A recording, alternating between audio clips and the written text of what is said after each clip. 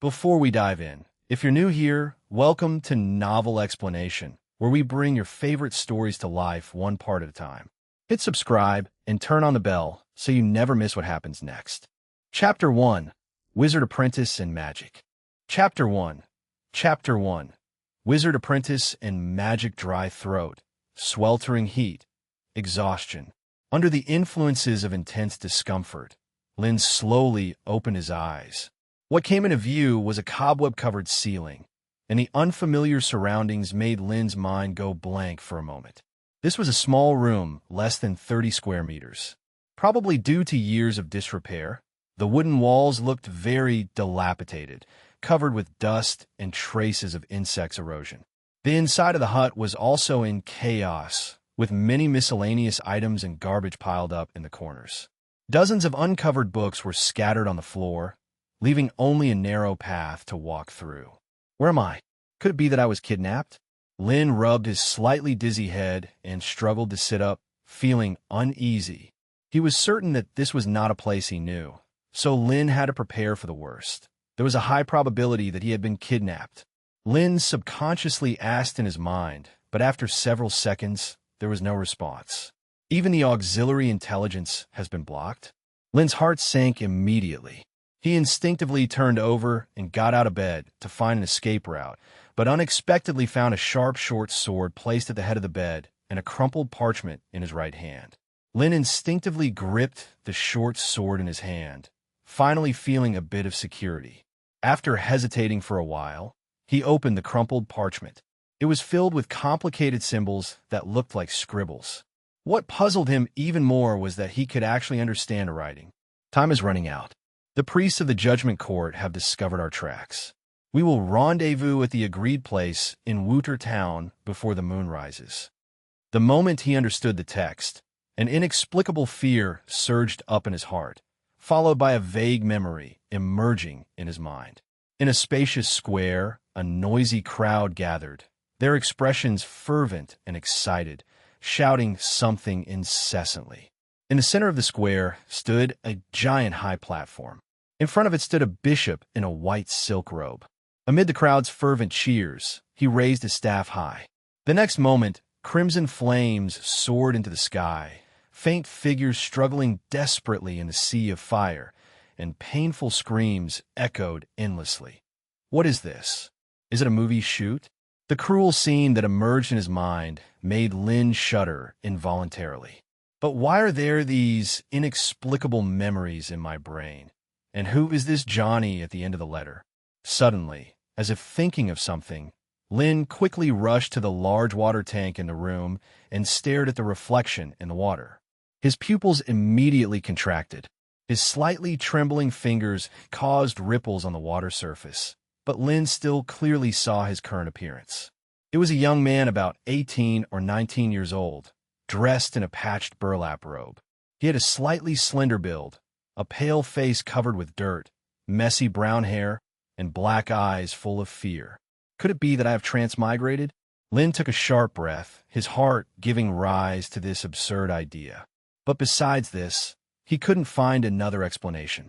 Though in his time before transmigration, the Federation had made significant advances in brain development and neuron research, and brain chip implantation technology was highly advanced. The idea of transferring consciousness into a second body to achieve rebirth was pure fantasy. He also did not believe that anyone would go to such great lengths to deceive him. Realizing this, Lin ceased to have any hopeful thoughts. He sat down heavily on the ground. Amid the shock, a flood of complex memories surged in his mind again. After spending half an hour sorting through these sudden memories, Lin barely managed to understand his current situation. He had transmigrated to a place somewhat resembling medieval Europe, a world with many nations constantly at war. The most powerful country was the Sika's Empire, where he now resided. Above the earthly monarchies was an entity known as the Church, which worshipped a god called Ella, a classic monotheistic religion with creationist doctrines. Apart from spreading faith and deceiving people, another primary goal of the Church was to hunt wizards. The particularly bad news for Lin was that the young man he had transmigrated into seemed to be a wizard. No, To be precise, he was an apprentice wizard who was currently wanted. Lin looked at the crumpled parchment in his hand with some annoyance. What a mess this all was. It was bad enough to transmigrate here without any decent treatment, already finding himself in a state of being hunted and almost burned at the stake any day. Speaking of which, his previous self had been quite reckless. He was the illegitimate son of a viscount in the Sika's empire named Karl Seidlon. Although he wasn't well regarded usually, at least he didn't lack food and clothing. In this chaotic world of constant wars, having enough to eat and clothes to wear was already a blessing. With this identity and relatively stable environment, combined with the knowledge from his previous world, he could likely thrive within a few years. Triggering an industrial revolution and overthrowing the church wouldn't be impossible either. But this kid was deceived by a wizard named Crow, abandoning his good life to become Crow's apprentice, constantly wandering and often going without food. 4 days ago, his mentor Crow tried to abduct the Duke's daughter, but failed. The next day, the Judgment Court received the news and captured Crow before he could escape. After hearing this news, Karl hid in this secret base, living in constant fear.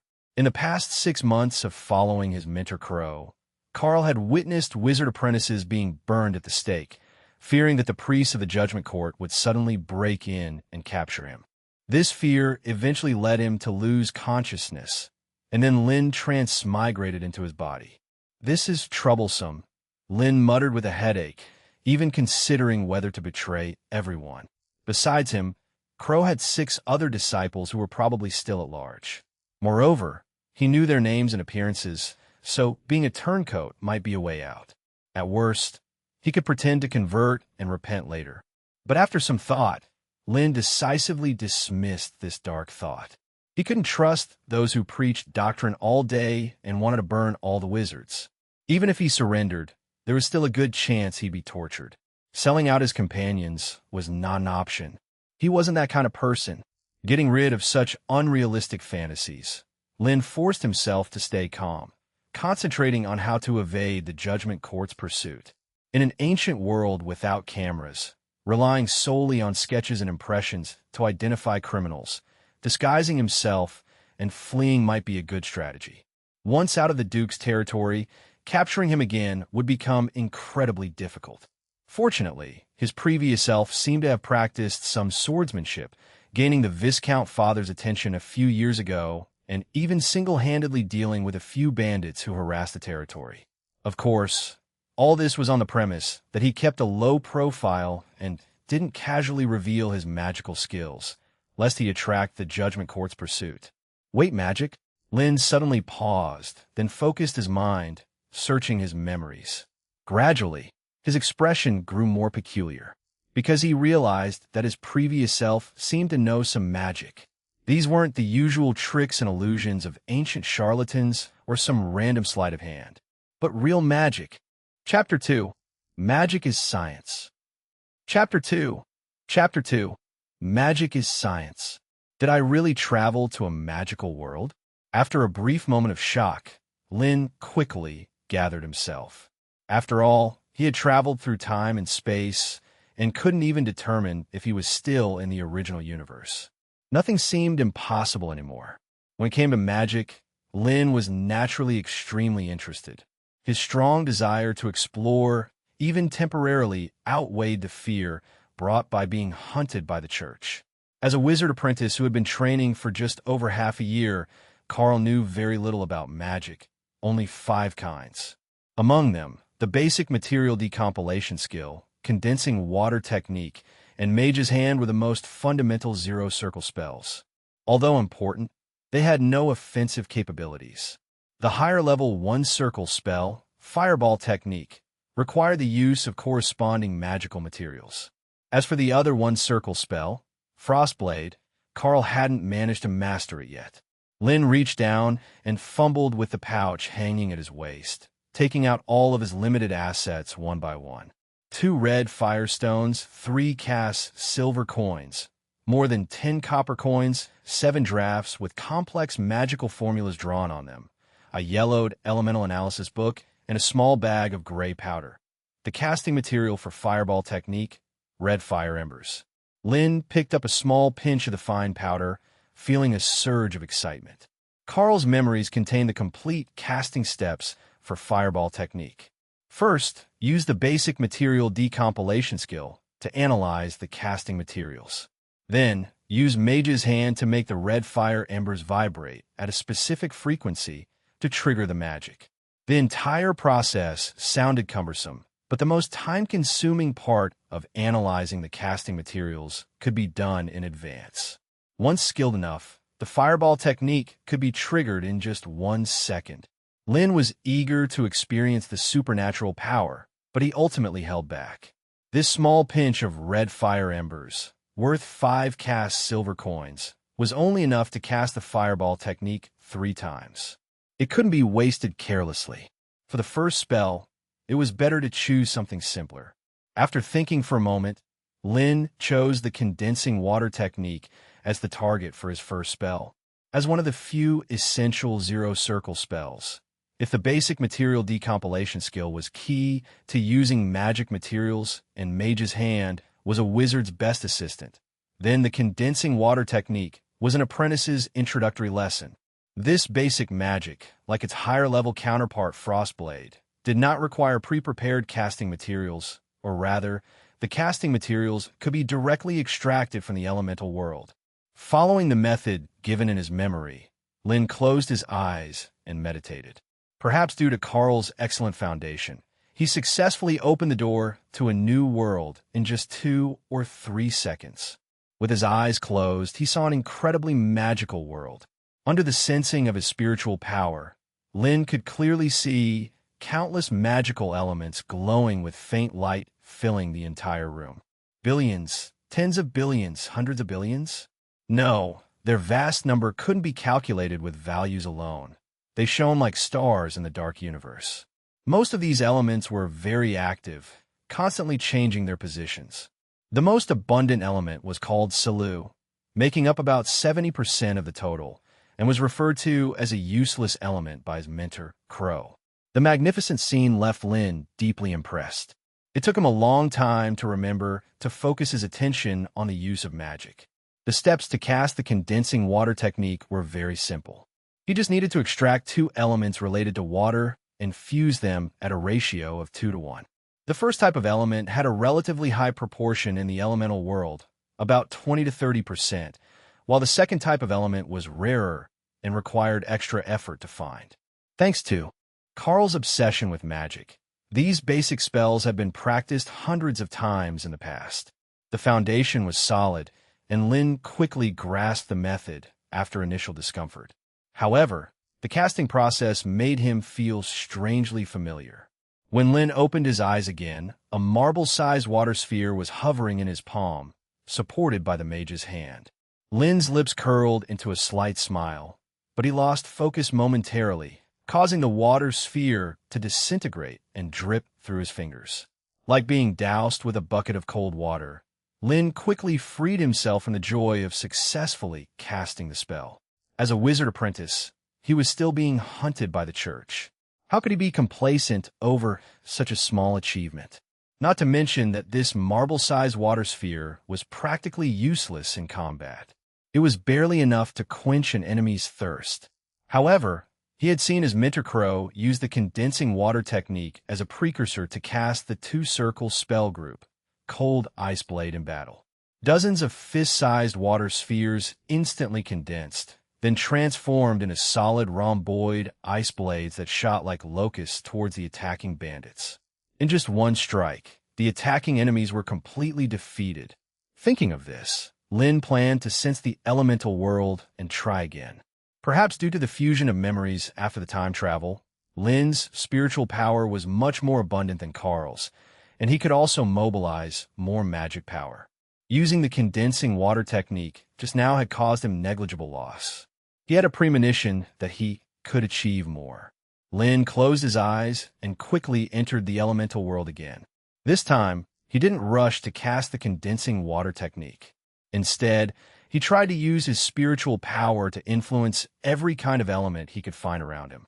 Chapter 3:2 Magic is Science _2 Underscored too, the appearance of these elements was diverse, vaguely giving Lin a familiar feeling. Some were incredibly heavy, and merely moving them slightly made him feel mentally exhausted. Completely immersed, Lin suddenly noticed a strange phenomenon. The elements floating in front of him were being absorbed into his body at a peculiar frequency, only to be expelled again, repeatedly circulating. So, a wizard's body frequently needed to absorb these magical elements? This question suddenly appeared in Lin's mind. Upon closer examination, he made a startling discovery because this phenomenon was clearly caused by his breathing. Wait, isn't this just oxygen? Lin was momentarily stunned, gasping. In his eyes, the high and mysterious image of magical elements instantly collapsed. Previously, he hadn't recognized them immediately because he wasn't directly seeing these elements. Instead, he was using a mystical method to perceive them through spiritual power and then influencing them with magic power.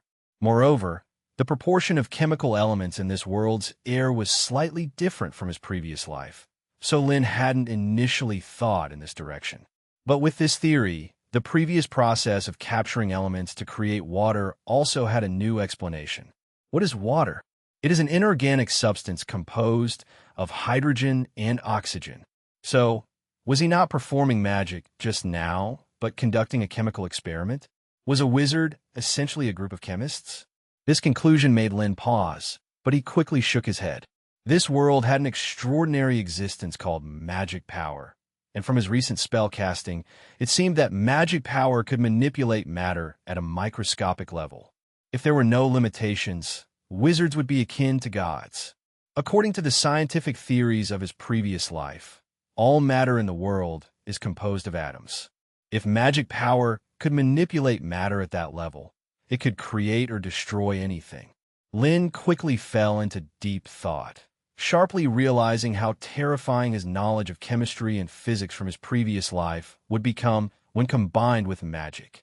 If the scientific theories of his previous life could create various machines to transform the world, wizards could directly convert those theories into magic, wielding immense power.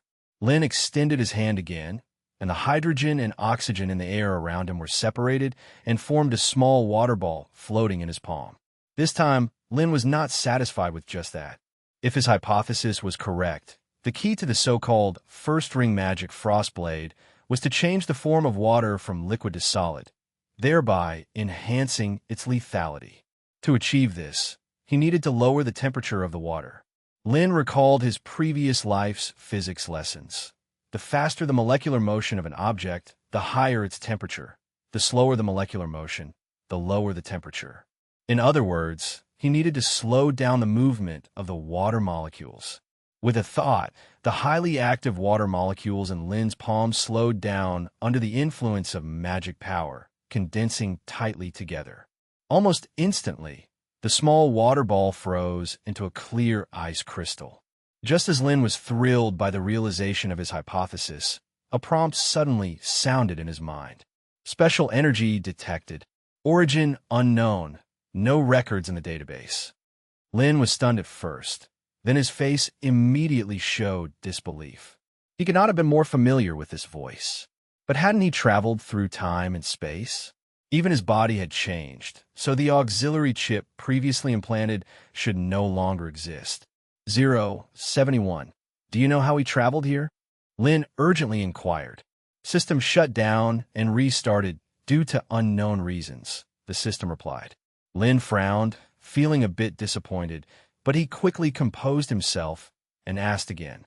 Since he had arrived in this other world, constantly facing the risk of being hunted, Lin could only find ways to survive. The accompanying auxiliary intelligence was an unexpected delight. Although due to the Federal Amendment Act, personal auxiliary chips had limited intelligence. Thanks to his previous life as a data storage specialist, 071 stored a lot of technological information from his previous life. In this unique world where science and magic intertwined, the importance of this information was self-evident. Energy remaining 37.6%. Special energy detected, can be used to supply system operation. The system continued. Special energy, did it mean magic power? Lin mused.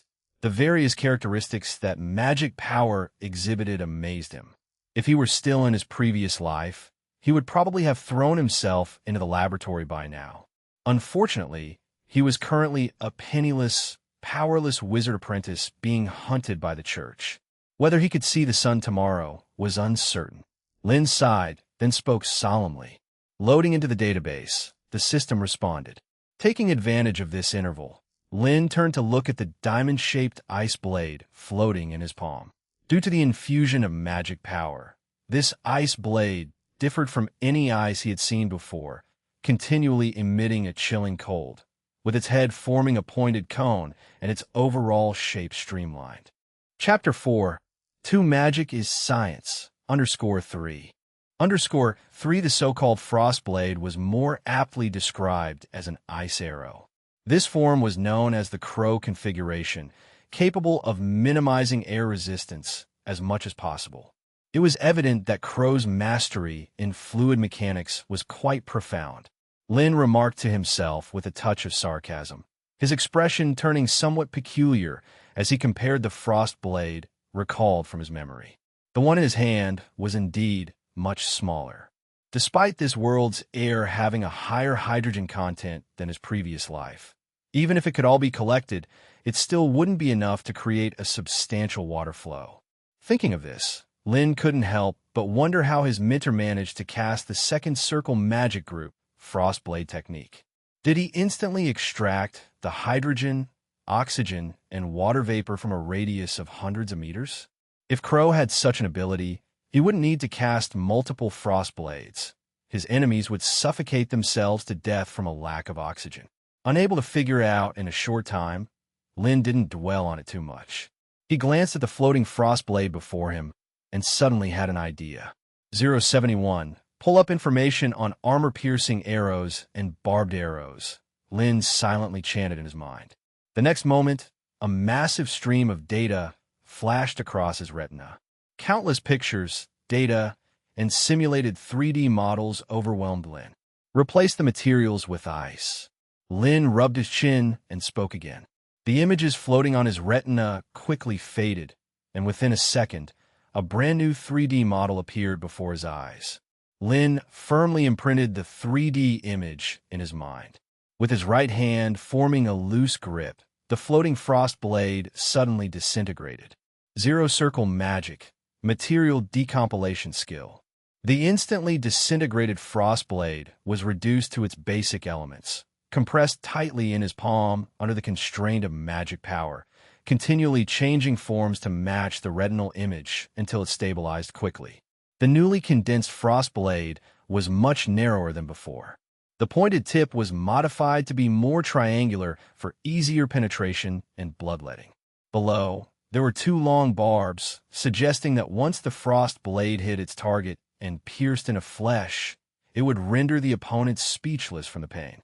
The success of this magical improvement experiment gave Lin a glimmer of hope for survival. However, the power of the frost blade was limited. No matter how optimized the form was, it was hard to achieve a significant increase in potency. Thus, Lin quickly shifted his focus to the second, one-ring magic in Carl's repertoire, the fireball technique.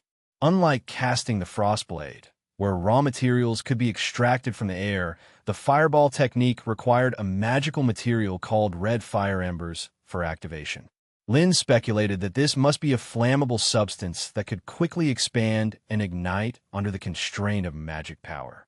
If he was correct, it would mean he could potentially use other flammable materials to cast this magic. 071.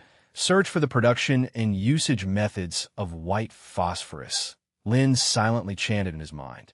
White phosphorus is a colorless or pale yellow, semi-transparent waxy substance with a strong irritant effect and a low ignition point.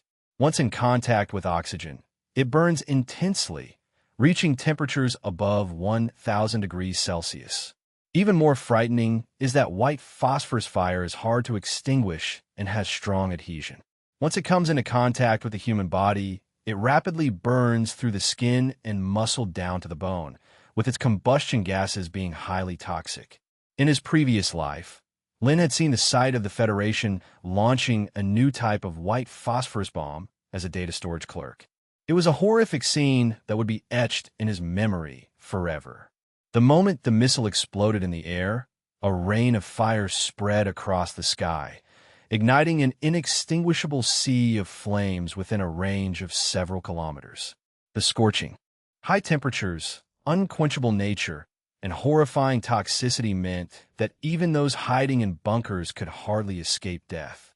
Because white phosphorus bombs were so terrifying, they were classified as anti-human weapons and banned as early as the last century. The Federation could only secretly research them in private. However, the process of making white phosphorus was not actually complex. The auxiliary smart brain had detailed records. As long as he found the materials, even without instruments, he had a way to produce it. As Lin was mulling this over, a dull thudding sound suddenly came from the door behind him. Lin's expression changed dramatically. He was currently hiding in the slums of Nordland territory. Under normal circumstances, no one would disturb him. Unless the Judgment Court's witch hunters had arrived. P.S. New book, seeking recommendations, favorites, monthly tickets, and continued reading. Thank you. Chapter 5, 3, Witch Hunter Blaine. Chapter 5, Chapter 3, Witch Hunter Blaine Evening, Seek His Empire. Outside the slums of Nordland territory, two unexpected guests arrived. The man leading the way was around 30, dressed in tight leather armor with a long knife hanging from his waist. His dark golden hair trailed behind him, making him stand out against the decaying and filthy slum. Naturally, he immediately attracted countless malicious gazes. Starving rioters and thieves lurked in the shadows, their sharp, knife-like stares sweeping over the two men. But as soon as they saw the holy light seal on the two men's clothes, those prying eyes instantly withdrew. In Asika's empire, there might be some who didn't recognize the empire's flag, but no one would fail to know the holy light seal. It was the emblem of the divine messenger. Except for the clergy wearing temple robes, the only ones with the holy light seal on their clothes were the witch hunters. Rumor had it that each witch hunter was blessed by the gods and possessed skills far beyond those of ordinary people. No one would dare provoke such targets. Noticing the figures in the shadows disappearing, Andre sneered, though the faint stench from the dilapidated streets soon made him wrinkle his nose. As expected, Bishop Anluoke was right.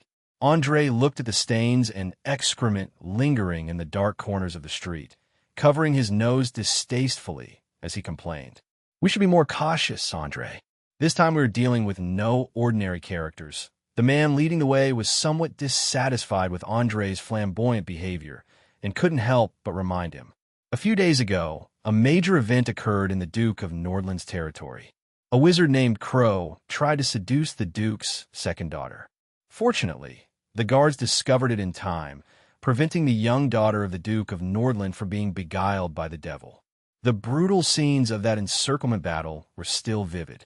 To capture this audacious wizard, the Duke of Nordland dispatched as many as 2 squadrons of guards to pursue him. Even so, the losses were significant. If it hadn't been for the timely arrival of the bishop from a church, the Duke of Nordland would have lost face completely. And their target this time was the wizard apprentice, who was also a wizard. "Don't worry, Blaine," Andre sneered.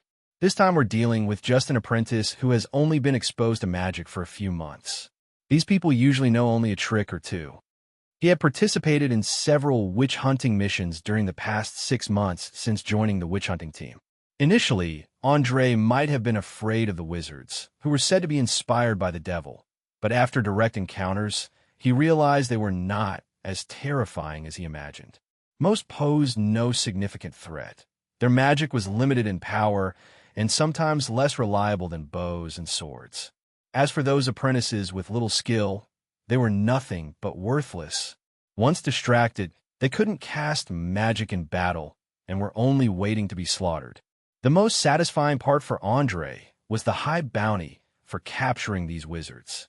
The Duke of Nordland was especially generous, offering 6 whole Sika's gold coins for live capturing an apprentice, enough for a lavish period of spending. Of course, if killed, it was worth only half the price. Blaine glanced at Andre without rebutting, but he didn't lower his guard. In his experience, those witch hunters who overly trusted intelligence often didn't live long.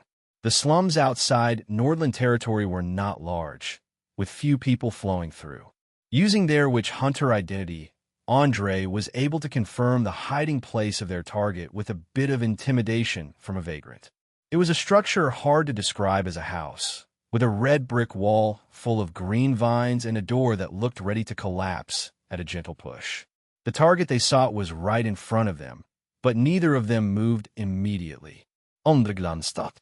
His partner, cursing silently. He then stepped forward and pressed his palm against the door.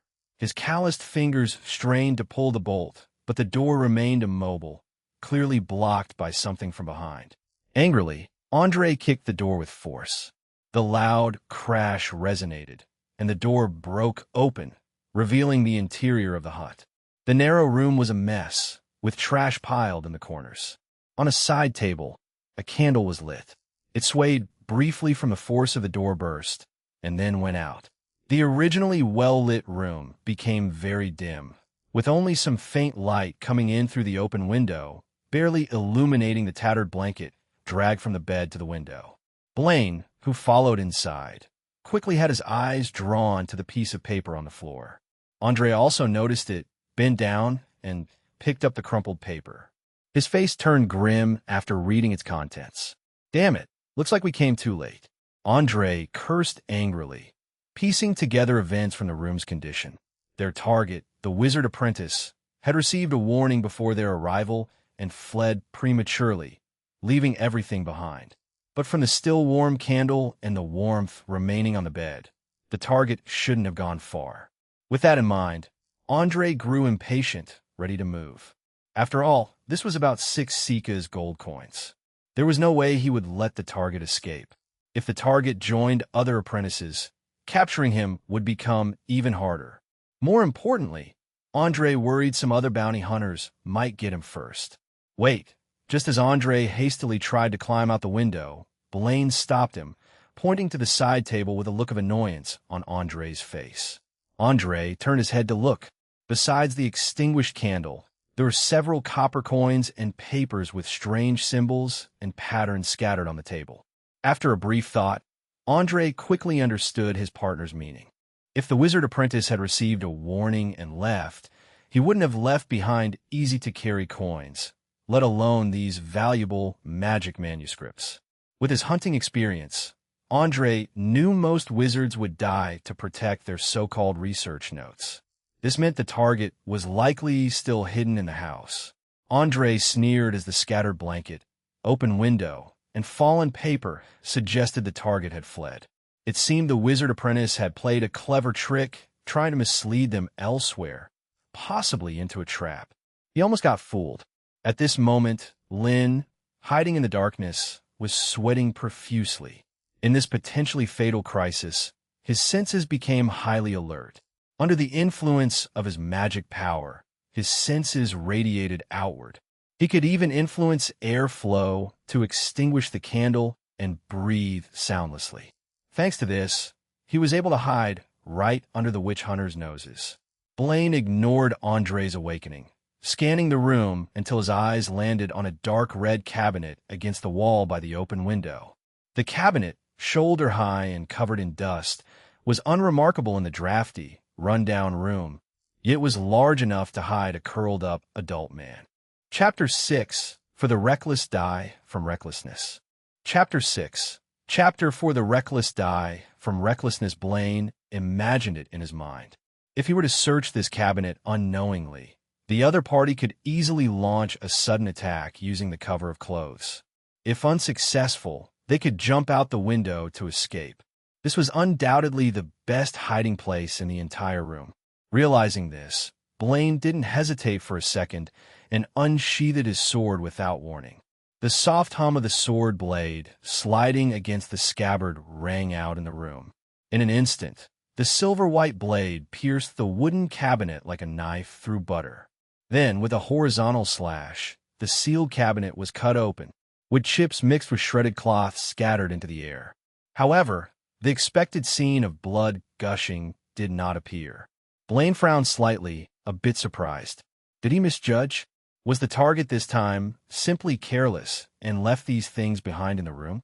Andre, who was startled by his companion's sudden sword draw, was about to mock Blaine for his misjudgment when a short sword suddenly extended from the narrow gap between the bookshelf and the wall, aiming directly at Andre's neck. It was Lynn who made the move. When Andre and Blaine discovered the money and manuscripts on the table, Lynn knew he couldn't avoid this encounter. The narrow gap he was hiding in was not covered at all, relying solely on shadows and visual misdirection for concealment. This was undoubtedly a very dangerous place, but the two came too quickly. Having just experienced a crossing, Lynn's mind was in utter chaos, and he didn't have time to find a better hiding spot or make arrangements. He didn't even have time to pick up the parchment that had fallen on the ground. Once the two discovered that there was no one hiding in the cabinet and started searching the room carefully, they would find him soon. So Lynn struck without hesitation. Within 3 steps, the short sword was far more reliable than the magic he had mastered. He chose the moment when Andre saw the flying wood chips and relaxed his mind. However, this seemingly certain strike missed. The moment Lynn struck, a strong sense of crisis surged into Andre's heart. Before joining the witch hunt squad, Andre was a renowned mercenary, constantly walking the edges of life and death. This ingrained feeling was all too familiar to Andre. His keen instinct saved him once again. At the moment the short sword slashed down, Andre barely twisted his body, avoiding being beheaded. But Lynn's ambush was too quick. Even though Andre moved to evade immediately, he couldn't completely avoid it. The sharp short sword left a deep wound on his neck. Scarlet blood continuously gushed from the wound. Andre was both shocked and furious. The pain from his neck warned him that he was almost dead. Andre roared in fury, swinging his sword down to split Lynn in two. The strike was both quick and heavy. Lynn barely had time to react, but his body naturally made a defensive move. The sound of sword and blade clashing echoed continuously in the room, causing one's teeth to ache. Before this, Lynn had never drawn a sword to attack someone before.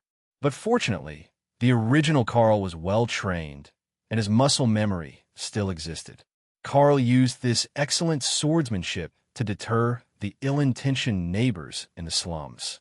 However, this time his opponent was not an untrained thief, but a witch hunter armed with divine power, far more agile than ordinary people and ruthless in his attacks.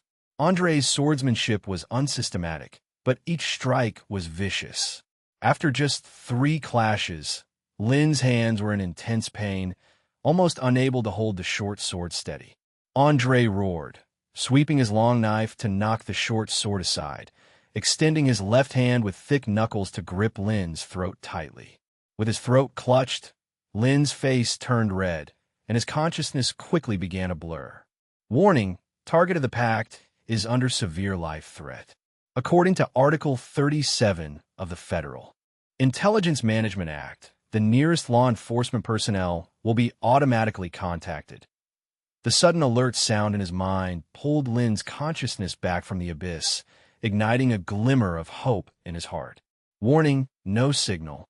Warning, failed to connect to the network. Please proceed to the nearest high point to search for a satellite signal and promptly call the Federal Emergency Hotline. Shit.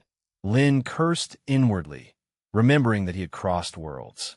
He couldn't even be sure he was in the same universe. Damn, he should have saved the money he spent on the new ship and upgraded this annoying contraption's intelligence. Where was he going to find a satellite signal now? Even if he could, would the federal officers come flying in to rescue him? But at this moment, Lynn had no time for regrets. The hand gripping his throat tightened like the grasp of the Grim Reaper. Warning, no signal. Activating emergency protocol. Analyzing highest survival probability. Based on user agreement, autonomously connecting to neural network. The alert sound in his mind became more urgent, yet Lynn couldn't hear it anymore. He felt as if his brain was exploding, his soul seemingly detaching from his body, observing the world in a strange state. Lin's dispersed spiritual power spread like ripples, and his perception of elements grew increasingly clear. Seeing that Andre had easily subdued the target, Blaine released his grip on the sword hilt, glancing at Lin a few times. "Quite capable, little mouse. Since you're so good at hiding, let's cut off a hand and a leg," Andre said with a sinister smile, touching the bloodstain on his neck with his left hand. Whether it was an illusion or not, Andre vaguely felt that it was becoming hard to breathe, and the anger kept rising. If it weren't for the thought that a living person was worth more than a dead one, Andre would have killed Lin immediately. For his companion's cruel suggestion, Blaine wasn't surprised. He casually reminded, "Just cut off a hand. Otherwise, you'll have to figure out how to carry him back." Andre, who had his back to Blaine, couldn't respond. His face was turning purple and blue. The long knife in his left hand fell heavily to the ground. His previously chaotic breathing became even more labored, and now he looked like a fish out of water, feeling as if his lungs would burst. 10 years ago, when he was swallowed by a massive whirlpool in the Mist Sea, Andre had experienced this suffocating, death-craving sensation. Breathing was a luxury. If it weren't for his good luck, he might have rested at the bottom of the sea. But now, he wasn't under the deep sea, and the attack just now didn't seem to have cut his trachea. Andre gasped for air, yet his condition did not improve at all. Instead, it worsened. His gray eyes bulged in their sockets. What kind of witchcraft is this?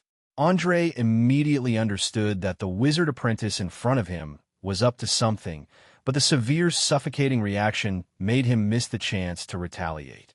The grip on Lin's neck became weaker. At the same time, Lin, with his head lowered, suddenly moved. His tightly shut eyes snapped open, and at that moment, all the oxygen around him was drained away. A short sword shot upward, stabbing directly into Andre's throat. Chapter 7, 5 Lin. Since I don't need to inhale oxygen, how about nobody inhales it? Chapter 7, Chapter 5 Lin. Since I don't need to inhale oxygen, how about nobody inhales it? A few breaths ago, with his neck being pinched, Lin entered an extremely peculiar state. All the pain seemed to be swiftly fading away, and in its place, his brain's thinking activity was increasing several times over. For a moment, Lin couldn't help but wonder if he had already passed to the afterworld. However, he hadn't. He could still clearly perceive the blood and oxygen flowing to his brain being forcibly cut off, his body gradually losing vitality. It wouldn't be long before he truly died. Faced with such a perilous situation, Lin unexpectedly felt no sense of panic. In a situation where someone's choking you, causing oxygen deprivation, how do you counterattack? Of course, it's an eye for an eye, a tooth for a tooth. If I don't need to breathe, then nobody should. Lin sensed the vast sea of elements in the void. With a thought, he used his spiritual power as a net to sweep out the active oxygen molecules, instantly extracting them. What happens when a person continues breathing in a low-oxygen environment? Andre was the perfect example. A large amount of ineffective gas flowed into his lungs. His blood pressure rapidly increased, and within a few breaths, the symptoms of oxygen deprivation appeared. Lin keenly noticed the hand gripping his neck weakening. Now is the time. Lin suddenly opened his eyes, and based on his earlier memories, the positions and reactions of everyone in the room transformed into data flooding into his mind. Lin could even perform a detailed force analysis of his neck based on the angle Andre raised his arm. Countless complex data were sorted out in an instant, and Lin constructed a 3D scene in his mind that was 100% restored, deducing the optimal sword strike plan. Lin's arm lifted and simultaneously thrust out the short sword. The hulking man before him, under the intense reaction of oxygen deprivation, completely lost his ability to resist, only able to helplessly watch as the sword tip penetrated his neck.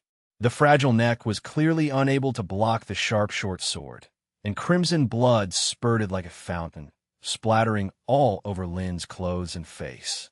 Andre's eyes widened, his mouth involuntarily opening and closing, hands desperately gripping the gaping wound in his neck that kept bleeding, falling to the ground full of fear and unwillingness. Without hesitation, Lin kicked Andre's body the moment he broke free from the hold, sending the corpse flying toward the stun Blaine, while he himself used a rebound force to escape the low-oxygen zone. Blaine never expected the situation on the scene to suddenly reverse.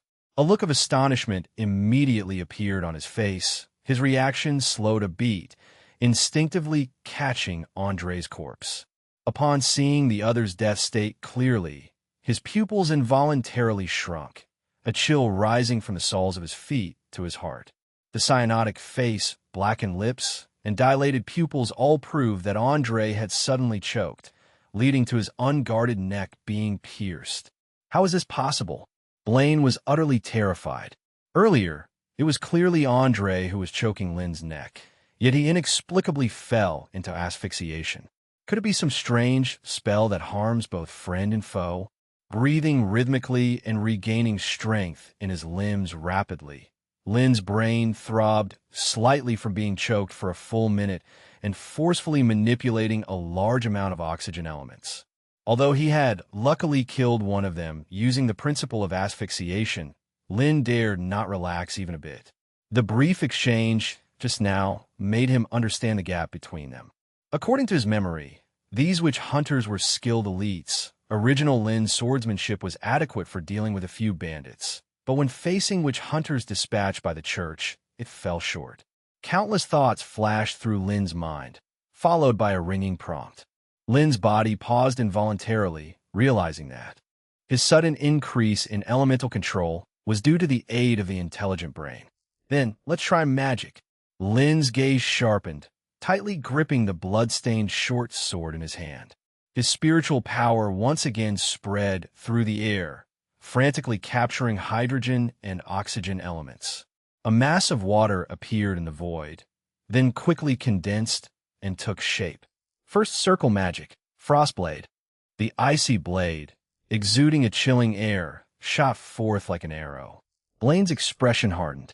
He didn't choose to confront it head-on, but slashed out diagonally with the sword in his hand, striking the side of the ice blade and knocking it off course. Yet, in that brief pause, the spell preparation was complete. Gray powder hovered in Lin's palm, then exploded into a blazing fireball. That was Lin's other first circle magic, fireball technique. The temperature in the room sharply rose. Though both were first circle magic, fireball technique was much more powerful compared to Frostblade. The critical point was, in this cramped room, there was simply no way to dodge. Blaine smelled the scent of death, kicking a shattered cabinet towards the raging fireball, then flipping Andre's corpse over to use as a meat shield. The next moment, the fireball hit the shattered cabinet, explosively expanding, and the scorching flames instantly filled the entire room. Lin stared intently at the scattered debris ahead, breathing heavily. He had no exact concept of the power of first circle magic, but judging from the effect, it wouldn't be weaker than a grenade combined with an incendiary bomb. If taken head-on, even if not dead, one would be seriously injured. While pondering, a sharp longsword cut through the smoky haze, the blade reflecting the firelight, slicing straight towards Lin.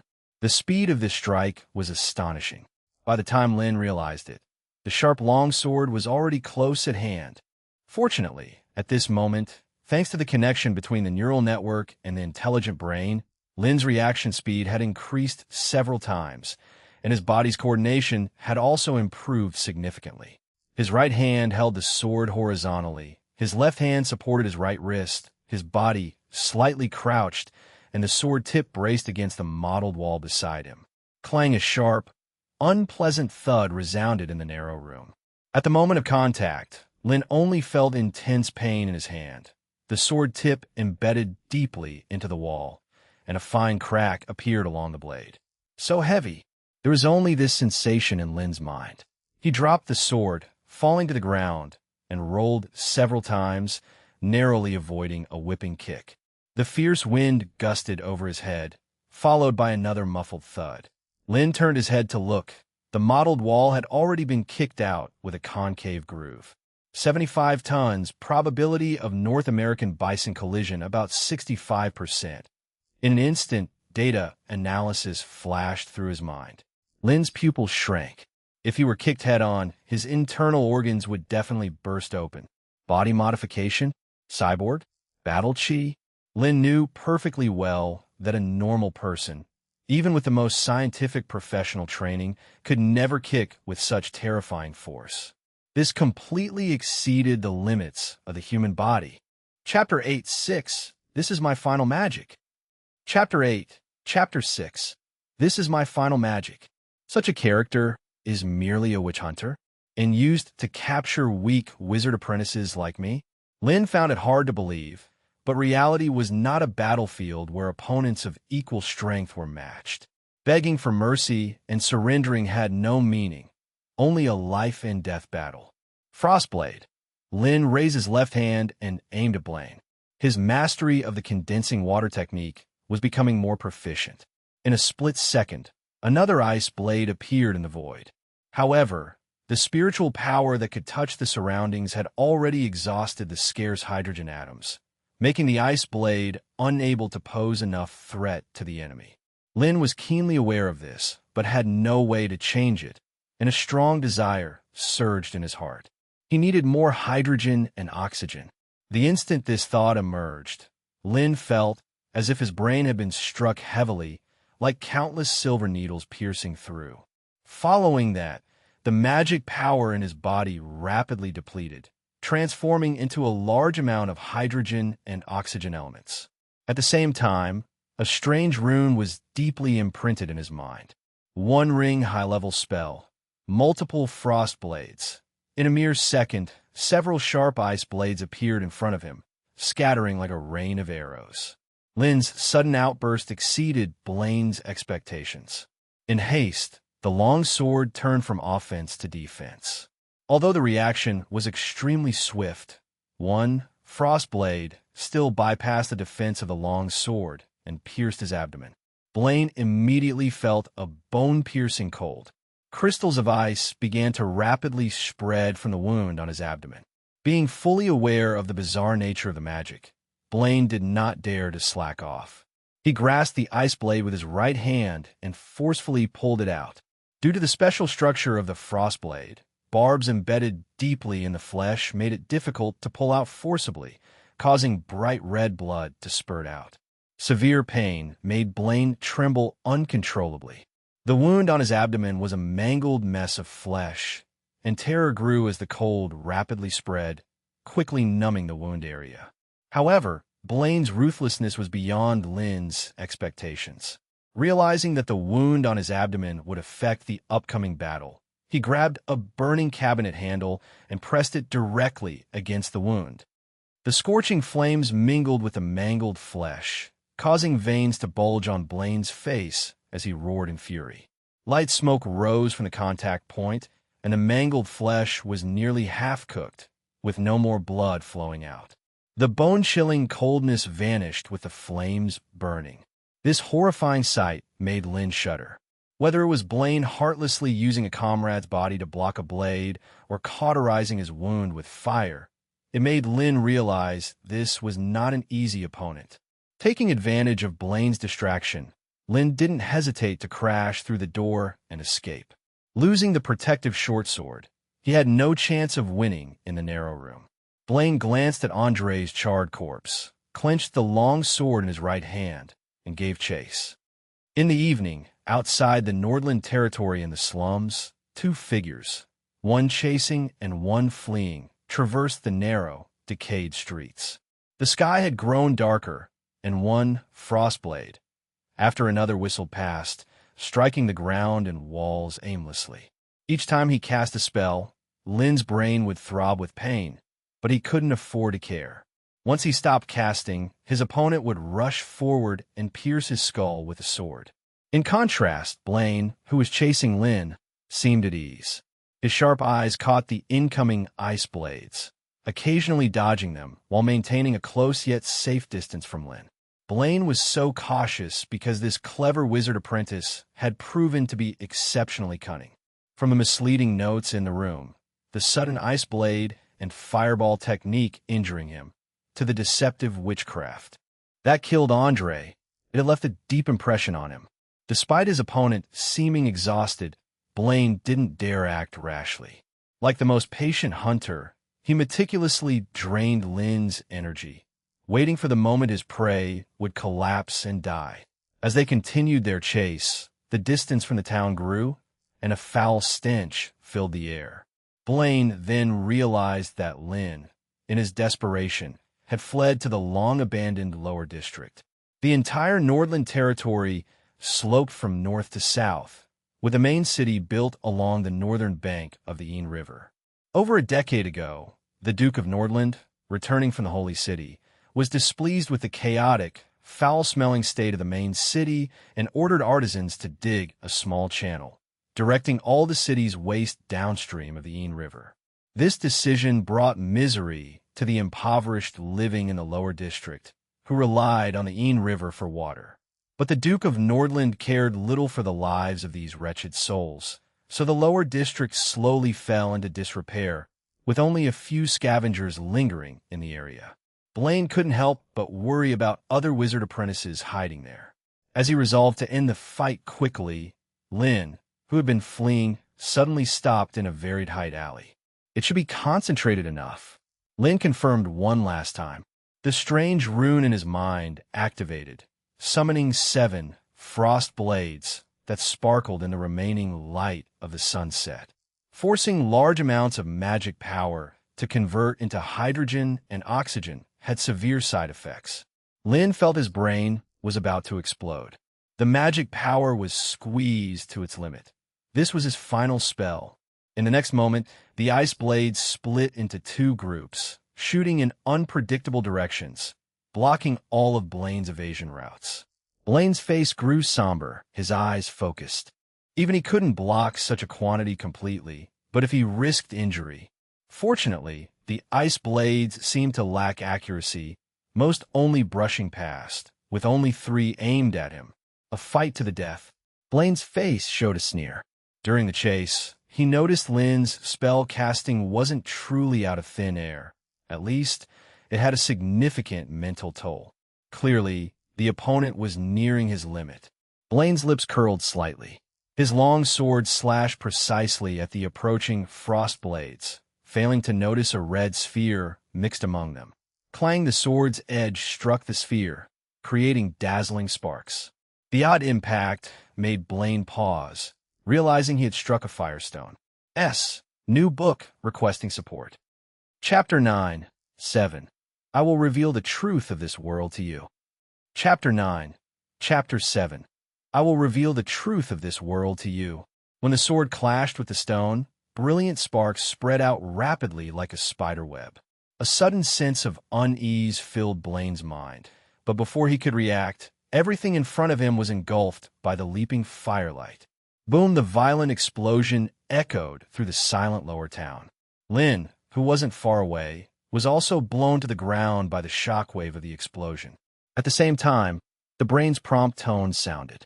Energy depleted, overload mode ended. Cough, cough. Lynn clambered up from the ground in a sorry state, then immediately fell to void. The continuous casting had drained his magic power dry. Compared to Lynn, who was affected by the blast, Blaine, who was in the center of the explosion, looked much more miserable. As the dust settled, Lynn couldn't help but take a sharp breath. Blaine, at the center of the explosion, looked inhuman. Half of his sword-wielding right arm was blown off, his exposed skin was black and red, his chest armor was shattered and cracked, and one could faintly see putrefied flesh and white bones inside. Even more terrifying, the intense explosion instantly drained the surrounding oxygen. Blaine's shrill screams lasted only a few seconds before abruptly stopping. Lynn couldn't help but feel a pang of fear. He had heard of the power of methane explosions on TV news, but it was the first time he saw it firsthand, especially since this time he had created it himself. If Blaine hadn't been too far away, and the trajectory of the fireball technique easy to predict and avoid, he wouldn't have taken the risky approach, using the principle of a methane explosion to lure and kill his opponent. It was thanks to the wondrous magic power that allowed him to manipulate the flow of air to some extent. Plus, the lower town wasn't lacking in materials, so reaching a concentration sufficient to cause an explosion wasn't an easy feat. Lynn picked up the long sword that had fallen to the ground and cautiously approached to check Blaine's condition. Despite such severe injuries, Blaine hadn't instantly died. The two eyeballs that were barely attached to their sockets stared at him, his mouth making a clucking sound, indicating that his vocal cords had also been damaged. "Let me send you off," Lynn said coldly. He couldn't help but hate Blaine for barging into the house and forcing him into a desperate situation, but he had no intention of torturing him. In this state, he probably couldn't extract any information anyway. So death was the best end for him. Lynn raised the long sword and precisely thrust it into Blaine's heart, watching as the latter's body trembled violently before once again falling silent. Perhaps it was the influence of hatred, or perhaps it was Carl's original body's influence. In addition to the psychological discomfort, Lynn didn't feel excessively uncomfortable after personally ending a life. In fact, the aftereffects of casting spells back to back made his brain throb with pain occasionally. Confirming that Blaine was truly dead, Lynn's tightly wounded expression finally relaxed. His body swayed, and he used the long sword in his right hand as a crutch to keep from collapsing. 071. Lynn called softly in his mind, but received no response. Remembering the earlier prompt, he understood that the brain had likely shut down due to excessive energy consumption. In response, Lynn had no solution but to wait for 071 to replenish its energy. At this moment, his mind was filled with confusion. What exactly was the magic power used by wizards, and why could it manipulate chemical elements? And those strange runes that appeared inexplicably in his mind just now. What left Lynn most perplexed was that, under the overload mode of the brain, he could even directly convert magic power into hydrogen and oxygen. Did this mean that magic power could be converted into any other element? If so, the wonder of this thing would far exceed his expectations. "Follow me." Recalling what his mentor Crow had said when they met half a year ago, Lynn couldn't help but tremble. Perhaps the old wizard wasn't just fooling him back then. It was no wonder Carl's original body would give up a stable life of food and clothing to become a wizard apprentice. Unfortunately, Carl's original body had studied magic for too short time. Plus, Crow had more than one apprentice, and teaching time was limited, so Lynn hadn't had access to more secrets.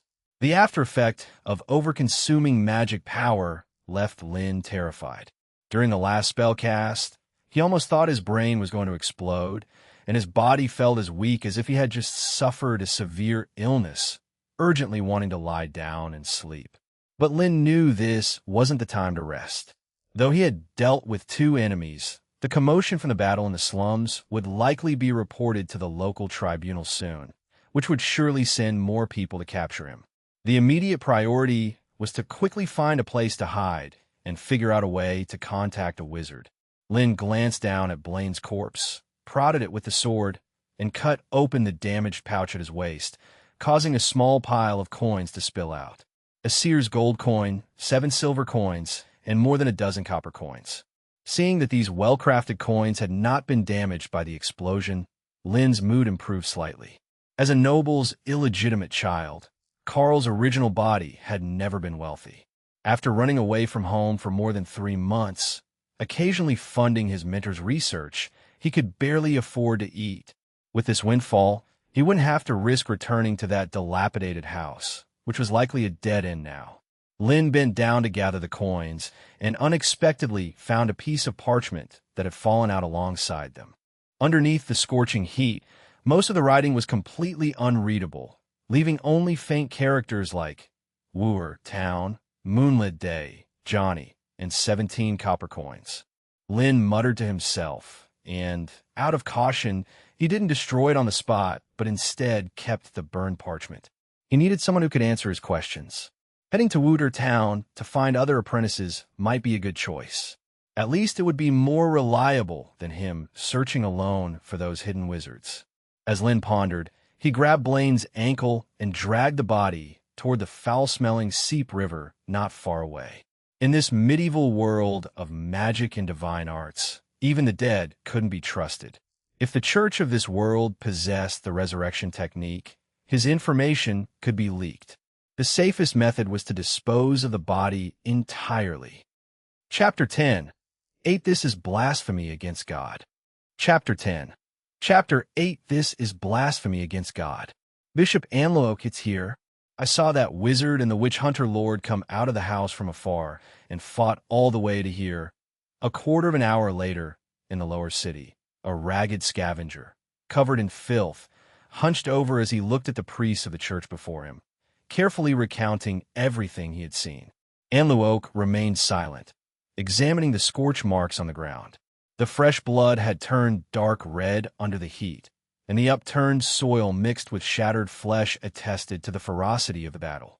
The severe destruction was likely caused by the second circle spell, Flame Burst Skill. Anloak suddenly questioned. There were clear signs of a fight, but Blaine's body was nowhere to be found. The scavenger swallowed hard and began to speak with difficulty. After the witch-hunter lord died, that wizard threw him into the Ain River. Before Anloak could respond, a middle-aged priest behind him burst out angrily. Over the years, thanks to the wise measures of the Duke of Nordland, the entire downstream of the Ain River had truly become a place of filth. Blaine's identity was not just a simple witch hunter. He was also a member of the church's Divine Punishment Army, and he had even taken the Divine Grace Elixir, becoming God's emissary on earth. His frequent participation in witch-hunting operations was merely to pad his resume. But that wizard, corrupted by a demon, had ruthlessly killed him and thrown his body into the polluted Ain River, undoubtedly a direct challenge to the authority of the church. The scavenger's body trembled slightly, lowering his head in fear. Anloak tightened his grip on his staff, his anger rising. He turned to the trembling scavenger and questioned again. Did you see clearly what the wizard who killed Blaine looked like? I only saw a few distant glimpses, Bishop. There should have been no second wizard, the scavenger replied, trembling. Carl, Anloak murmured to himself, contemplating the information. Previously, he had not paid much attention to this obscure wizard apprentice. After all, the intelligence indicated that the apprentice had been learning for just about half a year and was not favored by wizard crew, making him the least threatening target. But it seemed that was not the case. Releasing the second circle spell Flame Burst Skill and killing 2 witch hunters was not something a novice could achieve, unless the person possessed a powerful alchemical tool, or was a formal wizard like Kuru. Several days later, at the border of Nordland territory, in an inn in Wooter Town. Waking from a nightmare, Lynn jumped off the hard wooden bed, quickly moving to the window to observe the scene outside. Seeing that everything was normal, with no one coming to catch him, Lynn finally breathed a sigh of relief. Since he killed those 2 witch hunters in the slums 5 days ago, he had been worried about the Judgment Court's pursuit. He took a deliberately longer route to Wooter Town and even falsified some escape traces. Perhaps his half-baked counter-surveillance techniques worked, or the Judgment Court had no time to deal with a minor wizard apprentice, as he had not encountered any pursuers yet. Despite this, the journey had been arduous. Used to the conveniences of modern life, suddenly finding himself in a setting resembling medieval Europe was almost too much for Lynn to bear. There were no phones or computers, no familiar family or friends, no hot breakfast in the morning, only hard black bread washed down with water. The only consolation was that he retained all the memories of the original Carl, which allowed him to understand the language and writing of this world. His skills were not too weak, enabling him to deter some petty thieves and avoid dying on the way. After several days of hardship, Lynn reluctantly accepted the reality of his situation, and this was his second day in Wooer Town. Out of caution, Lynn had not hurried to find the other wizard apprentices. After discovering the markers they left, he returned discreetly, taking a day to familiarize himself with the terrain and stock up on flints and black bread. The days on the run had made Lynn paranoid, but after a preliminary understanding of Wooer Town, he realized why Johnny had chosen this place for the meeting. As a trading town on the border of Nordland territory, the place saw a mix of people coming and going regularly, with merchant caravans frequently passing through. One or two strangers would not attract much attention. As he pondered, Lin reached for a stone mortar, placing the fragmented flints inside, and began grinding them into fine powder with a small wooden stick. During his time in Wuder town, aside from looking for markers and familiarizing himself with the terrain, Lin had devoted the rest of his time to making white phosphorus. White phosphorus is an allotrope of phosphorus with the chemical formula P4, appearing as a white or pale yellow transparent solid. There are two common methods of preparation. First, mixing calcium phosphate, quartz sand, and carbon powder into a mixture, heating it to 1,400 to 1,600 degrees Celsius. The resulting phosphorus vapor is then passed into cold water to solidify into white phosphorus. Second, heating red phosphorus to 416 degrees Celsius in the absence of air, sublimating and cooling it to obtain white phosphorus. However, in this pre-industrial, medieval-like world, gathering these materials in a short time was no easy task. 071 had shown him some ancient and convenient methods of extracting materials, but Lin preferred not to use them unless absolutely necessary. Fortunately, Lin soon discovered surprise. The flints he had used contained traces of red phosphorus.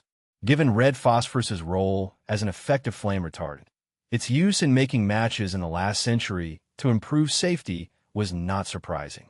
It seemed the natives of this world had already discovered phosphorus, albeit at a primitive level of application. As he ground the flint with the stick, removing the impurities, he was left with clumps of red powder. He lacked professional equipment, but his magic was far more useful than any scientific apparatus. Mage's hand. With a thought, the fine red phosphorus seemed to be summoned, floating up, and under the effect of the initial material decompilation skill, breaking down into basic molecular states. Chapter 11. 9 White Phosphorus Fire and Spell Slots. Chapter 11. Chapter 9 White Phosphorus Fire and Spell Slots. Lin focused intently, simultaneously expelling the air around the red phosphorus as much as possible, while using the principle of accelerating molecular movement to raise the temperature. After more than 10 seconds, wisps of white vapor floated out, gathered together under the constraint of magic power, and then quickly cooled and solidified into a semi-transparent yellow powder. This was white phosphorus. Knowing the terror of this substance, Lin dared not touch it with his hands.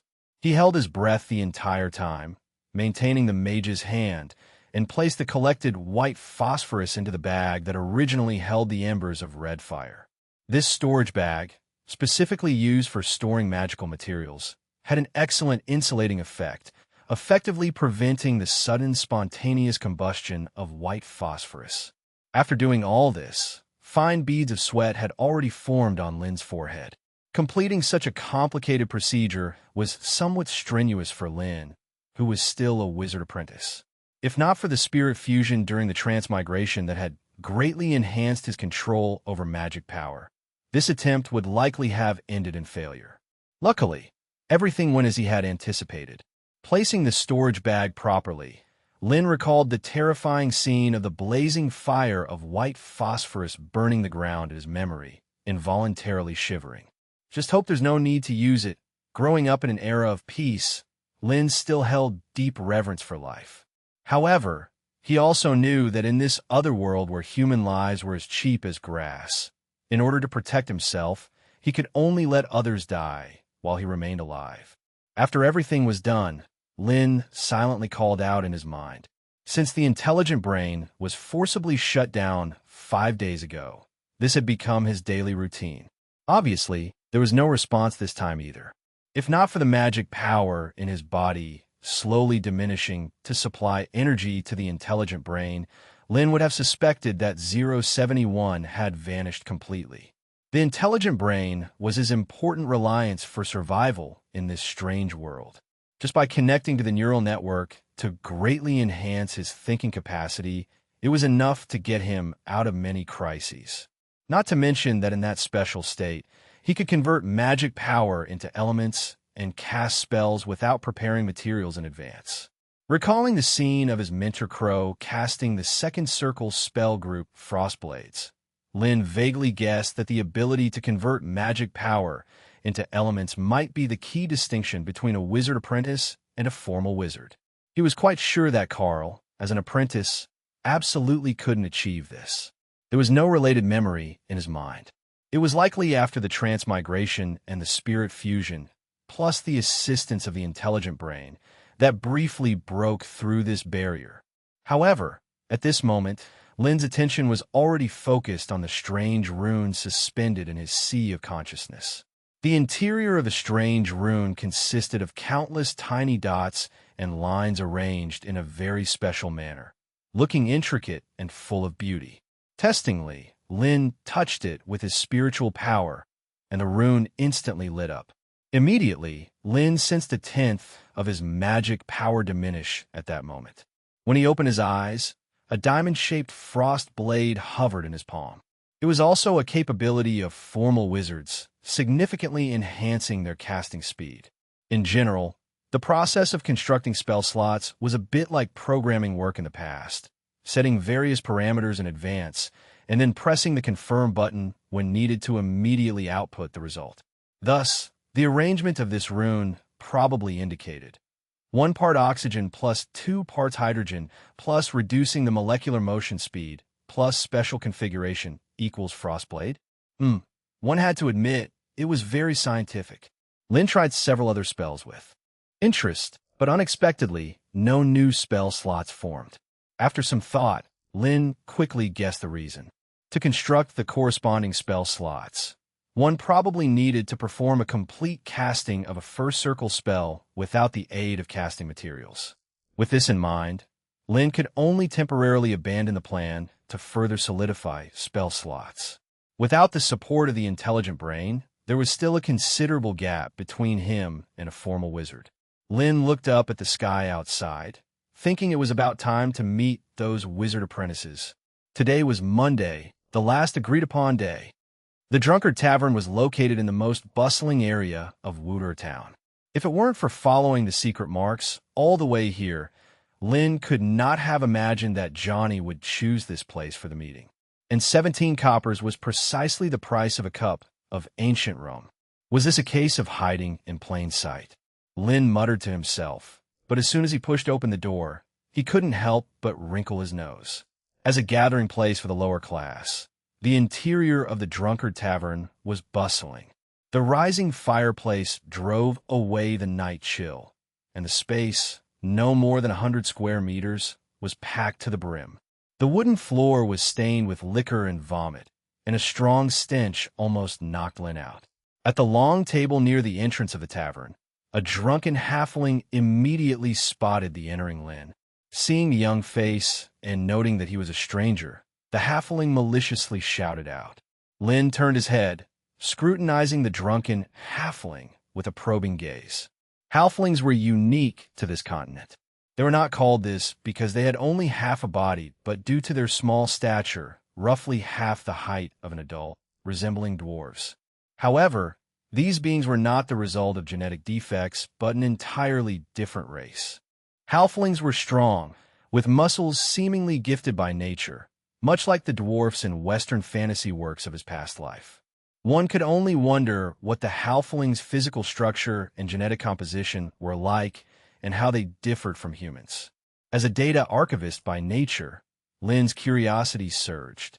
Under Lin's scrutinizing gaze, the drunken halfling shivered involuntarily, feeling a chill run from his feet to his heart. 5 years ago, in the Nordland territory, he had once met the infamous Skullcutter Luke. That was a vicious thug who delighted in dismembering people. Lin's gaze was eerily similar to Luke's back then, as if the halfling were merely a corpse waiting to be dissected. Chapter 12, 10. Carl, why did you betray us? Chapter 12, Chapter 10. Carl, why did you betray us? Gaga. Suddenly, the crisp call of a crow interrupted the staring contest between the two. Lin regretfully drew his gaze back and looked in the direction of the sound. There was a small gray crow perched on the counter, staring intently at him. The owner of the Drunkard Tavern was a shrewd and businesslike merchant from Greytown. He paused his glass wiping for a moment upon hearing the crow's call, then grinned, exposing a mouthful of yellow teeth, and greeted warmly. What a rare new face. A glass of Goro wine, for years aged. Lin walked straight to the counter, laying out the coins in neat groups of 5, 5, and 7. The tavern owner scrutinized Lin, his gaze lingering on the long sword hanging from Lin's waist, his expression remaining unchanged. That was last year's price. Lin was taken aback, but had yet to respond when a strikingly beautiful female customer beside him pursed her lips and teased, "Old York, are you trying to fool a newcomer?" As she spoke, the female patron looked at Lin with interest. 17 coppers for a glass of Goro wine wasn't exactly luxury, but not many would be so generous at the Drunkard Tavern, especially since the man was young and handsome, with solid muscles. He didn't seem like the useless type. Old York didn't mind the woman's interruption and grinned. 2 ships from the harbor capsized this year, making the ingredients for Goro wine scarce. Prices have to go up. The young woman's interest in Lin diminished by half upon hearing this. He seemed like just another poor soul, squandering his savings for a taste of good wine. "Then I suggest you choose a different flavor." Old York shrugged. "Of course, if you're interested in earning some extra coin, I could help you." Crippled Laud? Lin raised an eyebrow. During his time spent gathering information in Wooter Town, he had heard that name more than once. The rumors were not favorable. Lin's mind raced, but he still nodded in agreement. Old York swept the coins into his pocket, called over an attendant to temporarily take over his duties, and then looked at Lin again and said, "Follow me. The Goro wine you wanted is in the cellar. I'll get it and then take you to meet him." Seeing Lin follow Old York without any defenses, the onlookers in the tavern couldn't help but reveal schadenfreude smiles. Everyone living in Wooter Town knew that although Crippled Laud was generous, he was also notoriously ruthless. Many people who worked under him had mysteriously disappeared, sometimes without even a corpse left to find. They might get paid, but they wouldn't live to spend it. As the patrons reveled in their schadenfreude, Old York led Lin through the kitchen into a storeroom filled with sacks of flour and barrels, stopping in front of a large, grimy barrel. Click! Old York pressed down firmly on the barrel's side lid. Accompanied by a gushing sound of liquid, the barrel slowly rotated halfway, and a wooden panel sprung open, revealing a half-human-height secret passage. "Follow this path." Lin thanked him, took the candle, and stepped into the secret passage. The large, liquor-stained barrel rotated back to its original position, followed by the sound of liquid being refilled. The faint light from outside disappeared, plunging the secret passage into total darkness. Lin couldn't see where it led, with only the faint light from the candle illuminating the way forward. The air carried the stench of cheap wine. Lin followed the dim corridor cautiously, mentally recapping the intel from his fellow wizard apprentices. Because his mentor, Crow, had been constantly on the move in recent years, he had no fixed residence and never kept all his apprentices near him. After all, too many unfamiliar faces suddenly appearing in one city was conspicuous and made hiding difficult. So, his understanding of these people was limited, mostly having only met a few times, knowing their names and appearances. The only one he was somewhat familiar with was Johnny, who had sent him letters before.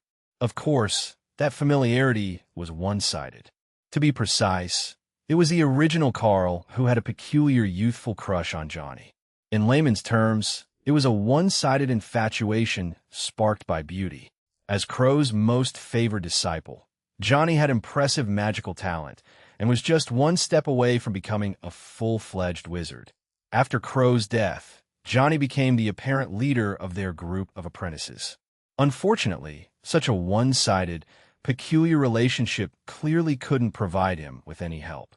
As Lin was distracted, the narrow corridor ahead gradually became more spacious. By the faint candlelight, Lin realized that this passage led to a forest outside Wooter Town. It was deep into the night, yet the sky wasn't as dark as expected. Silver moonlight filtered through the gaps in the tree canopy, casting a translucent veil over the firm yellow earth. Lin could faintly feel the magic power inside him becoming increasingly active. Is this Moon Day? Through the dense foliage, Lin could vaguely see a sky full of shimmering stars and a gigantic bright moon. According to Carl's memories, this astronomical phenomenon occurred only once a year and lasted about 3 to 5 days. However, there were no records in his memory about moonlight affecting magic power. Of course, he had only been a wizard apprentice for barely half a year. While Lin was pondering, a sudden sharp whizzing sound pierced the air. Dozens of solidified magic missiles shot out from the dense woods around him, blocking his escape routes in all directions. A trap? That was Lin's immediate thought, and he reacted swiftly. Turning his empty left hand over, he dropped a handful of gray powder into his palm. The remaining casting material, red fire embers. With a powerful throw, the powder ignited instantly under the influence of his magic, forming a scorching firewall in front of him. However, the hastily used new spell, Lesser Firewall, couldn't withstand the joint attack of several wizard apprentices. The magic missiles pierced through the flames almost instantly. Fortunately, Lin had achieved his objective. The heat wave and high temperature from the firewall caused the magical projectiles to lose their accuracy, ricocheting off tree trunks and the yellow earth behind him. Seeing 4 figures cloaked in black robes closing in on him in a semicircle, Lin silently drew the long sword from his waist and opened the pouch containing white phosphorus, preparing for battle. Due to time constraints, he had limited white phosphorus, but now was clearly not the time to hold back. Just as Lin was about to act, a cold voice rang out. Chapter 13, 11 Wizard Land, Green Reel, 2-in-1. Chapter 13, Chapter 11 Wizard Land, Green Reel, 2-in-1. The sudden questioning made Lin pause for a moment. As a few figures gradually approached, Lin immediately recognized the leader. It was his target for this search, Johnny. The girl wrapped in a black robe was about 20 years old, with peculiar silver-gray, long hair and bright, gem-like blue eyes. She had grown much thinner since their last meeting, likely due to constantly fleeing and hiding, and her face carried a sickly pallor. Lin's tone was unwavering, without a trace of hesitation. With all of his predecessor's memories, he was absolutely certain that Carl had never committed any betrayal. At most, he might have considered it in his mind, but otherwise he wouldn't be hiding in fear in the slums. The gray-haired witch continued to question. Only then did Lin realize that Johnny's gaze was fixed on the longsword in his grip, and a thought quickly clarified the problem. Said the burly wizard apprentice, "Buck," excitedly. Lin replied calmly, though cold sweat trickled down his back. He'd been carrying this ticking time bomb all this while. Of course, he couldn't be blamed for not being cautious enough. After all, his own short sword had been lost in the slum hut, and throwing away a readily available weapon was hardly practical.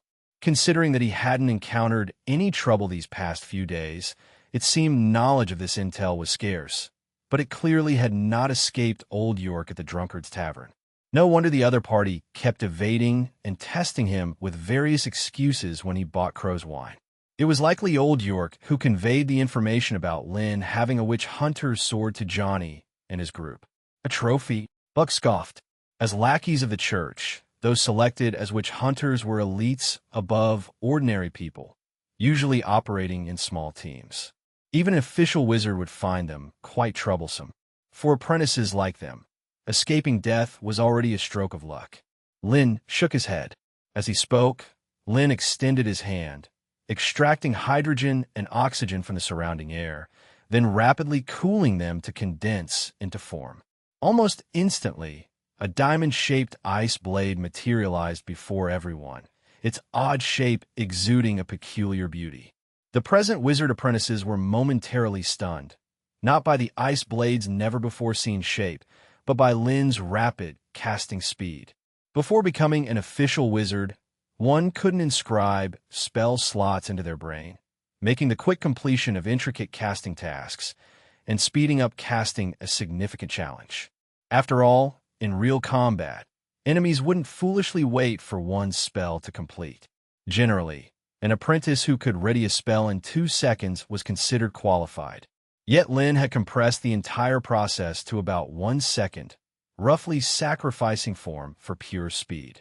Although the ice blade wasn't the perfect crow configuration, it was enough to earn the onlookers' admiration. Also, I don't believe the church would allow a wizard to become a witch hunter and provide them with weapons, Lin retorted, not waiting for the group to recover. Buck was completely speechless. The church had always adopted a better to kill the wrong person than let any wizard escape policy. Letting a demon-corrupted wizard become a witch hunter was sacrilege. The other wizard apprentices evidently understood this as well, showing a bit less hostility towards Lin. "No one is surrounding us." The person speaking shrank back into their black robe, replying timidly. With a clear response, Johnny finally turned around and apologized to Lin. "I'm very sorry, Carl." Lin questioned. "I assure you, the spell was just a test," Johnny explained earnestly. Lin gazed into the girl's blue eyes, seeing no evasion or lies there, but he had genuinely felt danger during the earlier attack, considering that his suspicion hadn't been completely cleared and sensing was not entirely reliable. Lin chose not to reveal this information publicly. Among the apprentices, he had followed Crow the shortest time and was the least trustworthy one. After pausing a moment, Lin suppressed his displeasure and asked again, "Has something happened? I need an explanation." Chapter 14, 11 Wizard Land, Green Reel, Combined 2 in 1, _2. Chapter 14, Chapter 11 Wizard Land, Green Reel, Combined 2 in 1, _2, Follow me first. This isn't a place to chat. The battle just now might have exposed our whereabouts, Johnny said apologetically, glancing at Lin, then beckoned everyone to return to the encampment under the cover of night. When the full moon hung high overhead, a desolate, ruined village appeared before Lin's eyes. This village was massacred and destroyed by a group of mercenaries who infiltrated during the last conquest war led by Duke Nordland. Lin looked at Johnny with a hint of surprise. He wasn't surprised by what the girl said. He just thought that almost everyone here was probably of noble origin. Was it really okay to say that? Despite her inexplicable resentment towards nobles, Johnny still chose to set up their temporary base in a noble's manor. The large manor, ravaged by war, no longer had its former glory. The main house looked on the verge of collapse, surrounded by ruins and broken walls. Inside wasn't much better. Cobwebs filled the crumbling walls, overturned chairs were covered in thick dust, and the place reeked of decay. However, since this was a noble's residence, the vast main house was almost like a small castle designed to withstand war. It had a few guard posts and even an independent drainage system, meaning they didn't need to worry about their water supply here. Upon entering the manor, Lin soon saw the wizard apprentice stationed there, Barton. Compared to his burly brother Buck, Barton was almost his exact opposite, emaciated to the point of looking like he could be blown away by a gust of wind. After moving the junk to the door with everyone and resealing it, Johnny spoke up before Lin could ask any questions. "Who was Kent?" Lin paused, searching his memory before recalling that Kent was the third disciple of Crow and the only wizard apprentice not present. He hadn't expected this guy to be dead already. On the same day our teacher was captured by the church, the Nordland Territories guards raided Kent's hiding place. After that, both Buck and Barton, as well as Will, were also pursued, but Gum managed to avoid the attack thanks to her special abilities, Johnny explained. Special abilities? Lin instinctively looked at the wizard apprentice named Gu. She looked excessively young, about 13 or 14 years old, not even reaching his shoulder in height. Her yellowish face was dotted with sparse freckles, and her messy hair was tangled as she squatted in the corner feeding some gray crows. Lin quickly recalled the sound of crows he had heard in the tavern, guessing that she might possess some kind of magic to control animals. "I suspect someone sold us out, enabling the church to locate our hiding places so precisely," Johnny said worriedly. Lin asked the most crucial question. As wizards being hunted and oppressed by the church, they would never casually reveal their whereabouts, indicating very few people knew. A process of elimination would suffice. Johnny was silent for a moment, then shook her head. Could it be that the teacher? Buck hesitated, but asked nonetheless. Johnny's eyes sharpened, and she rebuked decisively. Buck immediately fell silent. Lynn didn't dwell on the issue too much, but asked the second question that concerned him the most. Lynn faintly regretted coming to find these wizard apprentices. He had assumed that while Johnny and the others were being hunted, at least their internal situation was stable, and that even if they couldn't lead him to another full-fledged wizard, they could at least provide some support. However, that didn't seem to be the case now. If Johnny didn't have a reliable enough plan to evade the church's pursuit, he would look for an opportunity to leave this group. To Lynn, moving alone was much safer than following a group of incompetent companions. Buck and Will also looked at Johnny, and even Baigu stopped feeding the gray crows. During the time, they were being hunted by the church. They had asked the same question multiple times, but Johnny had always dodged the question, insisting on waiting until everyone was present before divulging anything. This time, Johnny didn't conceal anything and responded smoothly. Will, who had been silent, suddenly asked. "Yes, I've been there with my mentor before," Johnny said firmly. "It sounds as marvelous as the Holy Land of Ira," Barton mumbled, finding it impossible to imagine a world where wizards could cast spells freely without being hunted. It could only be described as a dream. Much like the Holy Land of Ira described in the Bible, it was a place only the most devout believers could reach after death. No sickness or aging existed there, and everyone lived in spacious estates, cared for by dream elves with utmost attentiveness. In the Holy Land, rivers flowed with fragrant wine, fields automatically yielded abundant wheat without the need for farming, and every tree branch was laden with succulent, juicy steaks.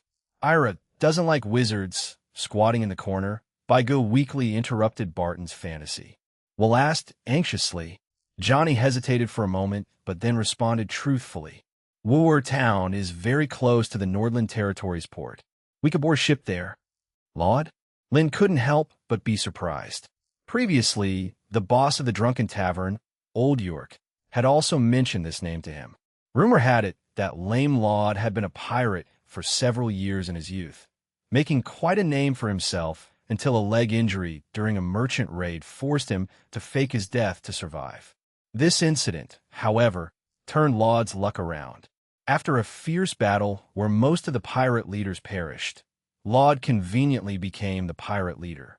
Yet, instead of continuing the pillaging lifestyle, he turned to legitimate business, now controlling the alcohol trade in Wooer Town and its port, making him the biggest local power in the western Nordland Territory. Recalling various city rumors, Lynn immediately realized that Laud's supposed alcohol trade was just a cover, and his real business was maintaining the connection between the wizard land and the outside world. In short, we need to hurry. The road to the wizard land will open briefly only on Monday. Johnny swiftly drew her long sword and sketched the positions of Wooer Town and the port on the ground, marking out their route with sword strokes. "We'll set off early tomorrow morning, circumnavigating through Kodisuo Mountain. We shouldn't attract much attention." Johnny outlined the general plan. Seeing that Lynn and the others had memorized it, she cast a fireball technique to destroy the drawn map. In the burst of flame, Johnny looked around at everyone and added, "Baigu, you'll take the night watch." "Why me?" Touching his nose, Lynn felt extremely frustrated. They were really just bullying the newcomer, weren't they? Chapter 15, 12 Lynn, I know this one. Request for continued reading. Chapter 15, Chapter 12 Lynn, I know this one. Request for continued reading. After a whole night of rushing, everyone present was exhausted. Once Johnny finished speaking, they each went to rest. Of course, Lynn was no exception. He chose a room that looked somewhat decent, pushed the broken door closed, and lay down on the dusty wooden bed without caring. For the past week, since he crossed over, Lynn's nerves had been tense. He had slept with one eye open, fearing that soldiers might rush in at any moment and kill him. Now, he could finally relax a bit. "Green Reel," Lynn murmured about the wizard land that Johnny had mentioned. Unlike Will and the others, who were suspicious, He didn't find it strange that a group of wizards who knew magic would band together to occupy a piece of land and immerse themselves in the study of magic. Or rather, he thought it was completely normal. On the contrary, the church, with its religious theology, seemed incredibly strange to him. For Lin, going to Wizardland was undoubtedly an excellent choice. In a place that valued magic and knowledge, he could better utilize his advantages without worrying about being captured one day. Within the Seeka's empire, which was controlled by the church, he probably couldn't even find a place to peacefully farm and advance technology. If God really descended, there'd be nowhere to appeal. Even creating antimatter weapons might not solve anything. Weighing the pros and cons, Lin temporarily gave up the idea of going alone, but a lingering concern still loomed over his mind. He didn't think that the sense of danger he had felt in the dense forest earlier was an illusion. Johnny by Go will buck, Barton. One by one, their figures flashed through Lin's mind. In the 6 months since he became a wizard apprentice, his relationships with these people had been shallow, and there were no grudges, so he could basically rule out the possibility of personal vendettas.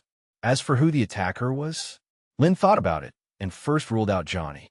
It wasn't because of some lingering goodwill from his original self, but because she was the least suspicious. As the apparent leader of the apprentices and the proposer of the escape plan, if she surrendered, he might as well run away. Next was Bai Ge. Her ability to control animals was crucial, acting as the team's eyes and ears. If someone like that changed sides, it would be a nightmare. The parchment that had warned him earlier was written by Johnny and delivered by Bai Ge, controlling a gray crow. If either of them had problems, Carl would probably have died before Lin crossed over. Lin hesitated over the remaining 3. Buck and Barton were twin brothers. They could cover for each other and deceive Johnny and the others easily.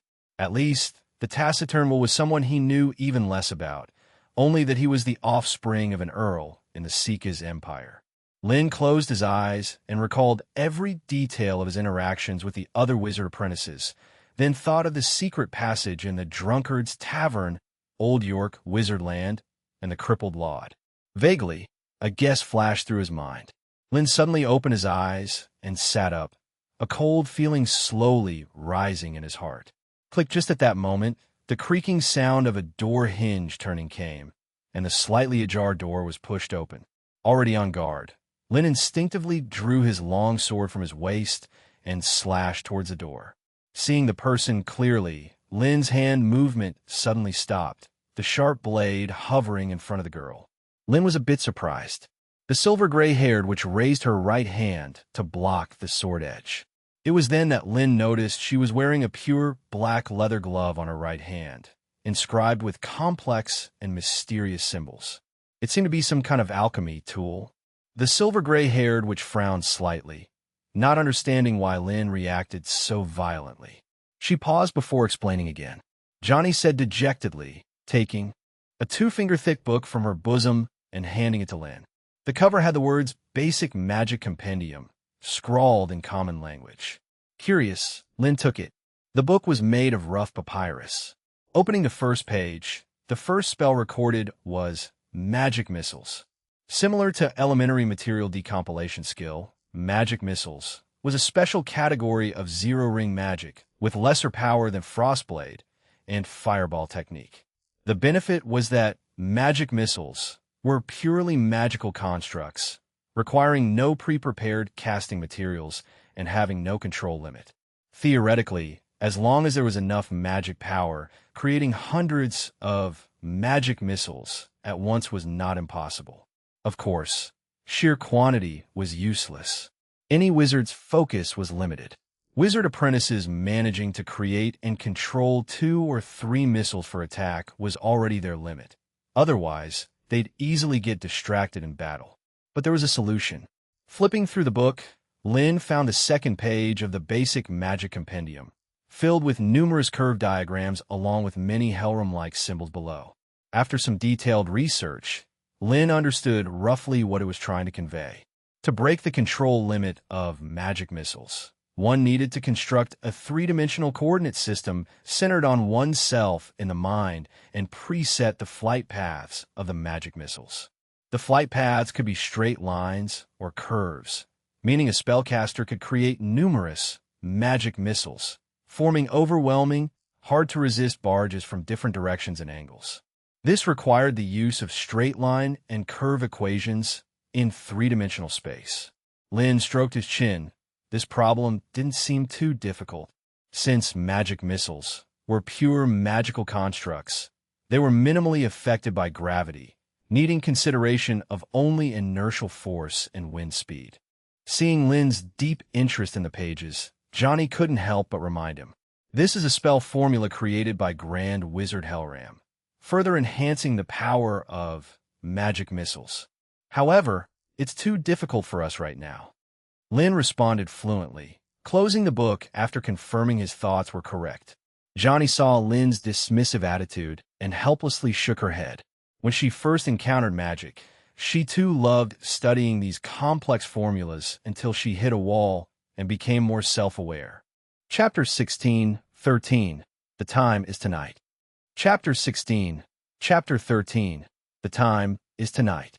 You should get some rest early tonight. It will take us many days to get to the wizard's city by boat. There's plenty of time to learn new magic, Johnny said, seeing that he couldn't persuade Lin. He gave a final reminder before turning to leave. Lin tucked the basic magic manual into his coat and, recalling his earlier suspicion, stopped her. What is it? The silver-haired, which halted her steps. Lin asked once more. Johnny's expression became serious. She naturally understood Lin's implication and had the same suspicion. After hesitating for a moment, she shook her head.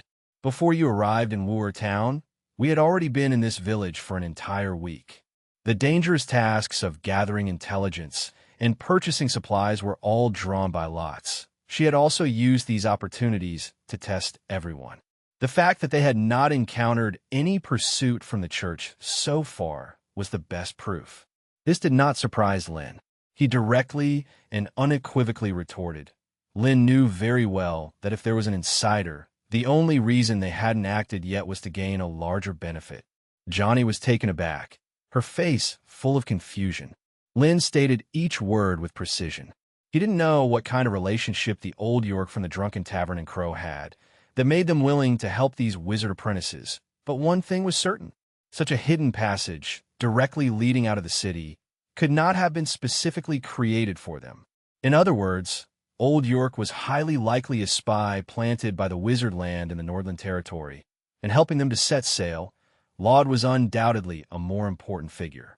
Lin could imagine how many wizards had entered the Sika's empire through this route over these years, and how many boats loaded with materials had sailed from the ports of the Northern Territory to the wizard city. In comparison, capturing these few wizard apprentices was insignificant, merely to pacify the Nordland Duke's emotions.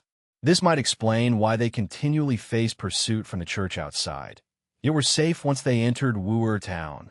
With Lin's prompting, Johnny immediately understood the point. Her complexion changed instantly. As such, the church had probably already been aware of their movements, simply holding back, waiting for them to act, and then capturing everyone in one fell swoop. Thinking of this sent a chill down Johnny's spine. At this moment, they were like birds stepping into a trap, waiting for the hunter to raise his butcher's knife. Johnny bit her lip and remained silent for a long time, unable to think of a way out. After putting forth the question, the young girl did not expect any answer from Lin. In this situation where they were besieged from all sides, it was near despair. How could a group of apprentices who couldn't even trust each other escape the church's meticulously woven net? However, Lin spoke up. Lin's answer took Johnny by surprise. You just revealed the plan about the boat and the information about Laud to them, and we're preparing to set off tomorrow. Squeak, squeak, when the moonlight crossed the 13th star, Will woke up to the sound of mice. The dry straw on the hard wooden bed pricked his back like needles and razors. Will struggled to sit up and saw a few mice gnawing on a half piece of black bread beside his discarded robe. Their long tongues hung from their mouths, and their black, grimy toes left marks on the blue robe. Will kicked out in anger, sending the dirty black bread flying. He cursed venomously for minutes before calming down. then picked up his robe and cautiously pushed open the door. The side hall was pitch dark, devoid of any figures. At this time, everyone except the night watchman by Gu should have been resting. Wood did not dare to stay any longer. He hurriedly walked through the corridor and entered a secluded storage room, closing the door behind him. The old wooden door creaked noisily. Thanks to the mercenaries who stormed in, all the locks in the manor had been violently broken.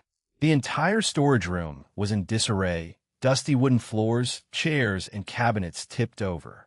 Will nervously crouched down and moved the piled-up debris in the corner, revealing a strange rhombic pattern etched on the dusty floor. When the apprentices took the elective classes for advanced studies, Johnny chose elements, Bite Good chose spiritual energy, and he mastered alchemy. Sailing port Laud, Will carved one character after another into the center of the array. Then, he placed magic stones within the four circles of the array. A faint glow gradually emerged, extending along the outline of the array. Just as the glimmer was about to envelop the entire array, a sharp whistling sound pierced the quiet room. A frost blade embedded itself in the corner of the magic array, instantly dimming its radiant light. Will was startled, falling to the floor, terror filling his eyes as he looked towards the direction of the intruder. The slightly ajar door had been fully opened without him noticing. Johnny's gaze was filled with disappointment and confusion. The hot-tempered buck charged forward, grabbing Will by the collar and punching his face.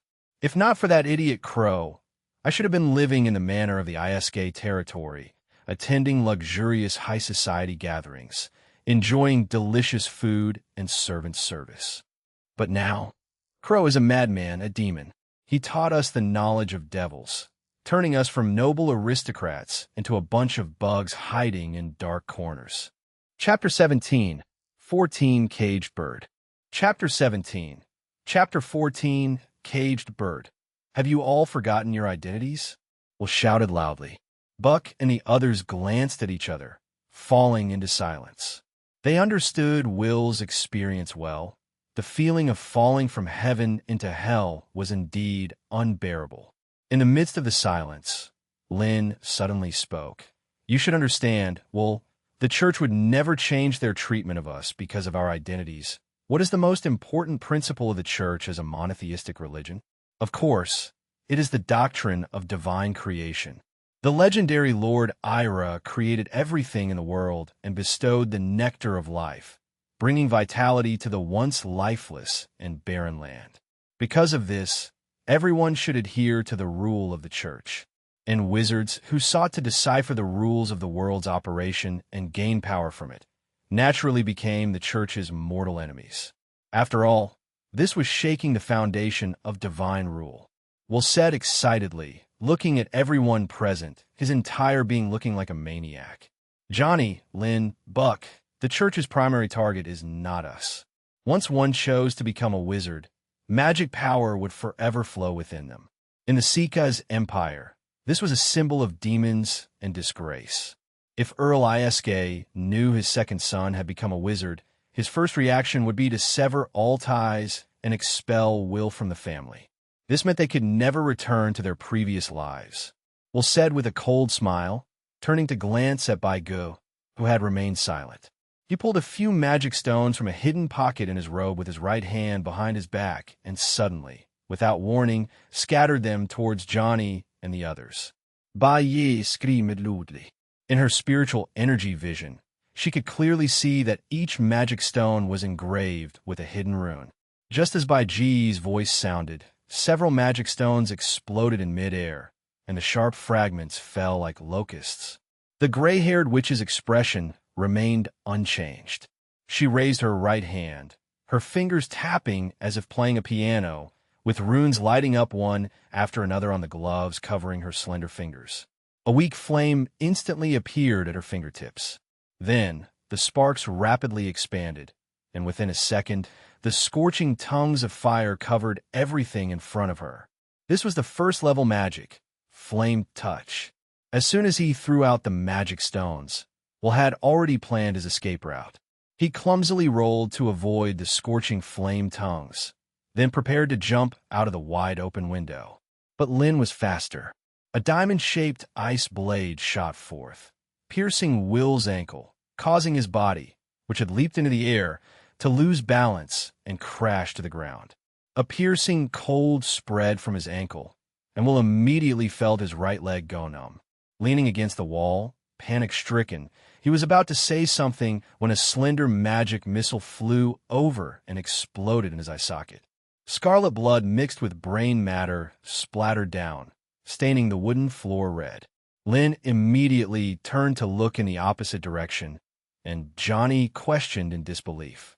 When she used Flame Touch, she had deliberately reduced its power to leave Will alive for interrogation. Bai Ge screamed in terror, holding her head. Outside, there were at least 100 guards. Upon hearing this, Johnny immediately ran to the window and cast a fireball technique, illuminating the dark night. In the burst of firelight, Lin could see from afar squads of armored guards with crossbow arrows at their waists, silently emerging from the dense forest and rushing towards them. The person leading them held a scepter and was dressed in a white and golden robe. Even from a few hundred meters away, in the reflected firelight, he locked eyes with Lin. It's Bishop Anlook of Nordland. Barton recognized him at once and fell into despair. He had not expected that to capture a few wizard apprentices, the Bishop of Nordland would personally take action. Lin glanced at the dim alchemy array on the ground.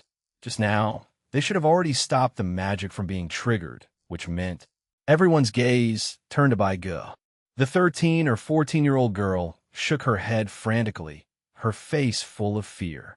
The chaotic situation and the approaching church soldiers made Johnny, already mentally tense, feel dizzy. Biting her lip, she forced herself to calm down and spoke in a low voice. Listen, it's not as bad as it seems. There's a wide drainage channel in the basement of this mansion that leads directly to the river outside. As she spoke, Johnny turned to Lin with a pleading look to keep an eye on Bai Ge. She no longer knew whom to trust. A minute earlier, in the dense forest outside Wu'er town, over 100 neatly dressed guards were slowly advancing under the cover of the tree shade. Accompanying them, Priest Aaron looked at the distant castle and asked in confusion. For the cage bird plan, they had mobilized a large number of people to monitor the entire Wu'er town, intending to use this group of wizard apprentices to root out and send to hell all those in the Nordland territory who had forsaken the faith of the Lord. Now, by taking the initiative, they were undoubtedly destroying all the previous efforts. Aaron, a competent hunter, must not only learn how to set up intricate traps, but also understand the timing of closing the net. Anlook responded in a deep voice. A sturdy iron cage may be able to imprison clumsy bird ostriches, but if a griffin were to mix in, it would break free and tear the hunter apart. The essence of the caged bird plan was their absolute control. No matter how these wizard apprentices struggled, they could not escape the net they had set. However, Blaine's death made Anlook sense unease. Among the apprentices of Crow, there was actually a formal wizard, which completely disrupted his plan. Having dealt with these devil worshippers countless times, Anlook was well aware of how troublesome formal wizards could be. Their witchcraft was bizarre and diverse. If not careful, one could easily die unexpectedly. During the great battle in the Nordland territory, if Crow had not stayed behind to cover an apprentice's escape, capturing him would not have been easy. Chapter 18:15, The Great Battle in the Castle. Seeking continued reading. Chapter 18, Chapter 15, The Great Battle in the Castle. Seeking continued reading. In contrast, taking the initiative while the situation was still under control was undoubtedly a wiser move. If they could capture one or two key figures, it might be possible to extract information from them. Priest Aaron pondered carefully for a moment, then respectfully bowed. Anlook replied effortlessly. Suddenly, as if he sensed something, several brilliant light arrows appeared in the void without any visible movement, pinning 4 gray crows that were about to take off to the trees in an instant. 3 seconds later, a dazzling fireball shot out from the manor not far away, the explosion illuminating the sky brightly. Anluoke raised his head, and his vision, enhanced by divine arts, pierced through hundreds of meters. Through the open window on the third floor, he saw Lynn and others looking out. Brown hair, medium build, handsome features. That was the wizard named Carl who killed Blaine. Anluoke commanded without hesitation. Since they had been discovered, there was no longer any need to hide. The originally slow-moving guards immediately broke into a run, the clinking of their armor creating a continuous roar, like waves converging towards the central fortress from all directions. After 7 years, the manor gates were violently breached again. Guards, holding swords and shields, formed teams of 10 and methodically surrounded the entire castle. Aaron led the charge, directing several squads toward the direction where Lynn and the others had been previously. Traversing a long, wide corridor, the front row guards had just entered the foyer when they retreated in terror. Unfortunately, they were still a step too slow. Several blazing fireballs fell among them like meteors. Then came a series of violent explosions. The fireballs expanded rapidly and exploded, transforming the previously orderly formation into a chaotic sea of people. Amidst the harrowing screams, blood spattered everywhere. Bodies were flung about, and a thick smell of blood filled the air.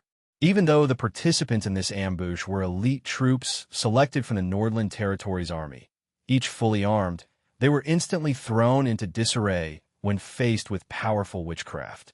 Aaron, the only one remaining calm, raised his staff and shouted loudly. The chaotic groups immediately calmed down and regained order. Everyone's eyes glowed with a white light, as the emotion of fear gradually dissipated and a mysterious courage filled their minds. This was the first circle divine art, fear removal.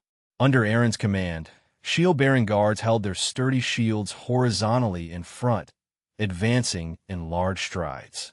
Behind them, guards uniformly took out their crossbows. Long-range volleys had always been the unfailing method to deal with wizard apprentices. The turtle shell-like shield formation greatly reduced the power of ordinary witchcraft.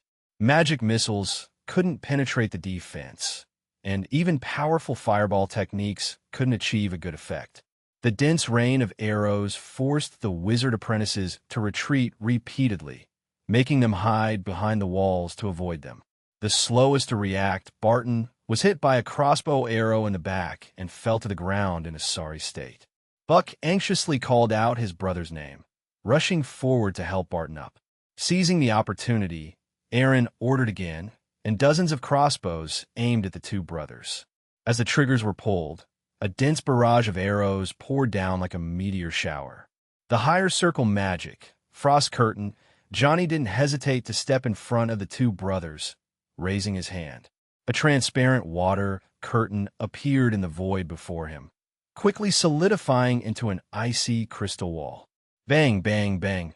A series of dense impacts followed, and the icy fragments scattered on the ground.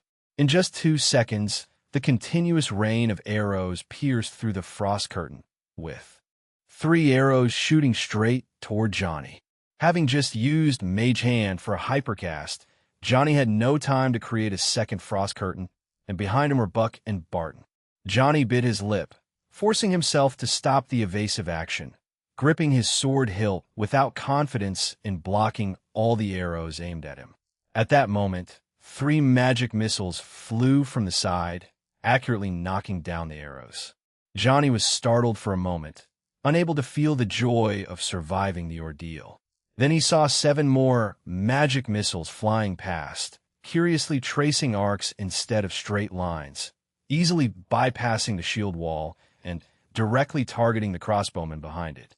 The brief confusion caused the continuous rain of arrows to pause momentarily. Johnny, Buck, and Barton took the opportunity to hide behind a low wall, looking in surprise at Lynn and Baigu standing nearby. The thought jumped into their minds. When did Baigu become so powerful? But they quickly realized that it wasn't Baigu who acted, because the next moment, 12 magic missiles condensed in the void, floating beside Lynn. Magic barrage. With a single thought, Lin sent dozens of missiles crashing into the guards. Witnessing this bizarre magic, Aaron hastily commanded the shield-bearing guards to gather together, stacking their shields layer upon layer, leaving no gaps, forming a half-ring to protect the crossbowmen. However, contrary to everyone's expectations, these dozens of missiles all bypassed the stacked shield wall and flew further back. Did they miss? Aaron thought to himself, but quickly dismissed the possibility. If only one or two magic missiles missed, it was possible. If all deviated, it meant the opponent's target was not here from the beginning. Aaron turned his head sharply.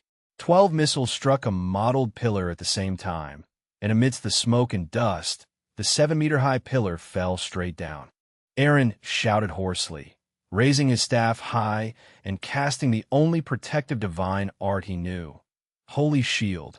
But clearly, this was a futile effort. The white shield had just formed when it was instantly shattered by the massive pillar. Over a dozen shield-bearers and crossbowmen, unable to escape, were buried under the pillar. When Aaron turned back, Lin and the others were already gone. After hesitating for a while and looking at the soldiers trapped under the pillar, bloody and crying for help, Aaron gritted his teeth and said, "Leave half the men to rescue them." Chapter 19:16. Fire magic was never used this way. Seeking continued readership. Chapter 19, Chapter 16. Fire magic was never used this way. Seeking continued readership. Meanwhile, Lin and his team were winding their way through the underground passage on their way to the castle. Everyone knew how urgent time was. The injured Barton directly refused Buck's helping hand, tied his clothes around his wound for simple bandaging, and then endured the pain in his back to follow behind the group. At the moment, Lin's mind was still recalling the details of the spell casting earlier. The magic missile spell, being a basic zero-ring spell, was not difficult to learn and use. The real trouble lay in presetting the trajectories of each missile. Lin had not participated in the first wave of joint attacks with Johnny and the others because he was preparing to cast the spell. Unless he had 071 assist him with positioning. Controlling 12 magic missiles simultaneously was his limit, equating to the power of an upper-level one-ring spell. In the silence, Buck couldn't help but ask. Lin nodded. Johnny asked curiously.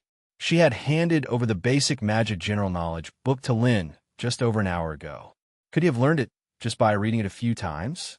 Just now, Lin responded casually, then remembered that his original self had only been learning magic for half a year. Realizing it sounded too high-profile, he quickly explained, "The teacher had previously explained the principle of this formula to me. Not difficult?" Johnny's delicate face showed a look of confusion. Why had she been unable to master it after researching for several months? Buck and Barton unanimously thought that it must have been Tutor Crow giving Carl some private lessons. Lin changed the topic, looking at the silent girl beside him. Although her act of killing was highly suspicious, in such a crisis, they had to rely on her abilities. Enemies are everywhere. Bai Ji's body trembled incessantly as she spoke timidly. "What about Archbishop Anluok?" Johnny suddenly asked. "I don't know.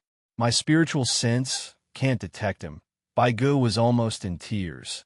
Lin analyzed calmly. Besides the Archbishop who had not yet acted, the greatest threat to them now was the crossbowmen's arrow rain. If they fought in an open area, several rounds of volleys would at least kill half of them. Buck's eyes almost popped out in astonishment. They were already too late to run, yet Lin wanted to gather the enemies for a counterattack. It was simply impossible. Lin did not reply, but looked at Barton, who was bleeding from his back and gritting his teeth to endure. Buck realized that they had a wounded man with limited mobility.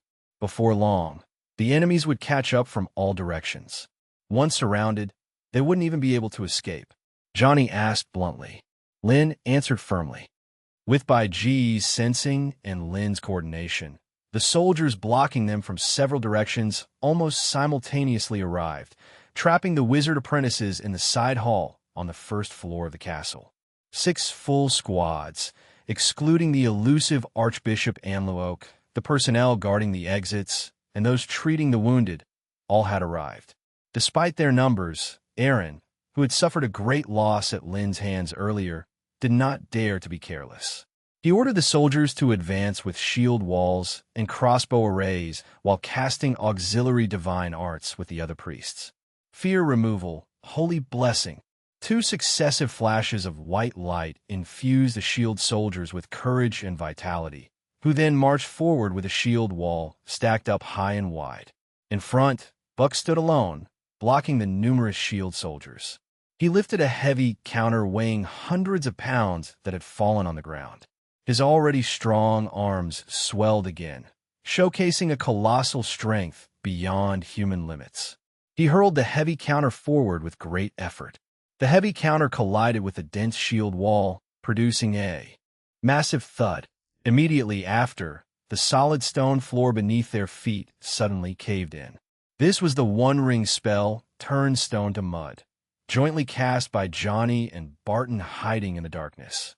The sturdy armor, instead of offering protection, became their greatest burden. Losing their balance upon impact, the shield soldiers staggered and fell in disarray on the fine sandy soil. Even though it was a cooperative spell casting by 2 wizard apprentices, the affected area was limited. The crossbowmen at the rear had already raised their crossbows, with more than 40 sharp crossbow arrows gleaming as they aimed at Buck. A drop of cold sweat slid down his forehead as Buck continuously prayed in his heart. This second was a matter of life and death. Fortunately, this time By Good did not let him down. Just as the crossbows were about to be fired, a piercing shriek echoed throughout the castle. Soul scream. Everyone present felt as if their brains had been hit with a heavy hammer, completely losing control of their bodies for a moment. Enemy and ally alike, the eerie nature of the spiritual magic was evident. The range of Soul Scream's influence was vast, and the magic power consumption was extremely intense. It was forced to stop after just 2 seconds. By Good wobbled and almost fell to the ground. Johnny and the others were seized with anxiety. They had done everything they could, totaling 5 seconds and gathering all the enemies together. This was enough for Lynn. Pale yellow phosphorus powder floated in his palm, quickly forming into a giant fireball 1/2 meter high. The yellowish-white flames seemed nothing special, but every wizard apprentice and priest present felt an internal shiver. However, this giant fireball did not aim at Aaron and others, but flew into the air, bursting into sparks that trailed white smoke like splendid fireworks. Buck's face turned pale. He began to doubt whether By G's Soul Scream interference had disrupted Lynn's spellcasting. Everyone knew that fire magic was always focused and concentrated. Chapter 20:17. This devilish power comes from the fires of hell. Please keep reading. Chapter 20. Chapter 17. This devilish power comes from the fires of hell. Please keep reading. Did all our efforts go to waste? Under Buck's gaze, the sky filled with sparks quickly poured down on the entire field. Holy word, shield. As soon as he broke free from the influence of Soul Scream, Aaron immediately cast a protective divine art. A pristine light shield appeared in the shape of a semicircle in midair, and as the sparks landed on it, they immediately corroded it with numerous holes. Even the leftover magic, weakened by 100-fold, possessed this kind of power. If the previous giant fireball had directly hit him, Aaron was certain he wouldn't have been able to block it.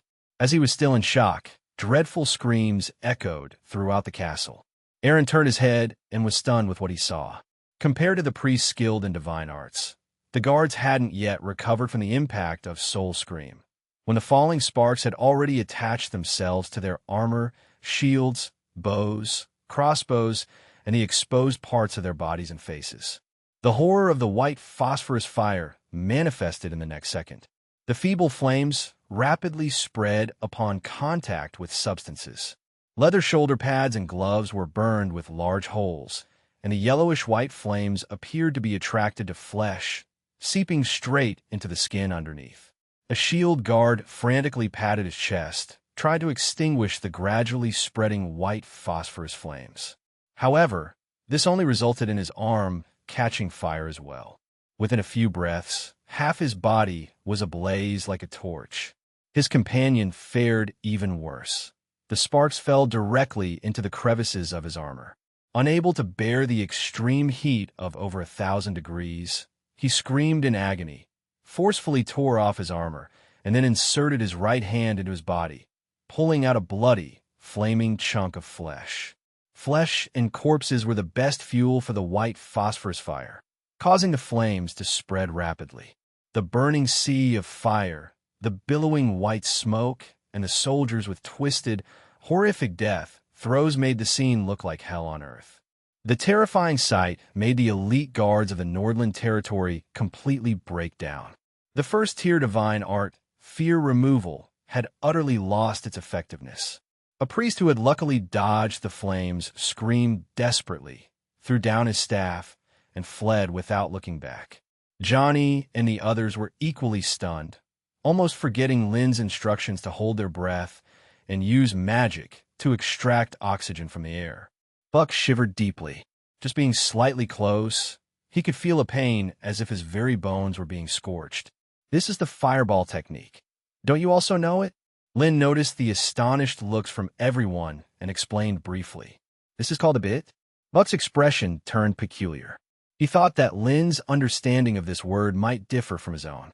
Johnny, on the other hand, suspected that Lynn might have already broken through that barrier and become a formal wizard. However, Lynn had only been exposed to magic for merely half a year. It seemed a bit too exaggerated. Besides, their teacher Crow had always been impoverished and couldn't possibly afford a magic source. Compared to the complicated thoughts of Johnny and Buck, Barton's thinking was much simpler. He realized that even wizard apprentices like them could be so powerful when united. Barton even thought that as long as they worked together, dealing with the church's pursuit might not be such a difficult task. While he was thinking, a dazzling white light appeared from afar, breaking through the flames and heading toward the wizard apprentices. Distracted, Barton saw his brother Buck shout anxiously at him. Then he felt a powerful force crash into him, his frail body torn apart mid-air, spinning several times before crashing to the ground like a rag doll, instantly falling silent. The sudden change made the expressions on Johnny and the others freeze. Buck's face twisted as he screamed hoarsely. When the white light appeared, Lynn acted immediately. 12 magic missiles surrounded him, tracing strange arcs toward the end of the corridor. In the end, over 10 magic missiles were blocked by an invisible wall, with only ripples from the impact visible. Lynn's heart sank. He locked his gaze on the other side of the sea of fire, understanding that the person he had been waiting for had finally arrived and was far more terrifying than he had imagined. Suddenly, a melodic holy hymn began to echo inside the castle. An invisible force gradually enveloped the whole area, and it started to rain inside the enclosed space. This was the third-tier divine art, Life Ode. The green raindrops contained immense divine power, gradually suppressing the terrifying flames that seemed to come from hell. The relentless white phosphorus fire, which appeared to burn endlessly, was quickly dissipating. Enluoke, clad in a white gold robe, walked in slowly. The quickest to react, Aaron, who had also luckily escaped the falling sparks, shouted excitedly, though there was a hint of resentment and hate in his words. Enluoke's timing was so precise that Aaron could easily guess that the bishop had been watching the whole time. It was clear that Aaron and the elite guards of the Nordland territory were merely tools to test the enemy's strength and hidden cards. Aaron's heart turned cold. He knew that once this was over, he would face severe punishment as the field commander. Enluoke ignored Aaron and scanned the nearly half-dead, utterly broken soldiers on ground. His pupils contracted because the flames, which had been put out, showed signs of reigniting immediately after Life Ode ended. This was the horror of white phosphorus fire. As long as there was still oxygen in the air and something to burn, it would never stop. After the feigned attack with the magic missiles failed, Lynn made his choice without hesitation. The previous giant fireball, which took over 5 seconds to cast, had nearly exhausted the white phosphorus he had created, and the remaining amount was insufficient to defeat the powerful bishop wielding divine arts before him. Johnny and Baigu were also well aware of Anluok's terrifying power. Although deeply grieved by Barton's death, they knew that fleeing was their only hope for survival. However, at this moment, Buck, who had just lost his brother, had gone mad. He let out an angry roar, grabbed a relatively intact guard's corpse as a shield, and charged straight at Anluok. Chapter 21. 18th Hymn to Ella, Holy Spirit Light. Chapter 21. Chapter 18 Hymn to Ella, Holy Spirit Light, Johnny shouted loudly. Buck ignored him, his face twisted as he charged forward. Anluok spoke slowly, his action releasing a second-tier divine art. Blinding white light erupted once more, striking first despite being released later. The corpse used as a shield in front of him was instantly turned into a cloud of blood mist, and the terrifying impact of the aftershock sent Buck flying effortlessly. Anluok raised his staff, ready to cast another spell to finish him off, but at that critical moment, Baigu intervened once again. A sharp, piercing scream sounded like the death knell from hell. Anluok's actions paused for a moment, but only briefly. Flame touch, white phosphorus, fireball technique. Lin and Johnny, who had covered their ears in advance, seized the opportunity to attack simultaneously with their most powerful spells. Two streams of searing flames surged toward Anluok, forcing the archbishop to switch to defensive magic instead of continuing his assault. Third-tier divine art, Holy Barrier. An invisible barrier materialized in front of Anluok, easily blocking the torrent of fire. However, the white phosphorus flames adhered to it, corroding the surface slowly but steadily. Roar! Having just been severely injured and knocked down, Buck stood up again, his eyes bloodshot, and his body showing more signs of beastly transformation. At this moment, Buck looked like a giant bear standing upright, charging straight into the burning sea of fire. His fur and robe quickly caught the white phosphorus flames. The agony of being burned by thousands of degrees was enough to drive anyone insane, but Buck paid it no mind. From the moment he used a wizard apprentice's spell to undergo magical transformation, the process of turning into a beast was irreversible, and to break through Anluok's divine barriers, relying on his own strength alone, was absolutely impossible. Johnny, Carl, you go first. Buck roared, slamming his palm against the holy barrier in front of him. Waves rippled across the invisible barrier. Anluok, with a casual divine art, blasted Buck away again. Lin glanced deeply at Buck and said without hesitation, covered in white phosphorus fire, Buck was beyond saving. After tossing Buck aside, Anluok directly blocked the only exit. Having lost so many men, he naturally wouldn't let Lin and the others escape easily. Repent to the great Lord, believers of the devil. Anluok raised his bishop's staff and chanted loudly. Dazzling light waves spread semicircularly from the staff. They were unstoppable and inescapable, as the divine arts range covered most of the side hall. However, Lin wasn't someone who left no escape route. In fact, before entering the side hall, he had already prepared an escape plan for a crisis. Lin, Baigu, and Johnny almost simultaneously placed their hands on the ground. Zero-tier magic, basic material decompilation skill. The solid floor cracked instantly, 3 fine lines spreading like a spider web, finally connecting. Before the terrifying white light arrived, the ground beneath them had already collapsed. The Holy Spirit light swept over the collapsed floor, hitting the wall behind with successive explosion sounds that echoed through the castle. After the dust and debris settled, Anluok's expression became grim as he stared at the gaping hole in the side hall. Roar! A hoarse roar came from the side. Having been knocked away earlier, Buck was out of the Holy Spirit light's range, but he had already lost his human form, transforming into a massive bear. His skin still burned with white phosphorus fire, and beneath the scorched flesh, white bones were faintly visible. Even so, driven by his thirst for vengeance, Buck rushed forward. Anluok frowned. He didn't have time to waste on a dying wizard apprentice. He extended his hand, summoning quick assembling rubble and pieces of broken armor into two huge stone figures standing 3 meters tall. Once the two stone figures were formed, they separated. One swung its fist, knocking the giant bear buck down, while the other jumped into the collapsed floor hole. Using falling debris as a buffer, Lin had smoothly penetrated the floor with the combined effort of the three, using the basic material decompilation skill, landing directly in the castle's basement. Scanning his surroundings, Lin saw what looked like an armory. Weapons and swords piled up on racks. There were also many empty boxes that likely once held treasures, which the castle owner had evidently taken when fleeing. After confirming the environment, Lin immediately focused on his two companions. Johnny was in relatively good shape, although he had expended a lot of magic power. Baigu, however, was a different story. After using Soul Scream twice, she could barely stand despite being a rare spiritualist. Lin asked, "Follow this path. It's no more than 3 minutes away," Johnny replied, helping Baigu up. She hesitated, then quickly made up her mind. "We can split up." Johnny knew they couldn't outrun Amlook. If they kept on as they were, they'd be caught eventually.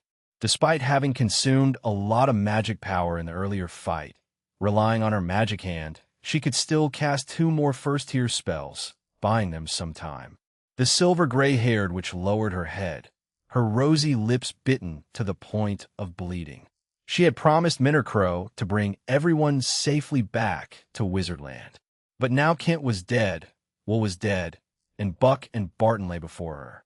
She felt utterly helpless. Lin looked up. In just that brief moment, the sound of violent explosions erupted from above. Then, like a 3-meter-tall armored stone figure crashed down through the hole. Lin grabbed Johnny and Baigu by the arms, pulling them out of the falling debris and shouting. He had used the white phosphorus fire originally meant for their retreat to rescue Buck, and with over half of his magic power already spent, he had no chance against the Archbishop. The massive, heavy spirit guardian landed, causing the ground to shake. It then stretched out its stone arms and charged towards the three. Lin's face tightened, ready to evade when a prompt sounded in his mind. Warning: detected serious illegal activity by the target of the pact, involving the use of chemical weapons for mass slaughter. The nature is extremely vile. The criminal acts have been recorded. Before the federal police arrive, you will have an opportunity for an online statement. Chapter 22:19. It's time to end this. Chapter 22, Chapter 19. It's time to end this. Warning: no signal. Warning: not connected to the network. Please locate a signal source in a timely manner. Lin's face instantly showed a look of astonishment and joy. When he saw the content clearly, the corner of his mouth couldn't help but twitch. This artificial moron. I don't need an online narration, Lin silently recited in his mind. 5%. This fast, Lin couldn't help but be a bit surprised. Increasing by 1% per hour, wouldn't it mean the energy could be fully charged in about 4 days? But it had already been 5 days since the system shut down. Lin glanced at the prompt from the intelligent brain again. A significant increase in energy density? This certainly couldn't be related to the castle below their feet, so it could only be the influence of Monday. Lin was deep in thought when Johnny's shout interrupted him. A 3-meter-tall spirit realm guard charged forward, raising a stone hammer to smash at him. Lin didn't turn around, but silently recited in his mind. In the next moment, a massive data stream flooded into his mind. Lin pushed off forcefully, using the reaction force to leap into the air, avoiding the heavy stone hammer that was smashing down. He then stepped onto the thick stone arm of the spirit realm guard, drew out the sharp witch hunter's longsword, and embedded it into the crack at the neck of the stone statue, pinning it firmly to the wall behind. However, this strike clearly couldn't completely destroy the stone statue. Lin didn't expect as much. After temporarily restricting the spirit realm guard's movement, he deactivated the overload mode and continued to escape with Johnny. The energy of the intelligent brain was less than 20%. It had to be saved for more critical situations. The group ran wildly for over 10 seconds before the sound of the giant stone statue stepping and shaking the floor rang out again. Baigu, who was clutching Johnny's arm, trembled continuously and whispered through her sobs, "I'm sorry. I am sorry. Johnny, Carl." Lin glanced at Baigu, speaking with certainty. When they followed Will tonight, Lin had already noticed something was off because Will behaved too strangely on his way to the storage room. Knowing that Baigu on night watch could be using gray crows to monitor the entire castle, Will didn't have any vigilance at all. I didn't even glance around once. This clearly didn't make sense. Unless Will was sure that even if he was spotted by these gray crows, it wouldn't pose any problem. Johnny held Bai Ji's slender hand tightly, unable to believe she could betray them. Bai Ji's nose twitched, and with a sobbing voice, she hesitantly began to explain. 3 nights ago, it was Will's turn to keep watch. But to be safe, she still sent the gray crows out to patrol and accidentally discovered Will secretly reporting the situation here to the church through the alchemy array. Johnny questioned, but Will found out first. He said the church already knew my identity. If I dared to tell you, my parents, brothers, and sisters would all be tied to the stake and burned to death, Baigu said with a terrified look, sobbing. Johnny fell silent. For wizard apprentices like them, who were displaced, the safety of their family was indeed a significant concern. Because of this, inquiring about each other's identities had always been taboo. They couldn't even confirm if the names they used were real. Clearly, he lied to you. Maybe Will didn't know your true identity, or maybe he wanted to enjoy the glory alone. Lin said calmly. Judging by Will's hands-on approach, it was likely that his words were just nonsense. Otherwise, he could have used it to blackmail Baigu into doing more things. Of course, it's also possible Will intended to take all the credit for himself. After all, the more he did, the more likely the church would see his sincerity and forgive him as a follower of the devil. Do you want to survive, Baigu? I might have a way to deal with Anluok, Lin suddenly asked. Before Johnny could speak, Baigu tearfully nodded. She didn't want to die. Then tell me all the magic you know now, Lin straightforwardly said. Johnny asked in surprise. Lin said seriously, since 071 had rebooted, it was time to make an end. Having been chased all the way and witnessing the deaths of Buck and Barton, Lin was already burning with anger. But was there really enough time? Johnny looked at Lin in disbelief, but after hesitating for a while, she began to explain. Flame touch, turn stone to mud, frost curtain, lesser flame, demon hand. As Wizard Koru's most valued disciple, Johnny mastered over a dozen one-ring spells, while Baigu knew very few, only 2 highly specialized spiritual energy spells, which were said to be grasped by only a few with a spiritual energy talent. Considering the limited time, Lin didn't attempt to learn everything, but selectively memorized a few, simulating them in his mind with the help of the intelligent brain. Lin's calm demeanor also inspired Johnny and Baigu, boosting their confidence in defeating Anluok. As the trio progressed, the sound of flowing water came from ahead, and the breeze carried a hint of moisture. In front of them was a rapidly flowing underground river. The swift current gushed from under the ground, passed through a long tunnel, and directly flowed out of the castle. Holy light shock! Before Lin and Johnny reached the riverbank, a white light shot from behind. Frost curtain. *2 Johnny and Lin exchanged a glance, then simultaneously raised their hands. 2 shield walls made of ice crystals rose, together blocking the 2-ring divine art spell. The 2 walls of ice crystals shattered instantly, fragments falling like hail. Johnny anxiously asked Lin.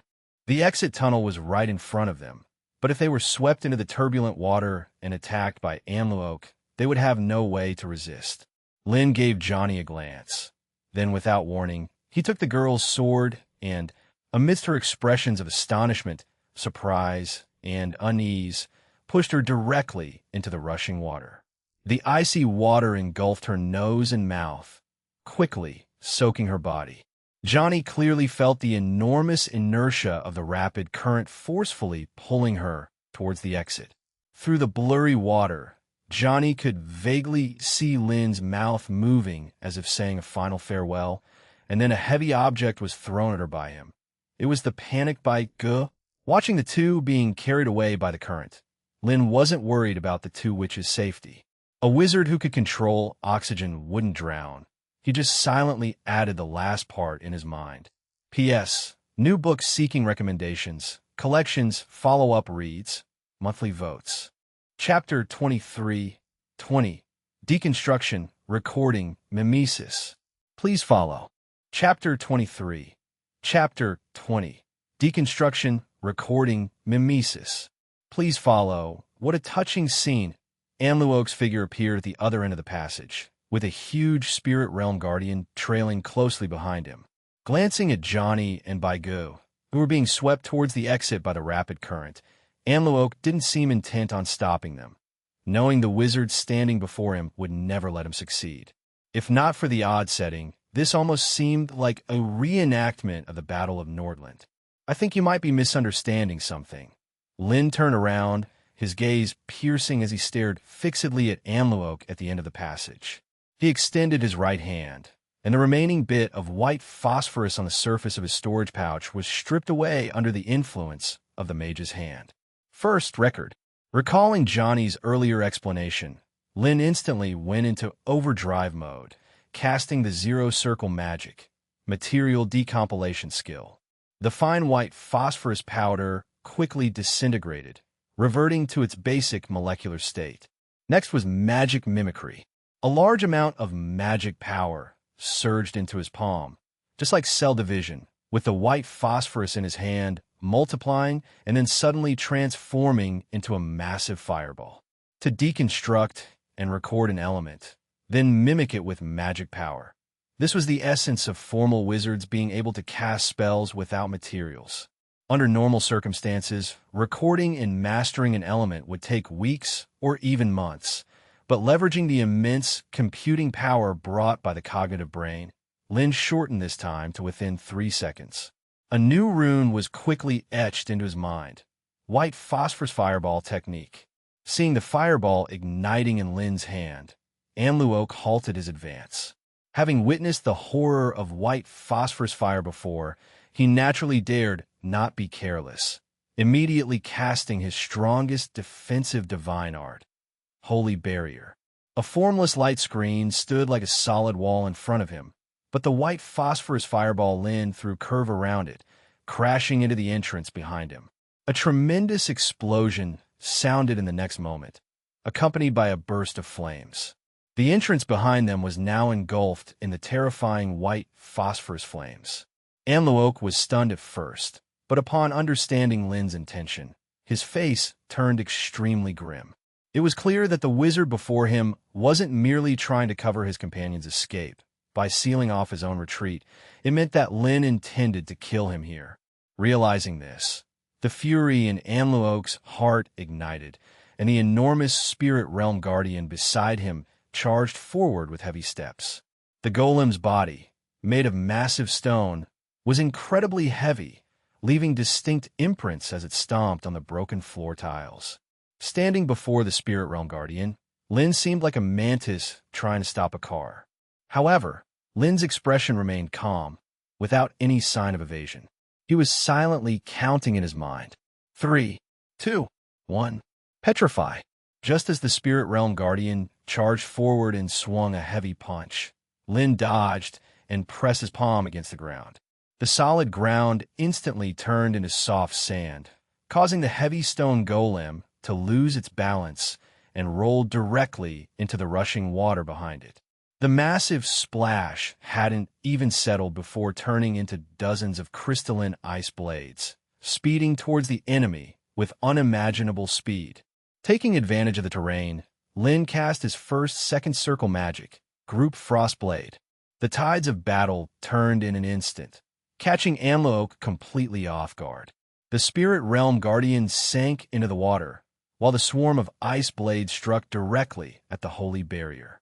How could a second circle offensive magic surpass a third circle defensive divine art? Lin quickly provided the answer. The dozens of frost blades struck 3 specific points with precision, causing ripples to spread rapidly across the formless barrier. It first cracked, then the crack expanded rapidly, and the barrier shattered. This was to break the surface by targeting the points. Anluok's face changed drastically, and he took a step back while raising his staff, immediately casting another third circle divine art. Holy Spirit light. A dazzling beam of light, filled with the aura of death, spread semicircularly forward. Just 5 minutes ago, Lin had fled miserably under this move, but he wasn't the same as before. White phosphorus, flamed demon hand. Lin raised his hand, and the terrifying white phosphorus flames erupted again, transforming into a towering ancient demonic hand, colliding head-on with a dazzling beam of light. This ordinary first circle upper-level magic spell burst with unimaginable power in Lin's hands. Blazing flames shot into the sky, causing the entire castle to shake violently. In the midst of the white smoke, debris, and fiery light, Anluok vaguely saw something shining in the air. Upon closer inspection, it was a sword, and Lin, holding the sword, was right in front of him. Clang, the sharp long sword clashed with the gilded staff, emitting a harsh, grating sound. What was the best way to deal with a priest who could use divine arts? Of course, engage in close-quarter combat. But Lin quickly discovered that his years of experience in games and novels failed him this time, as Anluok single-handedly blocked his full-force strike. Was this the fabled close-combat priest? Cold sweat dripped from Lin's forehead as he ducked to evade Anluok's heavy strike. 5 tons of force. This reminded Lin of the witch hunter he had previously encountered. Were all the church's people human-shaped tyrannosaurs? Fortunately, due to years of pampering, despite taking the divine grace elixir, Anluok's combat proficiency was still subpar, and combat wasn't just about brute strength. After a few exchanges, Lin quickly calculated the staff's impact point and thrust his sword at a tricky angle, leaving a gory gash on Anluok's chest. Anluok was both shocked and enraged. Without regard for their close proximity, he immediately cast a second circle divine art. Holy light shock. A blinding white light burst forth, and both Lin and Anluok were blasted away by a massive shockwave at close range. The physically weaker Lin was sent flying over 10 meters away. Fortunately, he had created an ice shield around his body at the moment of the divine art's release, mitigating most of the impact and preventing him from falling into the rushing river behind him.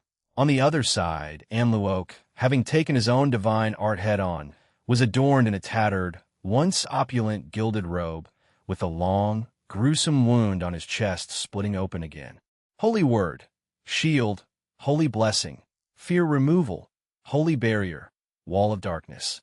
In the face of successive, life-threatening dangers, the terrified Anluok didn't bother to heal his wounds first. Instead, he continuously cast defensive divine arts, essentially turning himself into a turtle shell. Chapter 24-21. If you can't beat them, shake the gods. Chapter 24. Chapter 21. If you can't beat them, shake the gods. Warning, energy remaining at just 3%.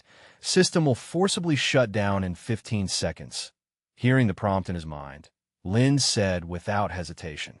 Last time the AI shut down, it was silent for 5 whole days. Lin didn't want to experience that again.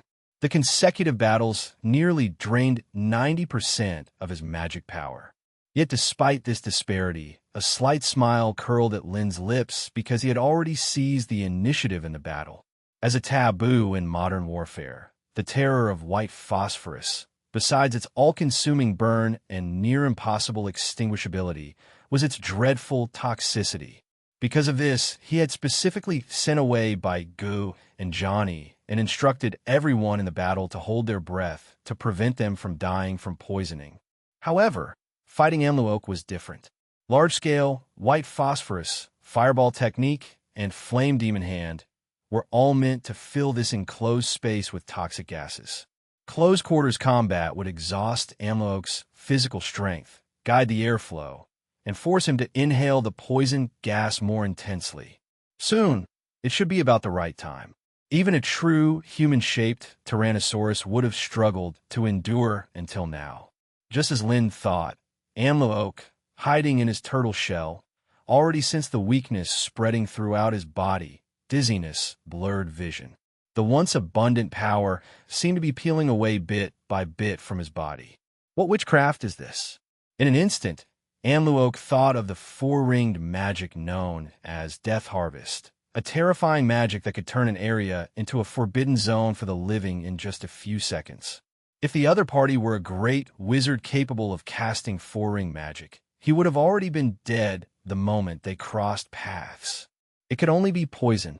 Amlook immediately thought of this possibility. For instance, the three-ringed magic, poisonous domain, could produce a large area of yellow-green poisonous mist with very distinct characteristics. Now, it was clearly too late to use divine arts to remove the poison. Lin wouldn't miss the enemy's weakest moment and immediately used all remaining magic power. In an instant, 36 magic missiles floated in mid-air. Lin even activated the 3-second overload mode again, quickly adjusting the trajectories. Faced with Amlook's turtle shell tactic, Lin had no intention of engaging head-to-head. Instead, he chose to bypass the nearly invulnerable holy barrier with the flexibility of magic missiles, attacking a weak point to send this bishop of the Nordland territory straight to hell. After 25 years, Amlook once again felt the taste of death approaching. At this life-and-death moment, Amlook became incredibly calm. He had no doubt he would die here today, but before that, he could still do one thing: send this young wizard, already a three-ringed witchcraft practitioner, to hell. Great Lord of the Stars, Moon Goddess, creator of earth and life, your humble servant prays here and offers his feeble body, requesting the projection of the Supreme Lord to descend upon this place. Amlook chanted devoutly, aging a year with every word. His skin started to wrinkle. White hair cascaded from his forehead to the corners of his eyes, and his voice grew deeper and hoarser. In a daze, it seemed like a holy hymn sounded in the enclosed underground space, gradually overpowering Amlook's voice. Before long, the entire space shook violently. Lin's soul almost left his body, and he squeezed out the words through clenched teeth. After arriving in this other world and learning that the church's priests wielded real divine arts, the thing he feared and most didn't want to face was the divine descent technique. Anything that could be called a god couldn't be overestimated. Even the projection, carrying only a tiny fraction of its power, would be enough to crush him with a finger. If you can't win, summon your god. Are these people even human? Cursing in his heart, Lin launched the preset magic missiles without delay. Not daring to check if Amlook was dead, he immediately jumped into the turbulent underground river behind him without hesitation. Over 30 magic missiles, following their predetermined trajectories, bypassed the sturdy, holy barrier and struck Amlook, colliding with a mysterious force. The successive explosions were like the last straw that broke the camel's back. The underground space, which endured countless hardships, began to disintegrate rapidly. Massive stone blocks weighing tons fell incessantly from the ceiling, hitting the ground and river, bringing with them thick smoke and dust that devoured everything around. By now, Lin had already been swept into the raging currents. As someone who lived most of his life in the dry central region of the Federation, Lin had no swimming experience. His almost depleted magic power and physical strength robbed him of any chance to struggle, leaving him at the mercy of the powerful currents. Yet, not a trace of worry showed on Lin's face. His former profession as a data storage clerk in his previous life made him well aware of how someone who couldn't swim could survive in rapids.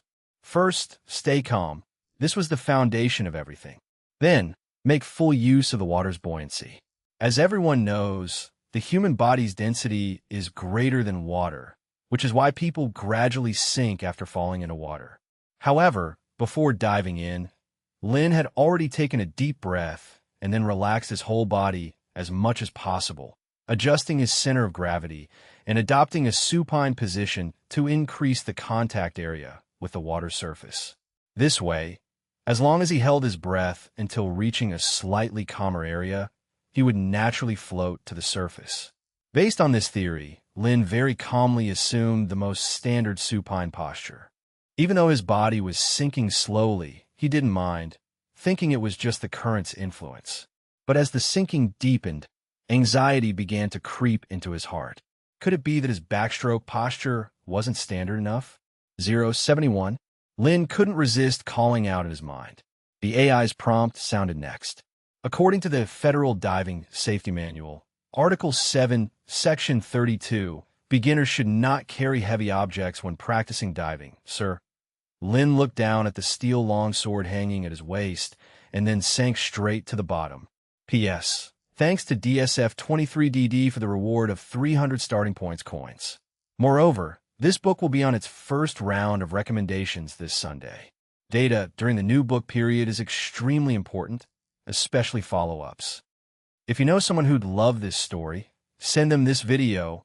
Sharing is honestly the biggest help you can give a small channel like this. Now let's get back to it. Chapter 25, 22. Sorry, aliens have no human rights. Please keep reading. Chapter 25. Chapter 22. Sorry, aliens have no human rights. Please keep reading. In the evening, as the last rays of the setting sun were about to fade away, Lin had been drifting at sea for almost a day. Given that this obstructive longsword was borrowed from Johnny, Lin hesitated for a long time and ultimately decided not to throw it away. Instead, under the simulation guidance of the intelligent brain, he spent 2 hours learning how to backstroke and dog paddle in the water. 071. You should warn me ahead of time if this happens again, Lin said, struggling to tread water and avoid crashing into the protruding rocks ahead. In accordance with the target's command 17 hours, 23 minutes, and 50 seconds ago, the warning sound has been turned off, Lin said instinctively, then immediately regretted it. You have an unresolved criminal record.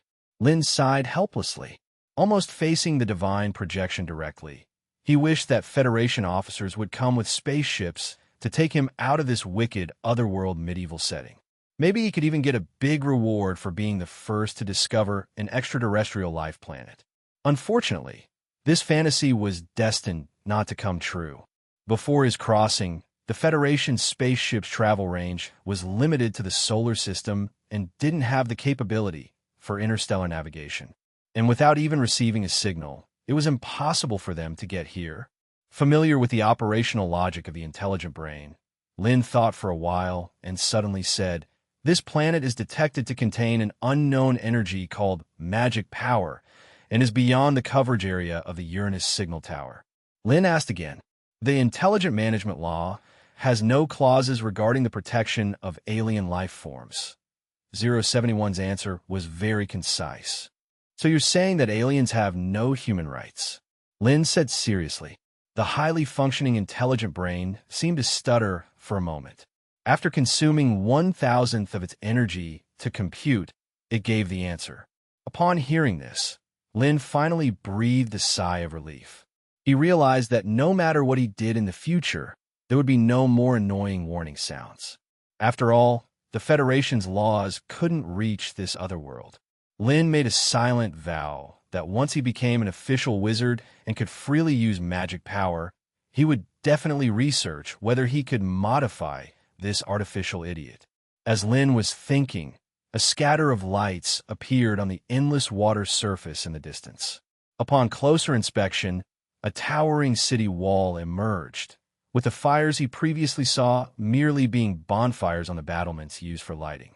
After floating on the water for a whole day, seeing something different made Lin a bit excited, but he didn't approach rashly. Instead, he decided to land nearby and investigate what this place was tomorrow. The previous battle outside Wu'er town had caused quite a commotion, and not all the people were wiped out. The news might have already spread. Lin had no doubt that the entire Nordland territory was on high alert. His hair color, age, and build were very distinctive, and without some disguise, he would probably be captured as soon as he entered. Realizing this, Lin changed his position from an effortless backstroke to an unskilled dog paddle, preparing to land and hide for now. Just then, something heavy fell from the high city wall ahead, accompanied by a dull sound and a splash. The ripples on the water's surface gradually expanded, and it seemed something was struggling underwater. Lin's pupils narrowed. After hesitating for a moment, he swam over quickly. Although it looked like a murder scene, he happened to need someone to answer some questions. Water splashed everywhere, and the clear lake had already turned blood red. Lin became more certain of his previous guess. He hadn't even had time to rescue when a hand suddenly emerged from the lake, pulling him down with desperate force. This was a typical stress response of a drowning person, who might even drag the rescuer underwater. Luckily, Lin didn't have to worry about oxygen. Grabbing the other's collar, he swam to the shore. An hour later, in a natural cave outside the city, a blazing fire gradually lit up, providing both illumination and warmth against the night chill. This was a young man of about 18 or 19, with an ordinary face and hair color very similar to Lin's. What made Lin sigh was the deep wound on the young man's chest, clearly inflicted by a dagger plunged into his heart. If he had known, he wouldn't have bothered. After all this effort, he ended up rescuing a corpse. Lin shook his head helplessly, but still carried out the customary act of looting the body. Judging by appearance, this was a noble youth, so there might be some valuable items. 3 gold coins, over a dozen silver coins, a few exquisite ornaments, and a book with no name on the water-soaked cover constituted the young man's entire property. This was somewhat meager for a noble youth, but for Lin, it was a fortunate windfall. In the Sika's empire, a copper coin could buy a loaf of black bread, enough to satisfy one meal when eaten with water. The exchange rate between silver coins and copper coins floated around 1 hour 80 minutes, while the rate between gold and silver coins was over 100, sometimes much higher during wartime. After all, gold elements were rare in the entire universe, with very limited reserves. Since the items were still here, the possibility of murder for money was unlikely. Lin tossed the coins in his hand. Although he wasn't a professional detective, after closely examining the chest wound, he paused, then mimicked the motion of holding a dagger and tried to stab his own chest at a similar angle. The angle of the wound was identical. Was this suicide? Lin immediately recognized the possibility. After some thought, he picked up the book he had overlooked and gently flipped through the water-soaked pages with his fingernail. The handwriting was very messy but deeply etched, almost like it was carved in. Maybe without me, everything would get better. Chapter 26, 23. The Diary of a Useless Person. Chapter 26, Chapter 23. The Diary of a Useless Person. Training again. No matter how many times I do it, I can't pass the selection. Why do you look at me with such expectant eyes? Father, it's that time again, July 8/24, the Holy Calendar, the third night selection. Faced Terrar, defeated in 27 seconds, once again. Are you hating me, Ivina? I can understand your feelings. A useless person took the opportunity that belonged to you. Perhaps I shouldn't exist at all.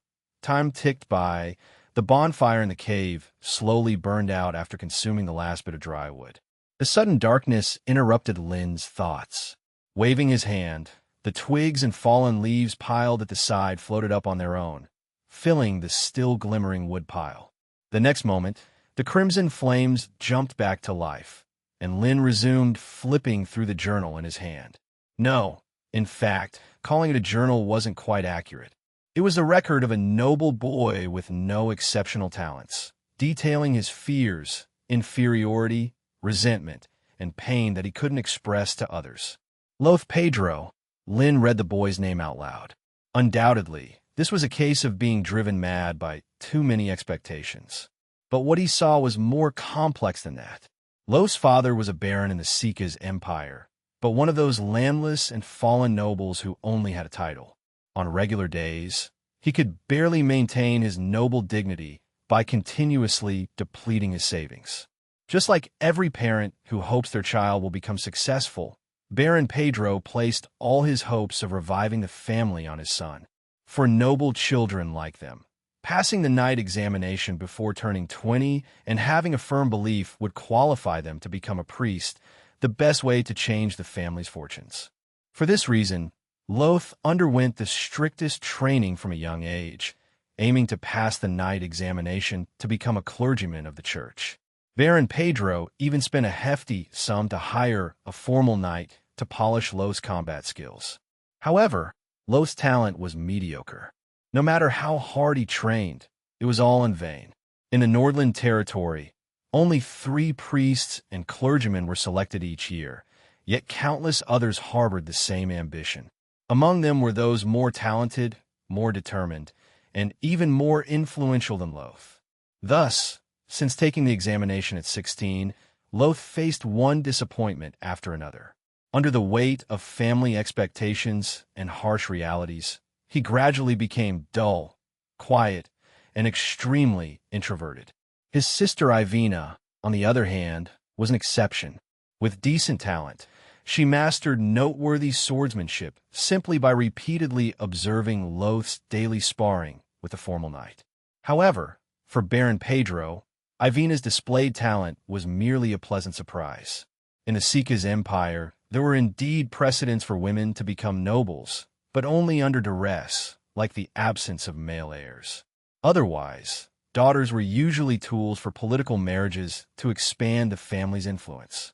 Spending a lot of resources on them wasn't worthwhile. After all, the continuity of bloodlines was the essence of nobility, and choosing a female heir risked the family's amassed wealth being annexed or disappearing. Loth, unable to bear the pressure and expectations, probably intended to force Baron Pedro into making a choice through his death. To Lynn, Loth's decision was undoubtedly a foolish move. He somewhat understood the nature of these nobles. According to the diary's description of Baron Pedro's character, upon learning of Loth's death, the Baron would only consider whether he could father another son or adopt an excellent heir from a collateral line. Ivina would always be the last resort. An illegitimate child like Carl would fare even worse. They would get nothing unless the family line completely died out. The more than 100-page diary quickly reached the last page. Loth's experiences slightly touched Lynn, but what truly caught his attention was a term mentioned in the diary. Lynn murmured to himself. He thought he wouldn't hear that term after arriving in this other world. After all, here, even a farming peasant had exploitable value. Lynn slowly exhaled, reorganized his scattered thoughts, and turned to look at Loth's corpse. Since he had accepted the other's belongings, he should bury him properly in a moment. Lynn asked in his mind. As expected, Lynn glanced at the dim sky, not surprised by this fact. As he had hypothesized, Monday affected the activity of magic power. After a night of rest, the physical strength and magic power consumed in the previous battle had mostly been restored. From Loth's diary, Lynn also obtained a very important piece of information. The place he was in was the port town of Nordland territory. This meant that the hidden underground river in the castle actually flowed directly to the Mist Sea. Unfortunately, to deal with Bishop Amlaoch, he had already sent Johnny and Baigu away in advance. Lynn couldn't determine where the 2 witches had drifted. If their swimming skills were good, they could land anywhere, unlike him, who could only drift with the current and slowly learn to swim. Without communication, finding 2 living people in the entire Nordland territory wouldn't be easy. Avoiding the church's pursuit was also no small problem. Lynn pondered for a long time, and a name suddenly leapt into his mind: Crippled Laud. Regardless of where Johnny and Baigu were, as long as they still planned to go to Wizardland, they would inevitably come to the port town to try contacting Crippled Laud. Then he only needed to find this person first. Lynn stood up, gazing at the distant towering city walls. Now, there was only one problem left: how to safely enter the port town. Lynn glanced at Loth, whose physique and hair color were very similar to his own. Perhaps he could temporarily borrow Loth's identity to fool the port town's guards. If he remembered correctly, besides the disguise techniques, there was also a spell in basic magic common that could handle this situation. Chapter 27-24, The Ship Gang and Harbor Town. Chapter 27, Chapter 24, The Ship Gang, and Harbor Town. Harbor Town was situated to the east of the entire Seeka's empire, renowned for its proximity to the vast Mist Sea. Due to the influence brought by Monday, the vortex known as the Eye of Death temporarily calmed, allowing countless merchant ships loaded with spices and ores to be transported directly to the capital of the Seeka's empire, Fictional, by sea and land. This was also the busiest time for the port. However, this year's situation was somewhat different. In order to capture the devil believers who had infiltrated the Nordland territory and caused chaos, an additional checkpoint was added at the entrance of Harbor Town. The passing merchant caravans had to line up in a long queue, accepting inspections amid a chorus of complaints. Disguised, Lin felt a bit uneasy, constantly adjusting his voice to match the struggling and shouting he had heard during last night's rescue. This wasn't that difficult to achieve. The essence of sound was merely vibrations caused by a source traveling through a medium, such as air, reaching the eardrums, which 071 had already recorded Loth's voice characteristics. All he needed to do was imitate it. And next, it was time to test his composure. With a complex mix of emotions, Lin crossed the long line of merchant caravans in the most natural posture, passed through the checkpoint without stopping, nodded to the guards, and walked into Harbor Town. The guards hesitated for a moment, but did not dare to stop him. The priest Adrian, stationed at the checkpoint, noticed Lin's departing figure and asked with a frown. "That was Lord Loth, the son of Baron Pedro," the guard answered truthfully. Adrian thought for a moment and immediately remembered. In recent years, Baron Pedro had donated quite a bit to the church to ensure Loth could pass the knight's examination successfully. He indeed had some impression. On the other side, having successfully entered Harbor Town, Lin's back was already drenched in cold sweat. At the moment he passed the checkpoint, he had even been ready to take action. Fortunately, everything went as he had hoped. His current identity was the legitimate son of a hereditary baron. It might not mean much in the entire Nordland territory, but in the small harbor town, it could still provide a lot of convenience. Having passed the most challenging part, Lin finally felt a bit relieved. But soon, the unfamiliarity of Harbor Town troubled him again, forcing him to spend a lot of time wandering around the port, silently memorizing every location while pretending to be very familiar with the area. It was not until noon that Lin cautiously walked into a shop marked with a circular symbol. If he was not mistaken, this was the emblem of the ship's guild belonging to Lame Laud. The owner of the harbor shop was an elderly halfling. When Lin stepped through the door, he was busy moving a heavy barrel of yellow-black or to the other side of the room. But due to his short stature, the heavy iron barrel was tightly pressed against the halfling's face, constantly wobbling as he walked, with small fragments of or quickly shaking loose. Seeing this scene, Lin stepped forward to lend a hand, and the two of them together moved the large barrel of or into the corner. The elderly halfling, with a thick nasal tone, wiped his dusty hands on his pants and then turned to Lin, saying, "All right, now let's talk business." After seeing Lin's face clearly, the halfling Bill's casual attitude immediately turned obsequious. He almost lunged toward the counter, taking out several exquisitely decorated boxes from the drawer, which contained red and blue gemstones. "You can have a look at these. They're the finest this year, and a whole shipload of premium spices, rare treasures you won't find elsewhere," Bill introduced enthusiastically. But Lin, standing aside, waved his hand disinterestedly, interrupting him. "I didn't come here to buy anything," Lin asked, tentatively. Of course, everyone in Harbor Town knows the reputation of a ship's guild, Bill boasted, patting his chest. However, renting an entire ship for transporting goods requires a lot of manpower and guards. Bill carefully observed Lin's reaction, ready to adjust the price based on his expression. This was a great opportunity for him to make a profit. Lin unhesitatingly offered a substantial deal. Then, seeing Bill's ecstatic expression, added, "But this batch of goods is extremely important." Bill's expression suddenly became a bit hesitant. "What's wrong?" Lin frowned, his tone growing heavier. No. Bill shook his head frantically.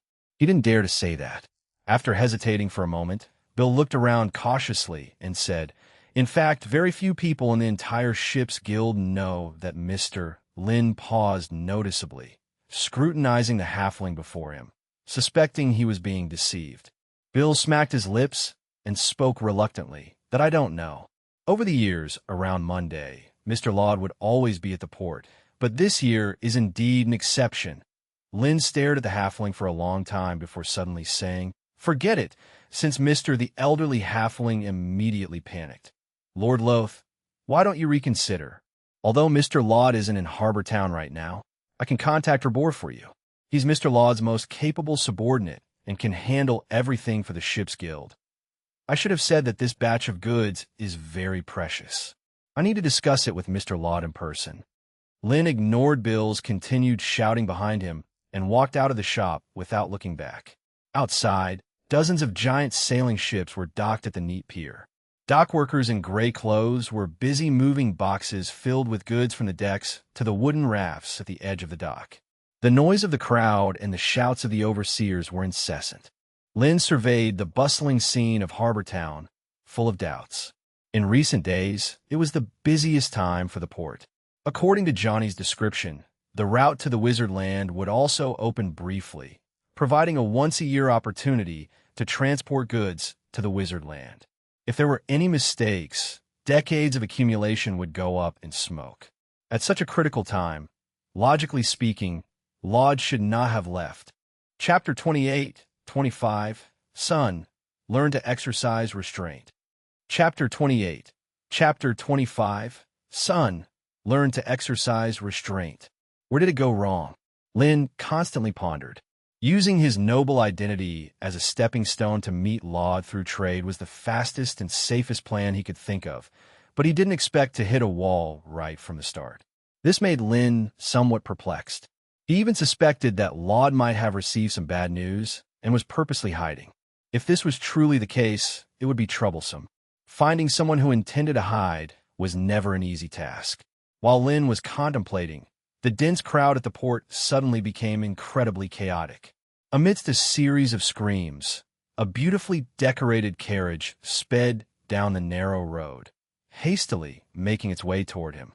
Which noble family was so arrogant?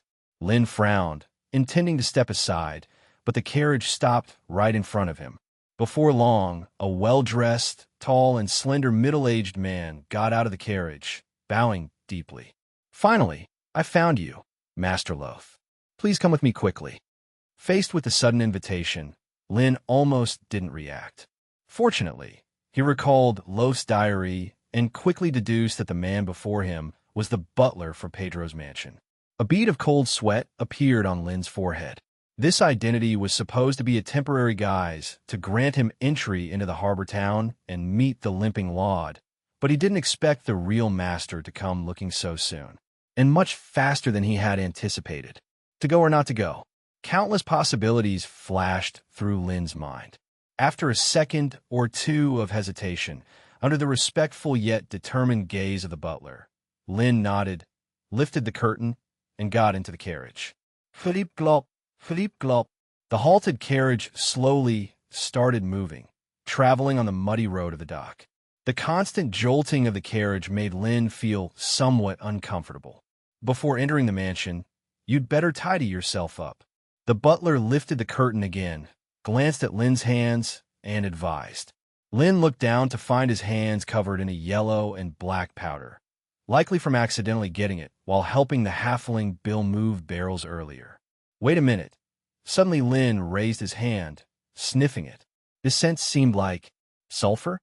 Pedro's mansion was located on the northwest side of the harbor town, on the most bustling street. The dark iron gates loomed imposingly. As the carriage slowly entered, Lin quickly noticed something hidden beneath the surface. Tiny weeds sprouted from the gaps between the cobblestones, and the flower beds on either side of the road were half wilted due to a lack of care. But then, it was no surprise. Pedro's mansion hadn't hired a gardener to tend the flower beds for a long time. After a quick wash, Lin, led by a servant, went to the mansion's front hall. Baron Pedro was already seated at the table covered with a dark red cloth, waiting. Also seated at the table was a brown-haired girl about 16 or 17, staring at him with an unreadable expression. She must be Loth's sister, Ivina, mentioned in the diary. Lynn observed quietly and took a seat in the only empty chair. In front of him was a plate of steaming steak and a few unidentifiable leaves, their dinner for the evening, evidently. Compared to gnawing on black bread with water, this was indeed a lavish meal. "Where have you been, my son?" Baron Pedro asked disapprovingly as soon as Lynn sat down, his gaze shifting toward the tall, slender butler who had entered with them. "I found the young master at the dock." The butler responded without batting an eye. Baron Pedro's face immediately darkened. Lynn was speechless. Did he think I went whoring? What frustrated him more was that he couldn't refute openly. He couldn't very well say that his son hadn't come home because he had jumped into the sea in an attempt to kill himself. Could he? Lynn tried to imagine Loth's possible reaction, then lowered his head and stayed silent. Baron Pedro's tone was stern. After a brief pause, he continued, "Also, in the coming days, all of you need to be vigilant. I heard Archbishop Anluoke recently led a large group to Wooer Town to capture those devil worshippers, but they suffered heavy losses. Out of 100 elite guards, only about a dozen returned. Not only that, but Archbishop Anluoke himself was also gravely injured." Ivina turned her gaze away from Lynn, incredulously asking, "Keep in mind that the entire Sika's empire, although ruled by the king and the lords, was truly controlled by the church, or rather, by the Lord of the Stars, the creator goddess's Ella, emissary in the mortal world. Someone like Archbishop Anluoke was undoubtedly the god spokesperson within the Nordland territory. The idea that such a prominent figure had been defeated while capturing wizards was a shocking contrast that Ivina found hard to digest." Baron Pedro shivered as he spoke. A year ago, he had met Archbishop Anluoke, who looked about his age, if not slightly younger. Yet, tonight when they met again, he saw an old man of 80 or 90, frail and decrepit. He couldn't fathom what kind of witchcraft could transform the powerful archbishop into such a state. Baron Pedro couldn't imagine that another key character of his story was sitting calmly beside him, methodically cutting steak with a knife and fork. Lynn was also somewhat surprised by the news that Anluoke was still alive. He had assumed that in those circumstances, the archbishop would meet one of three fates: either be poisoned, crushed by falling rocks, or sacrifice himself for the divine descent technique. Or was it that the so-called Ella projection saved him again? It seemed the saving wasn't complete. Otherwise, Pedro wouldn't mention that the archbishop was severely wounded. P.S. First day of a new book promotion. Chapter 29-26. Imprisoned Devil Believer. Please follow. Chapter 29. Chapter 26. Imprisoned Devil Believer. Please follow. The Baron of the Pedro family saw that Lynn and Ivina were terrified and silent for a long time. After thinking it over, he spoke to comfort them. "You don't need to worry too much. According to Bishop Anluoke, most of the devil believers have already been executed." Lynn frowned involuntarily. That was too many. Generally speaking, during peacetime, a small city like Harbortown would only have a few hundred troops stationed. Now, the church had secretly moved so many troops here. It definitely wasn't for no reason. Lynn couldn't help but suspect that it might be because crippled Laud's identity had been exposed, and the church planned to wipe out the entire ship gang.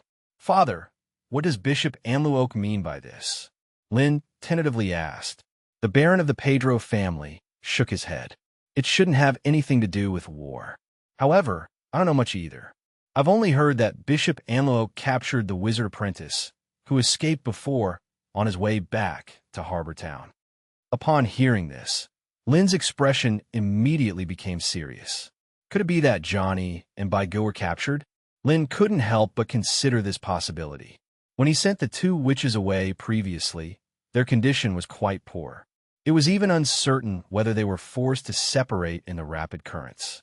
If the church had immediately organized a large number of people to hunt them down after that great battle, it wasn't out of the question that they might have captured them.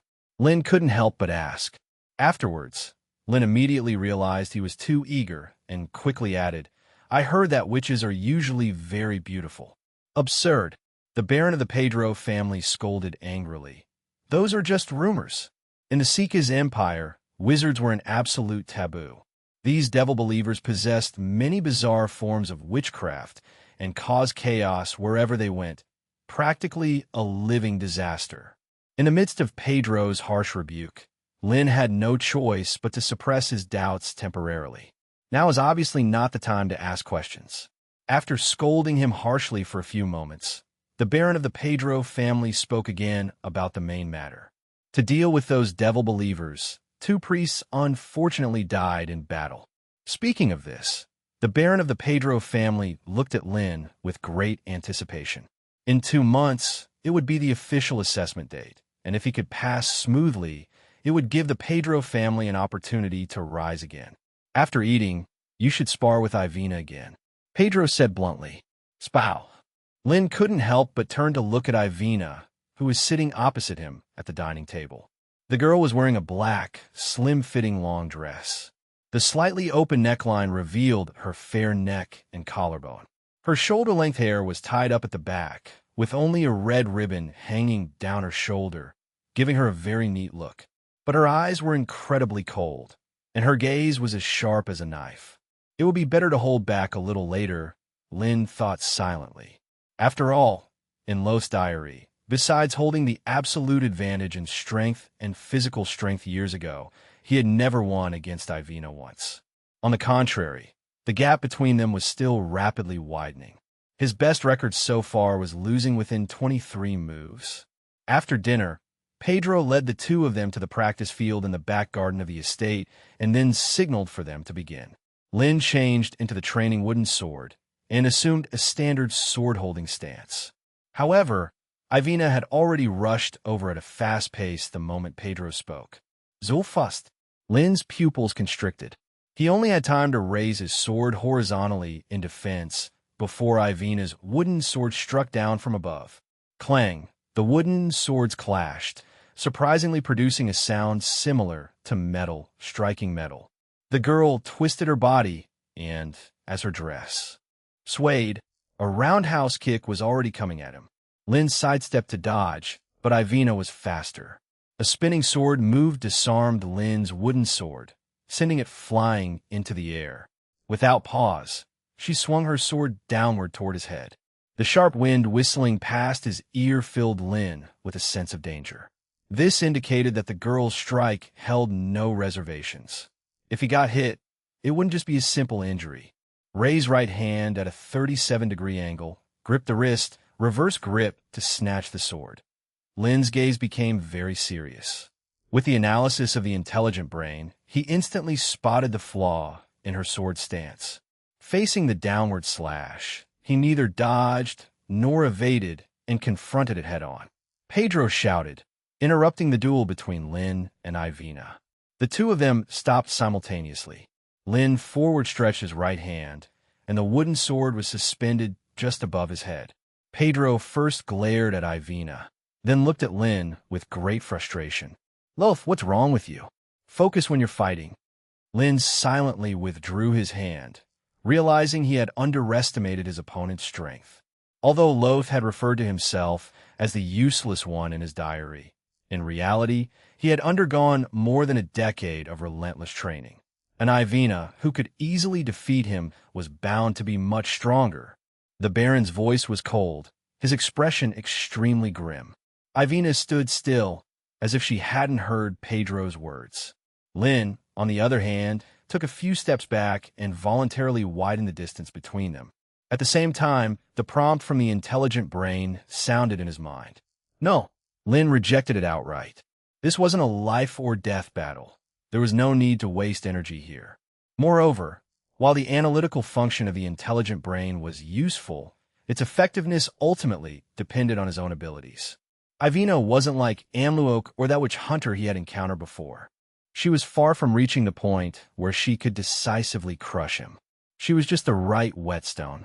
The fight quickly resumed. Relying on the foundation laid by his original self, Carl, an extensive life-and-death combat experience, Lynn successfully blocked Ivina's assault this time. Chapter 30, 27. Are you finally planning to do something to me? My brother. Chapter 30, Chapter 27. Are you finally planning to do something to me? My brother? Clang clang. In the evening, in the backyard of Pedro Manor, Lynn held a wooden sword and struggled to fend off the relentless onslaught of the young girl. Despite being mentally prepared, Ivina's ferocity still caught Lynn off guard. Each move was merciless, aiming for vital points as if it were a battle of life and death rather than just practice. After the 21st move, the brown-haired girl swung horizontally again, knocking Lynn's long sword to the ground. After several rounds, battling for nearly an hour, both Lynn and Ivina had reached their limits. Their arms and shoulders, hidden under their clothes, were bruised from the slashes, and their physical strength was almost exhausted. Lynn, who was not good at close combat, ultimately could not break Lo's record. Pedro, who was watching, did not mind much. He could see that Ivina's swordsmanship had improved slightly, so losing was normal. What pleased him even more was that Lynn finally listened to him. During the battle, he was no longer as hesitant as before and fought with more sharpness. Baron Pedro waved his hand, stopping the fight. His gloomy face finally showed a hint of a smile. Very good, my son. You finally gained some insight. This year, there were 2 additional slots for the night assessment, so the standards would certainly be lowered. Moreover, he had often donated funds to the church priests, so he should be able to pull some strings. Thinking of this, Pedro's mood improved. He then turned to Ivina and spoke. The Duke of Nord's son is indeed obsessed with swordsmanship, but if you appear too aggressive, it might cause displeasure. Pedro carefully instructed Ivina on how to use their common interest to gain the Duke's son's attention and how to protect his fragile self-esteem. Pedro was quite satisfied with his daughter. Aside from being very beautiful, she also had an exceptional talent for swordsmanship. If she could capitalize on this to marry the Duke of Nord's eldest son, the family might have a chance to revive under his leadership. Listening to Pedro's words, Ivina gritted her teeth, her delicate face full of resentment and unwillingness. However, Pedro did not notice the young girl's expression. After his guidance, he no longer lingered. Due to the chaos caused by those devil believers, many important figures who usually couldn't be seen had appeared in Harbor Town. This was a great opportunity to make a good impression. After the Baron left, Lynn looked at the brown-haired girl in front of him with a hint of pity. To have such a strong level of swordsmanship at the age of 16, Ivina must have worked very hard, probably hoping to gain her father's approval and change her fate. Unfortunately, Pedro always saw his daughter as a tool to curry favor with the powerful. Maybe after he left, Ivina's situation would improve a little. Thinking about it, Lynn put away the wooden sword and was about to comfort her, as a brother should. He remembered from the diary that Loth was still quite concerned about this sister. But before Lynn could speak, Ivina raised her head, coldly saying, when the moonlight once again illuminated the night sky, a confused Lynn was led back to his room by a servant. He couldn't figure out what the girl's last words meant, even after thinking about it all the way back.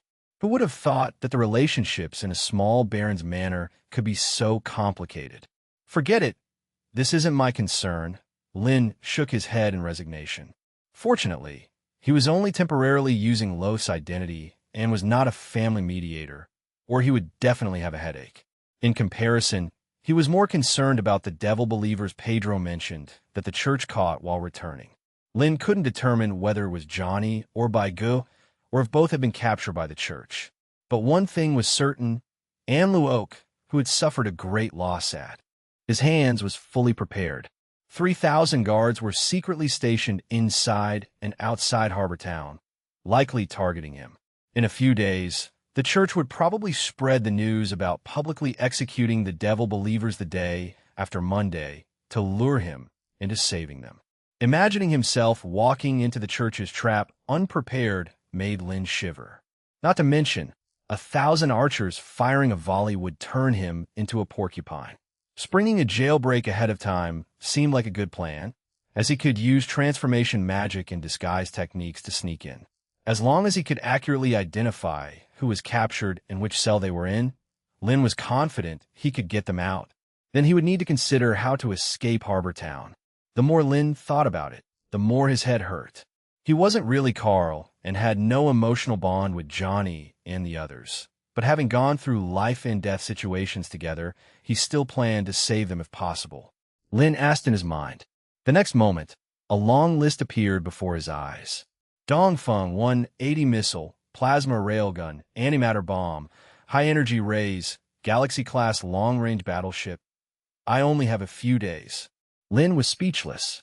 If he could produce these things, he would have overthrown the Pope and transformed this dark, alternate world into a bright medieval era long ago. Under such a request, the several-meter-long list immediately shrank to a few lines. Lin was quickly attracted by one of the pictures, reminding him of something he had seen in a Harbor Town shop. He had actually forgotten about it. After contemplating for a moment, Lin had a plan, but it was clear he couldn't do everything alone. He needed reliable allies. Laud the Lame, a familiar name resurfaced in Lin's mind. He was the easiest ally to win over in Harbor Town, with deep ties to the wizard and a low probability of betrayal. Now, the remaining problem was how to flush out this hidden old fox. Chapter 31, 28 Empty Box Trap. Chapter 31. Chapter 28 Empty Box Trap. The next day, Lin, who hadn't slept all night, got up early. He randomly found an ornate empty box, stuffed it into his pocket, and walked out the door. Outside, in the spacious training grounds, the crisp sound of clashing could be heard continuously. Lin glanced over and noticed that his sister, Ivina, had been there for quite some time. The young girl held a wooden sword, delivering swift and sharp strikes to the critical points of the target without any hesitation. Beads of sweat were trickling down from her forehead to her neck. So diligent, Lin thought to himself. Given the unpleasant experience from last night, he didn't greet her and walked straight past.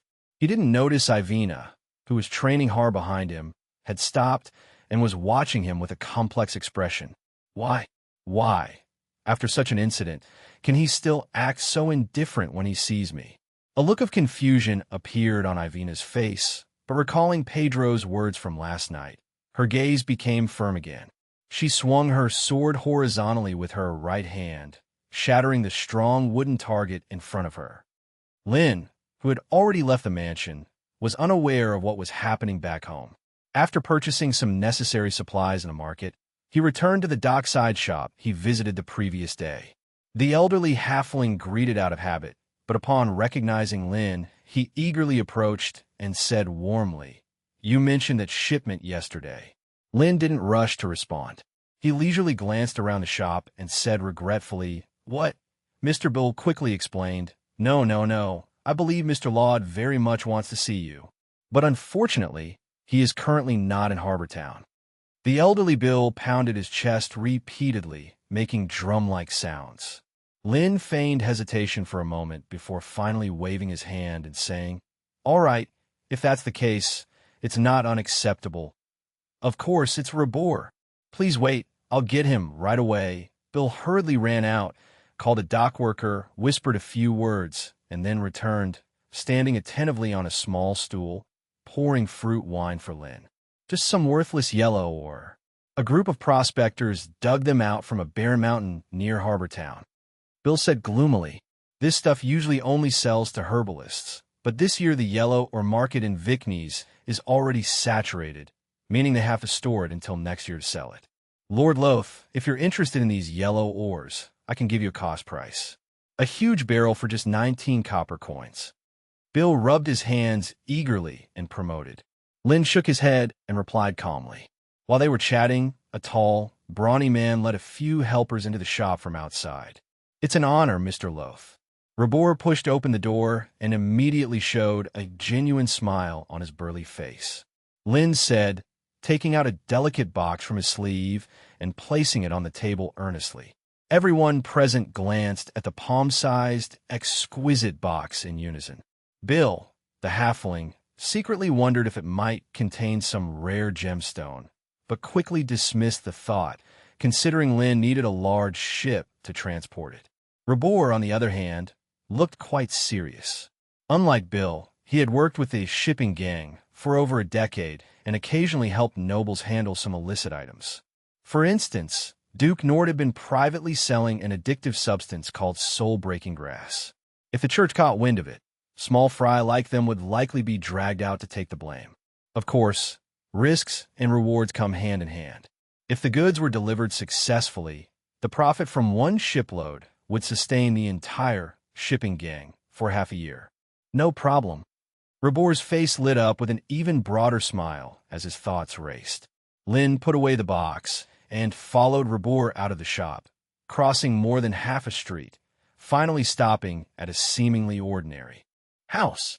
Understanding the importance of secrecy, Rabor stationed a few helpers at the door and led Lin alone to a well-hidden basement. The space was quite spacious, with only a few simple tables and chairs, but it was very clean. From the moment Lin entered, he kept observing the surroundings, which further confirmed Rabor's suspicions. Smiling, he assured Lin, "Please, have a seat, Mr. Loth. It's very safe and quiet here." Lin smiled, pushing the box towards Rabor. With a mix of anxiety and excitement, Rabor placed his hand on the box, extremely curious about what kind of contraband it contained. Soul-breaking grass? Hamstone? Surely not a statue of some evil god? It was said that the nobles on the western side of the Sika's empire had a penchant for such sinister things.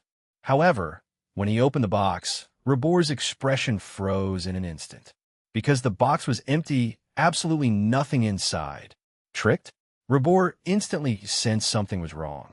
His left hand instinctively reached for the dagger at his waist, but it was already too late. The moment he opened the box, Lin went into a brief overload mode. His right hand swiftly and precisely grabbed Rabor's elbow, bending his entire arm at the exact angle. Accompanied by the dull sound of a dislocation, searing pain flooded Rabor's mind. Before he could even scream, he was grabbed by the neck and slammed heavily to the ground. Chapter 32, 29. This is simply a demon. Chapter 32, Chapter 29. This is simply a demon. The sudden attack caught Rabor completely off guard. His head was spinning from the impact, and it took him a while to react, his voice filled with anger and fear. "Mr. Loaf, what are you doing? The Fleet Gang has never provoked the Pedro family. Don't forget, the port is our home turf. I advise you to," Rabor threatened sternly, but before he finished, Lin snapped his other arm back and then threw the burly man, who curled up like a shrimp, to the ground. "I ask you answer, understand?" Lin squatted down, gazing at Rabor, and spoke directly. The tall, burly man was already in cold sweat from the pain, but he gritted his teeth and endured without making a sound, staring at Lin as if he wanted to swallow him alive. His mind was racing, but he couldn't figure out why the son of Pedro Baron was attacking him. Could it be that someone in the Fleet Gang accidentally angered the other party? Just as he was thinking, Lin's voice came over. Rabor glared, feeling insulted. Wasn't this obvious? Lin's voice was very cold. After waiting for 2 seconds, he suddenly drew the dagger from the other person's waist and stabbed towards Rabor's right hand swiftly and decisively. Rabor! The tall, burly man shouted with all his might. He didn't want to lose his precious right hand over such a stupid question. Lin's actions didn't stop. Under Rabor's terrified gaze, the dagger pierced between his clenched fingers. Rabor's back was soaked in sweat, but the anticipated pain did not come. Looking down, Rabor realized that the dagger had been inserted directly between his fingers. "You only have 1 second to answer each question," Lin said coldly, and then asked the next question. Rabor gritted his teeth, treating the man in front of him as a madman. Lin kept asking Rabor various questions, starting with those that required no brain power to answer, then gradually getting trickier from the daily trivial matters to the Fleet Gang, trade goods and routes. If Rabor hesitated for even a moment, Lin would break one of his fingers. In just a few minutes, 6 of Rabor's fingers were already broken, leaving him in a state of mental confusion from the pain. Rabor instinctively began to speak, but stopped in the next moment, shaking his head in fear. Lin sighed helplessly. He wasn't good at interrogations, and the knowledge in his mind was crammed from a late-night study session last night. But Rabor clearly didn't intend to speak nicely, so he had to use more aggressive methods.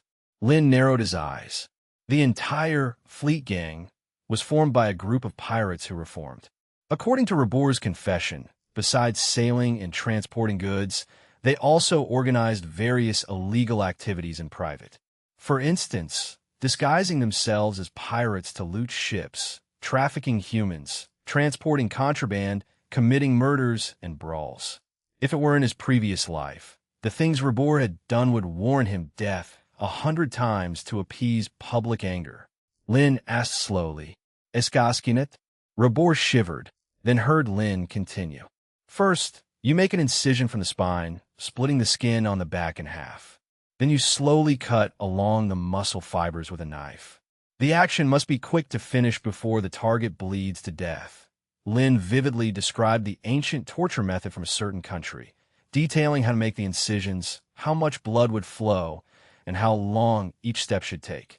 Rabor was already scared to the point of collapse, trembling as he spoke. "Is that so?" Lin sneered. "In fact, Mr. Laud never trusted anyone," Rabor explained fearfully. "I only know he left Harbor Town 3 days ago. It doesn't matter if you don't want to talk." Lin stood up and dusted off his pants. While researching interrogation techniques last night, he found many interesting, non-lethal methods. Now was the perfect time to try them out. Half an hour later, Rabor was completely collapsed on the ground, almost broken down from the dual torment of the mind and body. He answered all of Lin's questions without hesitation, even revealing that he had once embezzled an entire shipment of goods and disguised it as a shipwreck. But regarding Laud's whereabouts, Rabor knew nothing. After trying several methods of psychological torture, Lin had to admit the other might genuinely not know. According to the information provided by Rabor, Laud left 2 days ago, which coincided with the day after Amluok led people to raid Wooer Town, and the same day the Drunkard Tavern was raided by the church. Old Yerk had been missing ever since. It was likely that during that time, Limping Laud got the news and went into hiding. Only a few high-ranking members of the Fleet Gang knew he wasn't in Harbor Town. Lin looked at the collapsed Rabor and shook his head helplessly.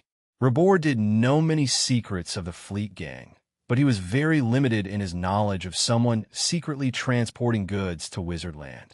He only knew that every Monday, Laud would personally oversee the shipment of several big ships, but Rabor had no idea where they were headed. Lin pondered for a long time. The other's caution and cunning were beyond his expectations. Laud was probably prepared for the betrayal or capture of high-ranking members of the Fleet Gang long ago.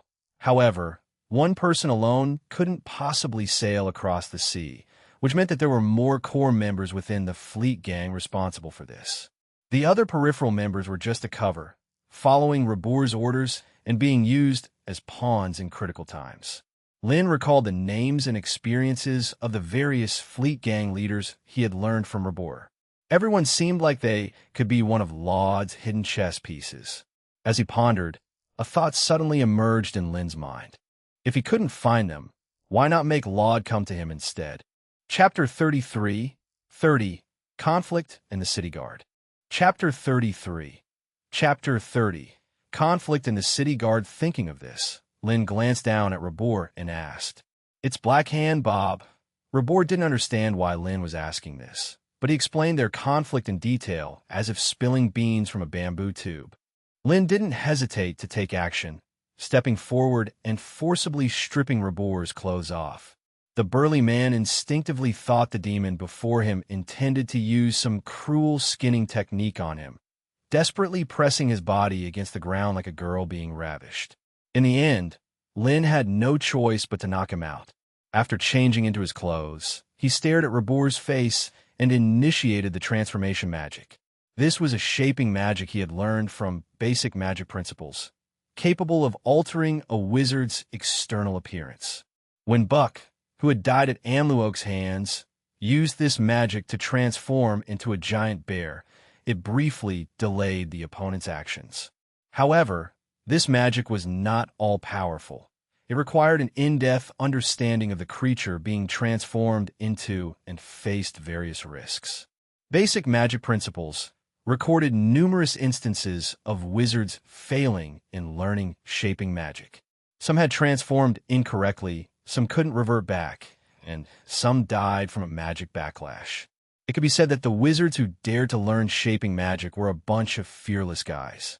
Fortunately, Lynn's biology knowledge was quite good, and the data in 071's database contained comprehensive 3D models of the human body, including skin, muscles, blood, internal organs, and even cells, greatly reducing unexpected situations. Of course, compared to disguising as Loth, whose body type, age, and hair color were very similar to his, disguising as Rabor was only about 90% accurate. It would be enough to deal with some unexpected situations. Lynn casually wiped some dirt on his face, tied up the unconscious Rabor, stuffed him into the basement's utility bag, and then walked outside. Lynn cursed as he walked out the door. Several watchful stevedores saw Lynn's angry look and cautiously asked. Lynn was extremely annoyed. It's all because of that bastard Bob. He's already contacted the Pedro family. Upon hearing this, the laborers present were filled with righteous indignation. They knew that a big ship's round trip would cost at least 50 Sika's gold coins, not to mention the expenses for the crew at sea. Such a low price was practically sending everyone out for nothing. Blackhand Bob and his laborers had always been at odds with the shipping gang, usually causing trouble in the shadows, but this time he had gone too far, stealing their business at a loss just to spite them. This was purely malicious.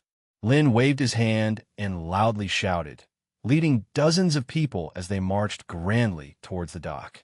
Meanwhile, on a large sailing ship, Blackhand Bob was waving a whip, scolding a few lazy laborers. Lynn didn't bother with words and punched him directly, knocking the bewildered Bob to the ground. The laborers on the ship were stunned, but Lynn's men had already charged up, immediately starting a brawl.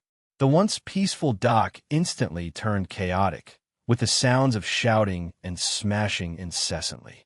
A few minutes later, a piercing shout rang out. The city guards, Lynn and the laborers stopped their actions simultaneously, as dozens of armored guards surrounded the ship.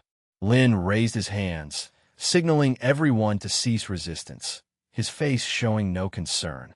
That's because the captain of Harbor Town's guard, Tyrus, was a longtime acquaintance of Rabor. The last time they embezzled ship goods, he had taken a significant cut. Tyrus strode onto the sailing ship, glanced at the scattered goods and the laborers sprawled on the ground, and then turned to Lynn, questioning him impatiently. Master Tyrus, these people barged in for no reason, smashed the goods stored here, and even attacked us. Bob, missing a tooth from the beating, shouted angrily, feeling deeply wronged and still puzzled about why he had been struck. Lynn approached with a beaming smile, subtly slipping a small pouch of coins into Tyrus's hand. Over 100 dockworkers chimed in, drowning out Bob's weak protests. If it weren't for an Imperial Earl backing Bob, making Loth wary, he would have been kicked out of the dock long ago. Tyrus, well aware of the underlying conflicts between Harbor Town's two major gangs, assessed Lynn's sincerity and quickly deemed the incident a mutual brawl. According to Sika's Empire law, those who incite trouble in groups are to be flogged 10 times. Damn, that bastard really hit hard. Half an hour later, Lynn walked out of the dock, frowning in annoyance. He had overestimated Rabor's relationship with Tyrus. When the latter struck, he held nothing back, delivering each of the 10 lashes with full force. Lynn could only hope this beating wasn't in vain. He had done everything he could. Given Loth's cautious and cunning nature, he reasoned that the hideout wouldn't be far and that Loth was constantly monitoring the events in Harbor Town. Loth's biggest concern was drawing the attention of the church. So he orchestrated this conflict to attract the city guards, keeping the intensity controlled while framing it as gang rivalry. If all went well, Loth would hear about this soon. As the public leader of this shipping gang, only a direct intervention from Loth could constrain Rabor. Thus, predicting the next move was straightforward. One of Loth's trusted henchmen might come to deliver a rebuke, but the most likely outcome was Master Rabor, Mr. Loth has urgent business and requests your presence. A few minutes later, a nondescript laborer whispered in his ear. Lin's mouth curled into a smile. Sure enough, it worked. Chapter 34, 31. I came especially to save you, Mr. Laud. Chapter 34. Chapter 31. I came especially to save you, Mr. Laud. With the boatman leading the way, Lin left the bustling dock, crossed a few streets, and stopped in front of an abandoned house in the northern part of town. Please come in, Mr. Rabor. Mr. Laud is waiting for you inside. The boatman gestured. Lin nodded, pushed the door open, and walked in, realizing that the dilapidated exterior was just a facade. Inside, the house was completely transformed. The walls were built with hefty stone blocks, smooth as mirrors. The walls were adorned with many exquisite paintings and sculptures, and the air was filled with a faint fragrance of perfume. In stark contrast to this elegant environment were the burly men standing at either side of the room, holding large axes. They glared at Lin as if they were eyeing a lamb awaiting slaughter. Laud the cripple stood in front of a long table, looking about 50 years old, with a head full of white hair, a skinny and hunched frame, and most notably, his wooden prosthetic leg. As soon as Laud saw Lin, his anger flared up, and he rebuked harshly. Rabor, are you insane?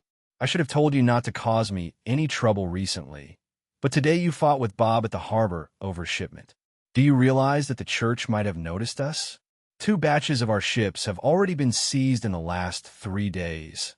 Laud cursed bitterly, but he soon realized that something was off about Rabor. Despite his reprimands, Rabor showed no fear or panic. Instead, he was steadily approaching him. Thoughts raced through Laud's mind. He instantly realized this and took a few steps back in terror, looking at the nearby guards and shouting. The men allowed into this house were loyalists chosen by Laud himself. So, at the command, the guards did not hesitate, raising their axes and chopping down at Lin. Just as the axe blades closed in, Lin silently chanted in his mind. In an instant, every position and movement in the room was transformed into data in Lin's mind. Lin easily sidestepped a guard surprise attack, snatched his axe, and kicked the man away. He then turned, swinging the axe handle to strike another guard in the stomach, sending him crashing into the ground along with the rest of the guards. Taking advantage of the moment, Laud scrambled over the long table. His wooden leg moved faster than his real one, carrying him more than 10 meters in a few steps. Laud the cripple ran incredibly fast. Such a sight made Lin pause for a moment, but he quickly reacted.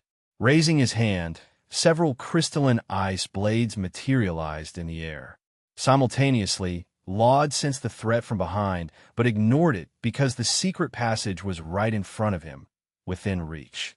However, the ice blades were faster and struck his wooden prosthetic, causing Laud to lose his balance and fall. Another, frost blade, flew and pinned his robe to the ground. Lin approached step by step, speaking coldly. He had put a lot of effort into meeting Laud, so he couldn't let him escape. But Lin soon realized that his words sounded a bit like those of a villain, so he quickly changed his tone and explained. Actually, I'm here to save you, Mr. Feeling the cold surrounding him and looking at the kind-faced Lin, Laud swallowed hard. Fine, he chose to believe. After a brief but friendly exchange, the small misunderstanding was resolved.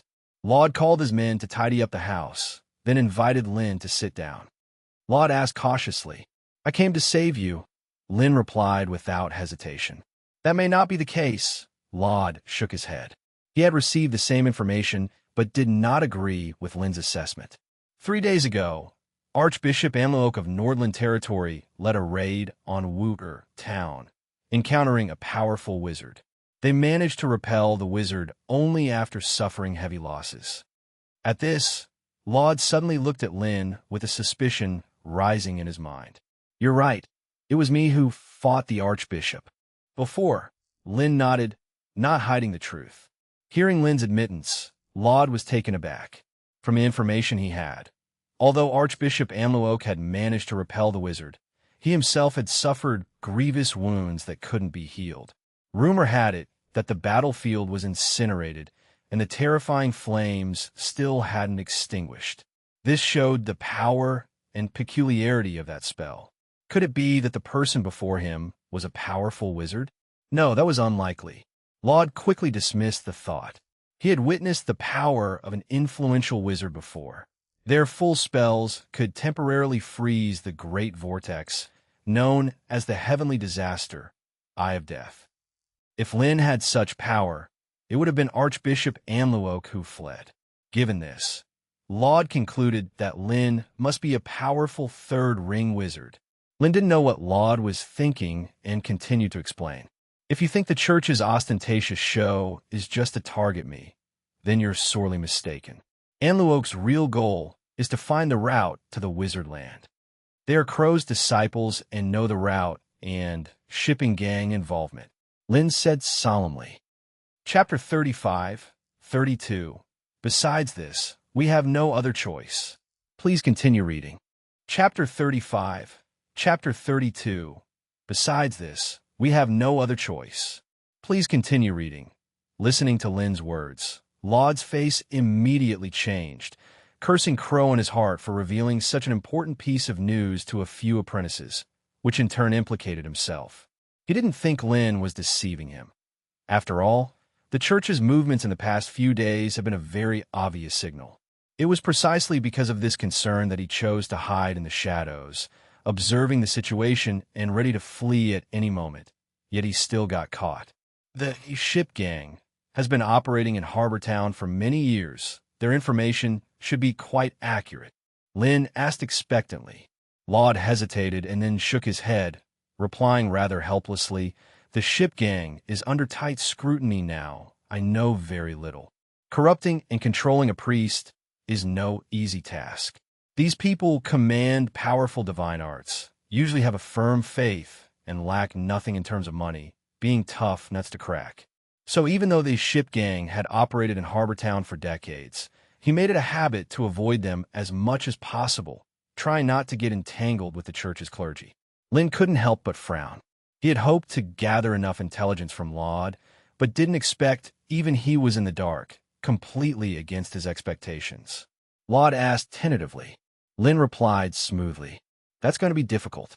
Harbor Town is swarming with guards, and they might not even be imprisoned at the port. Even if by some miracle you manage to rescue them, there's no way you'd escape Harbor Town." Laud shook his head, refuting, "Instead of taking that risk, it might be easier to eliminate them. Since the other party knew the secrets of the ship gang, it would be enough just to make them disappear.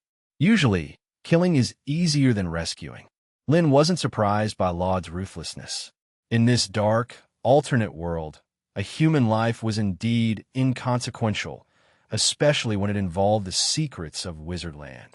But Lin didn't agree with him, scoffing as he spoke. "Mister, since Anluoke chose Harbor Town as a base, it signified that he had already found some clues.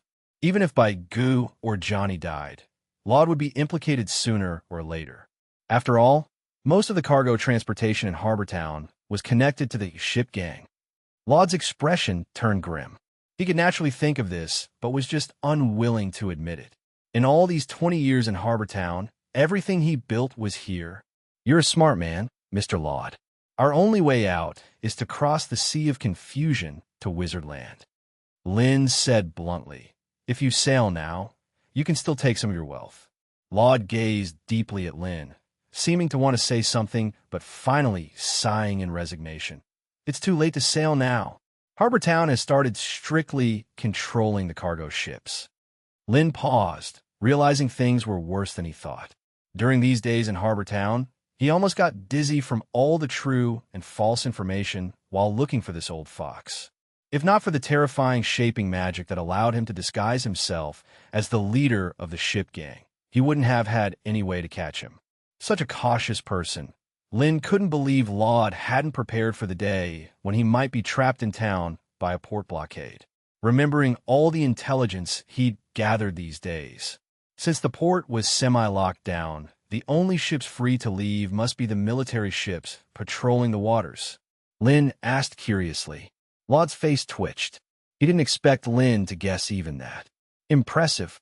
Lin was amazed by Laud's means. actually managing to secure control over a military ship. He had only been testing the waters with him. It's not as easy as you think. Though the Skydome's captain is my person, all departures and arrivals are checked. If it deviates from its route, it'll be detected quickly, Laud retorted. Out in the Mist Sea, their warship relied on long-range archery or ram attacks, but the other side had priests. A few divine arts could tear any sturdy ship apart. Also, moving large numbers of people and supplies wasn't easy. You don't need to worry about that. When we cross the sea, they will have no time to manage us, Lin confidently stated. I have a plan. If it goes well, no matter the size of the force, they won't be a threat. But I'll need the ship gang as assistance. Lin looked at Laud, waiting for his response. The ship gang had over 1,000 shipmen, and even if they were a rabble, they could form a formidable force. Don't count on them to fight the church's guards, Laud sighed. Though the ship gang had many members, most just earned a living under him. They could handle gang fights, but if faced with a regular army, half would switch sides before the fight even started. Don't worry, I just need you to do some small tasks. Lin pulled out a parchment from his sleeve, pushing it towards Laud. Can you gather these items? Chapter 36, 33. Have you ever seen the shape of fireworks blooming? Chapter 36, Chapter 33. Have you ever seen the shape of fireworks blooming? Laud curiously took the parchment and glanced at it, his face showing a surprised expression. It wasn't that the items Lin wanted were particularly precious. Quite the opposite. The parchment listed some very easy-to-collect ingredients, even trash that could hardly be sold. Laud asked, very puzzled. Lin did not answer directly, but suddenly asked, Have you ever seen fireworks, mister? Laud was stunned for a moment and shook his head in confusion. Something that can send the entire city guard up to the sky. Lin said with a smile. Laud's expression froze, filled with disbelief. The harbor town originally had an 800-man guard, and later, Bishop Amluoak transferred 3,000 elite soldiers from the Nordland territory. He couldn't imagine what kind of power could destroy such a large army in a short time. Could it be materials needed to set up some powerful alchemy array? Laud immediately thought of this possibility. He had heard from Crow that some wizards proficient in alchemy could amplify certain magical powers exponentially through arrays. If that were the case, they weren't without a chance of victory. Thinking of this, Laud stopped his in-depth questioning because, for wizards, the secrets of magic were usually not disclosed. Laud pondered for a while without replying. The map and patrol routes were easy to obtain, but figuring out the details of those priests wasn't an easy task. Lin reminded him. All right, Laud gritted his teeth. The port was already blockaded by the church, so creating enough chaos was necessary to escape successfully, and the rescue would be a part of it. Lin no longer kept him guessing and roughly explained the whole plan. The part that the boat gang was responsible for was the most detailed. After listening to Lin's explanation, Laud couldn't help but break out in a cold sweat. But to his relief, the riskiest part of the rescue operation was to be performed by Lin himself. The boat gang only needed to assist. Most importantly, from start to finish, Laud himself wouldn't have to get personally involved, which meant that in most cases, he would be in a safe zone. Lin relaxedly extended his hand, and Laud followed suit, their palms quickly clasped tightly together. A slight stinging sensation suddenly surged up, and Laud instinctively withdrew his hand. Looking down, he saw a flame-like mark on the back of his hand. Laud clutched the back of his hand, his voice fierce. Lin calmly retracted his hand, smiling as he spoke. I heard from Rabor that you never trust anyone around you. Lin looked as though he had met a kindred spirit. Laud's face darkened, and he mentally flayed the skin off Rabor, that bastard. This flame mark reminded him of the horrific scene outside Wooter Town. An informant he had sent was sentenced to death just for being too close and accidentally catching a tiny flame. Even jumping into the river couldn't save him from the Hellfire's devouring fate. By the way, I left Rabor in a side room within the port. This is an internal matter of the boat gang, and I won't interfere, Lin said casually as he stood up and made a farewell gesture. After Lynn left, Laud's suppressed emotions finally erupted. In a fit of rage, he swept all the valuable vases and utensils on the table to the ground. The guards outside rushed in upon hearing the commotion, but stood bewildered, watching their leader raging inside. After several minutes of venting, Laud sat back down, gasping, and looked at the few guards in front of him. Crippled Laud said through gritted teeth. When Lin walked out of the dilapidated house, the midday sun was already high in the sky. Successfully persuading crippled Laud and securing the cooperation of the entire boat gang, Lin silently breathed a sigh of relief. At least now he didn't have to go at it alone, and the chances of rescuing by Gu and Johnny were now 70 to 80%. As for the magic mark left on Laud's hand, it was actually a ruse and had no real effect. But Lin knew that the previous battle outside Wuer Town had already demonstrated some of his power, which served as a deterrent.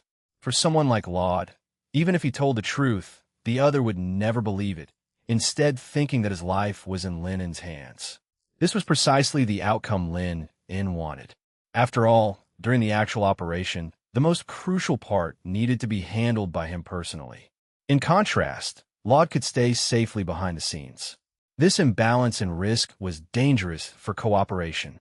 So, some balancing measures were naturally necessary. Over the next 2 days, the news that the Judgment Court would publicly execute the Devil's followers on Monday spread throughout the entire harbor town, and almost everyone was talking about it. Lin further confirmed his previous judgment. Usually, besides practicing swordsmanship with Ivina, he spent the rest of his time processing the delivered ingredients. In 72 hours, he released thousands of initial material decompilation skills, nearly exhausting himself.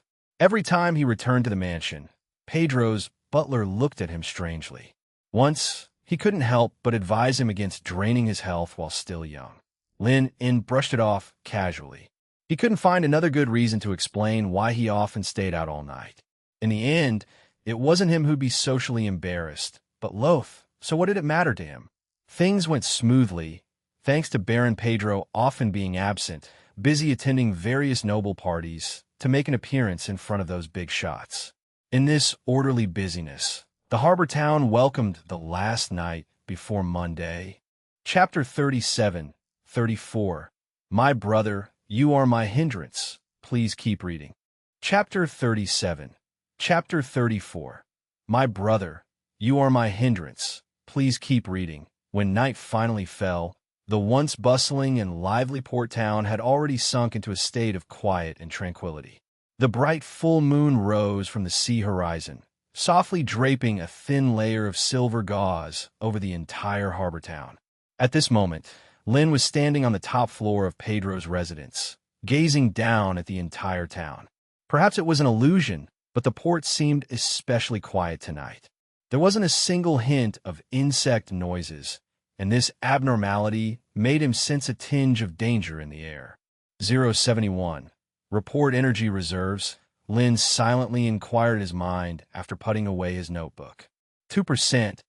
Unfortunately, still a bit short, Lin thought to himself silently.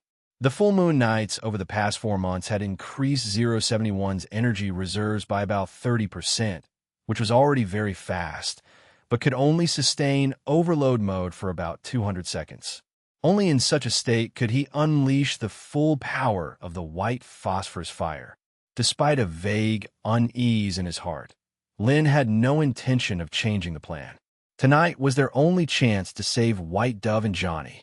After all, the only passage to the Wizard Land opened on Moon Monday, and tomorrow would be the public execution day. Lin took out Loth's notebook from his pocket and placed it on the corner of the table. After today, whether he succeeded or failed, he would no longer be able to stay in the harbor town, and Loth's identity would naturally be irrelevant to him. This notebook would be left as Loth's final testament to Baron Pedro and Ivina. Though he didn't expect it to change anything, it was all he could do. After packing up, Lin walked out of the room alone, his mind recalling the intelligence gathered by the ship gang. Adrian, newly appointed priest of the harbor town, right-hand man to Bishop Anloak, born of noble blood and champion of the last Nordland Territory Night assessment, possessing commendable swordsmanship. Most importantly, his routine was extremely regular. Every night at this time, he would definitely go out to an unknown destination, suspected of attending some noble's dinner party. As for the rescue plan, Lin had thought of several methods, the smoothest of which was to capture and replace Adrian directly. This would not only allow him to ask directly about the captives and their locations, but Adrian's identity as the bishop's right-hand man would also be extremely useful. When the full moon hung high in the sky, the ship gang would stir up a ruckus at the docks, driving away unrelated personnel and setting fires everywhere using the white phosphorus powder he had prepared in advance. Once this unstoppable hellfire spread, it wouldn't be something a few hundred garrison troops could handle, and it was also his signature magic. At that time, whether Amluoke acted to extinguish the fire or capture Lin, he would most likely take action himself and even deploy his elite guards hidden in the shadows. Moreover, the large amounts of goods piled up at the dock had been quietly replaced by the ship gang with special black gunpowder. Once ignited, the warships docked at the pier and the supporting guards would be blown to the skies in an instant. If Amluoke could be blown up as well, all the better. Even if not, it would be quite some time before the archbishop could return. Meanwhile, Lin could assume Adrian's identity to enter the place where Johnny and the others were held. Using the chaos in the harbor town as an excuse, he could falsely transmit the archbishop's order to transfer the prisoners to a safer location. Once outside, he would be met by Laud's trusted subordinates. Of course, this was all under the assumption that everything went smoothly. Countless unforeseen circumstances might occur in the process. For example, if he were discovered while disguised as Adrian to enter the detention site, or if the guards refused to follow his orders, he would have to rely on his own strength to resolve it. The worst-case scenario would be if Amluoke chose to remain still, allowing the hellfire to spread rapidly at the docks. Then Lin would have no choice but to put out the fire himself to prevent involving large numbers of ordinary residents. If left unchecked, the entire harbor town would turn into a sea of flames. Lin continuously simulated possible scenarios in his mind. A harsh creak sound approached from the distant corridor, gradually drawing nearer.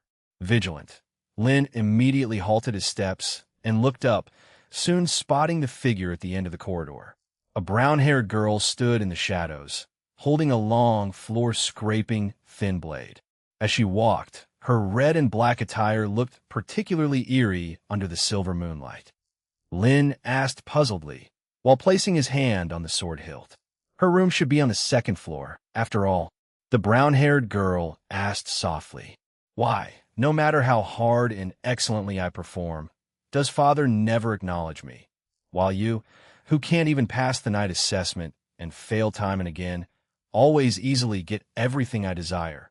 Ivina lowered her head, her words carrying an unquenchable anger. She gritted her teeth, seemingly using all her strength to contain her rage. However, she quickly regained her composure, her voice turning cold.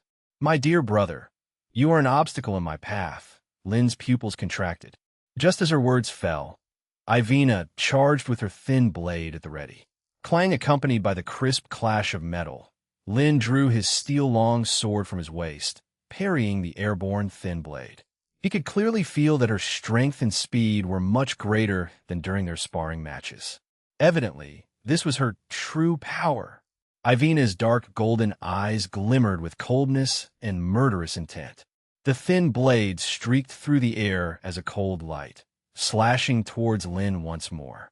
"You're always so indifferent." With each sentence Ivina uttered, the speed of her blade grew even faster, her complex emotions fixated on her brother. Chapter 38, 35, Too Small, Ivina. Chapter 38, Chapter 35, Too Small, Ivina. Lin twisted his wrist to fend off Ivina's aggressive strikes, still giving no answer to her questions. He was already dizzy from the complex relationship between these siblings, something Los diary had never mentioned. Sounds of clashing swords rang out continuously in the silent manor. Normally, this would have drawn the attention of the butler and servants, but now there was no one in sight. This was also why Lynn hadn't hurriedly used overload mode or resorted to magic. Strange, isn't it? My brother, our father is not in the manor tonight. I sent all the servants away. They will only know that the demon believer the church is hunting broke into the manor tonight. Ivina seemed almost insane, her sword flashing like the wind as it struck Lynn's blade, as if trying to vent all her accumulated anger and resentment. Lynn's expression was peculiar because the demon believer wanted by the church was, in fact, himself. Boom! Just as they clashed again, a sudden explosion echoed from afar. Through the third-floor window, a faint glow of fire could be seen emerging from the western part of the harbor town. How could it be so soon? Lynn's expression changed instantly. It was clearly not the time for this action. Could it be that the people from the crew couldn't hold back and acted first? Taking advantage of Lynn's distraction, Ivina executed a spinning slash, knocking the long sword from his hand. It flew through the air, embedding itself straight into the wall. Without hesitation, the brown-haired girl raised her sword and slashed down again. Ivina muttered to herself, her golden eyes fixed on Lynn, but there was no trace of fear on his face. Why? Why wasn't he afraid of death? The brown-haired girl's face showed a hint of hesitation and confusion. No matter how vile her attitude had been over the years, this man had only ever looked at her with a particularly poignant gaze of pity. But she never needed charity. What she wanted, she would take for herself. A myriad of thoughts flashed through the girl's mind, while on the other side, Lynn, sensing the threat, had already extended his arm. In that moment, it seemed as if the first battle was being reenacted, but this time no one stopped them. With a swift sound, the slender blade was already above Lynn's head. However, Lynn moved faster, his outstretched right hand reaching first to seize Ivina's sword-wielding wrist from a strange angle. With a powerful twist, a light sound of bones dislocating echoed in the silent corridor. Outside, the bright moonlight and the rising flames intertwined, creating a devilish tableau. Seizing the moment, Lynn raised his leg and kicked Ivina hard in the abdomen. Bang! With a dull thud, the girl's body lurched backward and crashed heavily against the wall. How could this be? Ivina struggled to stand again, a trickle of blood seeping from the corner of her mouth. She completely ignored the pain from her wrist and abdomen, looking at Lynn in disbelief. She had used all her strength, yet she was so easily knocked to the ground. Ivina couldn't accept this reality. She grasped her sword with her still functional left hand and charged again. I'm sorry. My time is limited. Ivina. Lynn dodged Ivina's horizontal slash, swiftly grabbing her slender blade and elbowing her to the ground again, finally slashing toward her pale neck. Ivina's pupils narrowed. She could only watch as the silver sword got closer and closer, her mind going blank. Am I about to die? The girl closed her eyes slowly, reflecting on her fate of having to curry favor with the Duke's son despite all her efforts. She found it particularly laughable. Perhaps this release would end her suffering? Ding! The light sound of the sword tip touching the floor reached her ears, and Ivina opened her eyes in confusion. She saw Lynn bringing out a leather rope from behind, binding her hands and feet. Ivina stared in a daze at her familiar, yet unfamiliar brother, questioning in bewilderment. No need for that, Lynn explained casually, dragging the rope meant for Adrian and tossing Ivina into his room. He was not truly loath. He couldn't manage such a complex sibling relationship. But since Loth chose to end it in such a manner, Lynn wasn't going to interfere. He understood where Ivina's resentment came from, knowing she struggled against a predetermined fate, destined to be a sacrificial pawn for the revival of the Pedro family from birth. However, she had clearly targeted the wrong source of her hatred. What truly caused their suffering was the obstinacy of Baron Pedro and the foolish feudal system of the Sika's empire. Since she had cleverly sent away all the manor's butlers and servants, she could stay and reflect on her actions here. After tonight, everything concerning the Pedro family would no longer relate to him. Lynn turned to leave, but Ivina's voice rang out again from behind. Why? With such power, can't you pass the night's trial or even spar with me? Ivina questioned, maintaining her last shred of dignity and a sense of shame and anger. So small, Ivina. Lynn turned his head and looked at the woeful girl on the ground, lamenting. Beyond Harbor Town is the Nordland territory. Beyond Nordland is the Seeka's empire, and beyond the empire lies a vast world, Lynn murmured softly. This world held magic and divine arts and uncountable secrets waiting to be discovered. Not waiting for Ivina's response, Lynn shook his head. To most residents of this world, a town, a village, a family was everything. This matter didn't concern him. Not understanding, Ivina gazed at Lynn's departing figure with complex emotions until the door shut tightly. She remained silent for a while, then suddenly lowered her head, biting into the leather rope binding her hands, and tearing it with all her might. But the special material used to make the rope was incredibly tenacious. Her teeth alone were useless. As she struggled, her legs hit the table leg. The black book on the table fell to the floor and rolled beside her. The brown-haired girl paused, recognizing the messy handwriting as her brother Loaf's. Perhaps everything would be better without me. P.S. As usual, please recommend, collect, vote, and read. Thank you all for your support these days. Chapter 39, 36. The Battle of the Harbor Town, seeking continued reading. Chapter 39, Chapter 36. The Battle of the Harbor Town, seeking continued reading. At midnight in Harbor Town, the originally sleeping crowd was awakened by sharp firelight and waves of noisy crows. Having experienced over a decade of peace, the residents of Harbor Town, suddenly attacked, immediately fell into chaos. The streets were in disarray, with screams and cries echoing in every corner of the town. At this moment, Lynn was standing on the roof of a house, his eyes like an eagle's, gazing toward the direction of the fire. This was the one-ring magic, Tick's farsight technique. It allowed a wizard to possess the precise farsight ability of a griffin for a short time.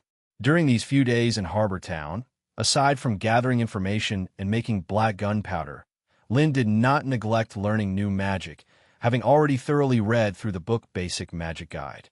Lynn murmured to himself, gazing at the flocks of gray crows and the moving figures in the firelight. Could they have escaped first? Wait. Lynn quickly noticed something was wrong. The state of the two witches didn't look like they had been tortured. Perhaps they hadn't escaped, but were preparing to enter Harbor Town prison to rescue someone. Lynn instantly thought of this possibility, his brow furrowing. Before tonight's action, he had considered dozens of unexpected situations, even predicting that the church would set a trap for him in Harbor Town tonight. But he hadn't expected Anluoke to conduct such a high-profile campaign without capturing anyone.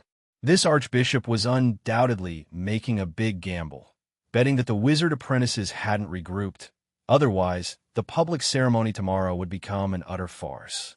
One must know that there are true gods in this world. If the church dared to use random prisoners as fake witches at such a public witch-hunting ceremony, it would be blasphemous. Obviously, the archbishop had bet correctly. He hadn't fallen for the trap, but Johnny and Baigu had stumbled into it in his place. However, since the two witches hadn't been caught, who was the one that leaked the information about the gang? Anluoke's personal visit to Harbor Town, the lockdown, and various measures against the gang couldn't be faked. This was also one of the reasons he believed the two might have been captured. As he pondered, the cawing of the crows over Harbor Town grew weaker, indicating that Johnny and Baigu were nearly at their limit. Lynn didn't act hastily, as only a few hundred guards surrounded the two witches.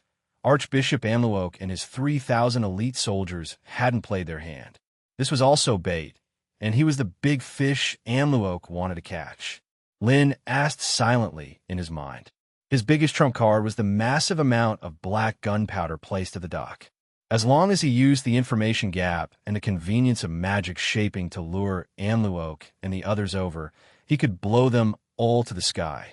But now it seemed that this goal might be hard to achieve. Estimated success rate is below the safety threshold. According to the target's previous statement, Extraterrestrials should not be included in the protection list. Replied 071. Lin was silent for a while, then asked again. Lin muttered in his mind, looking at the distant firelight. Meanwhile, in Harbor Town's church, Archbishop Anloak was gazing absent-mindedly at the chaos in Harbor Town. The faint screams and wails made the priests present turn pale, but Anloak seemed unaffected, turning to Adrian and asking. Reporting to the Archbishop, York's brain has been set with some kind of powerful spiritual magic. I've tried several methods and couldn't break through the barrier, Adrian explained with great shame. A few days ago, just as the Archbishop led the elite guard to hunt down those demon worshippers, Adrian led a team to raid Wooer Town. Based on the information obtained from Will, they went to the Drunkard Tavern and captured old York, who hadn't escaped in time.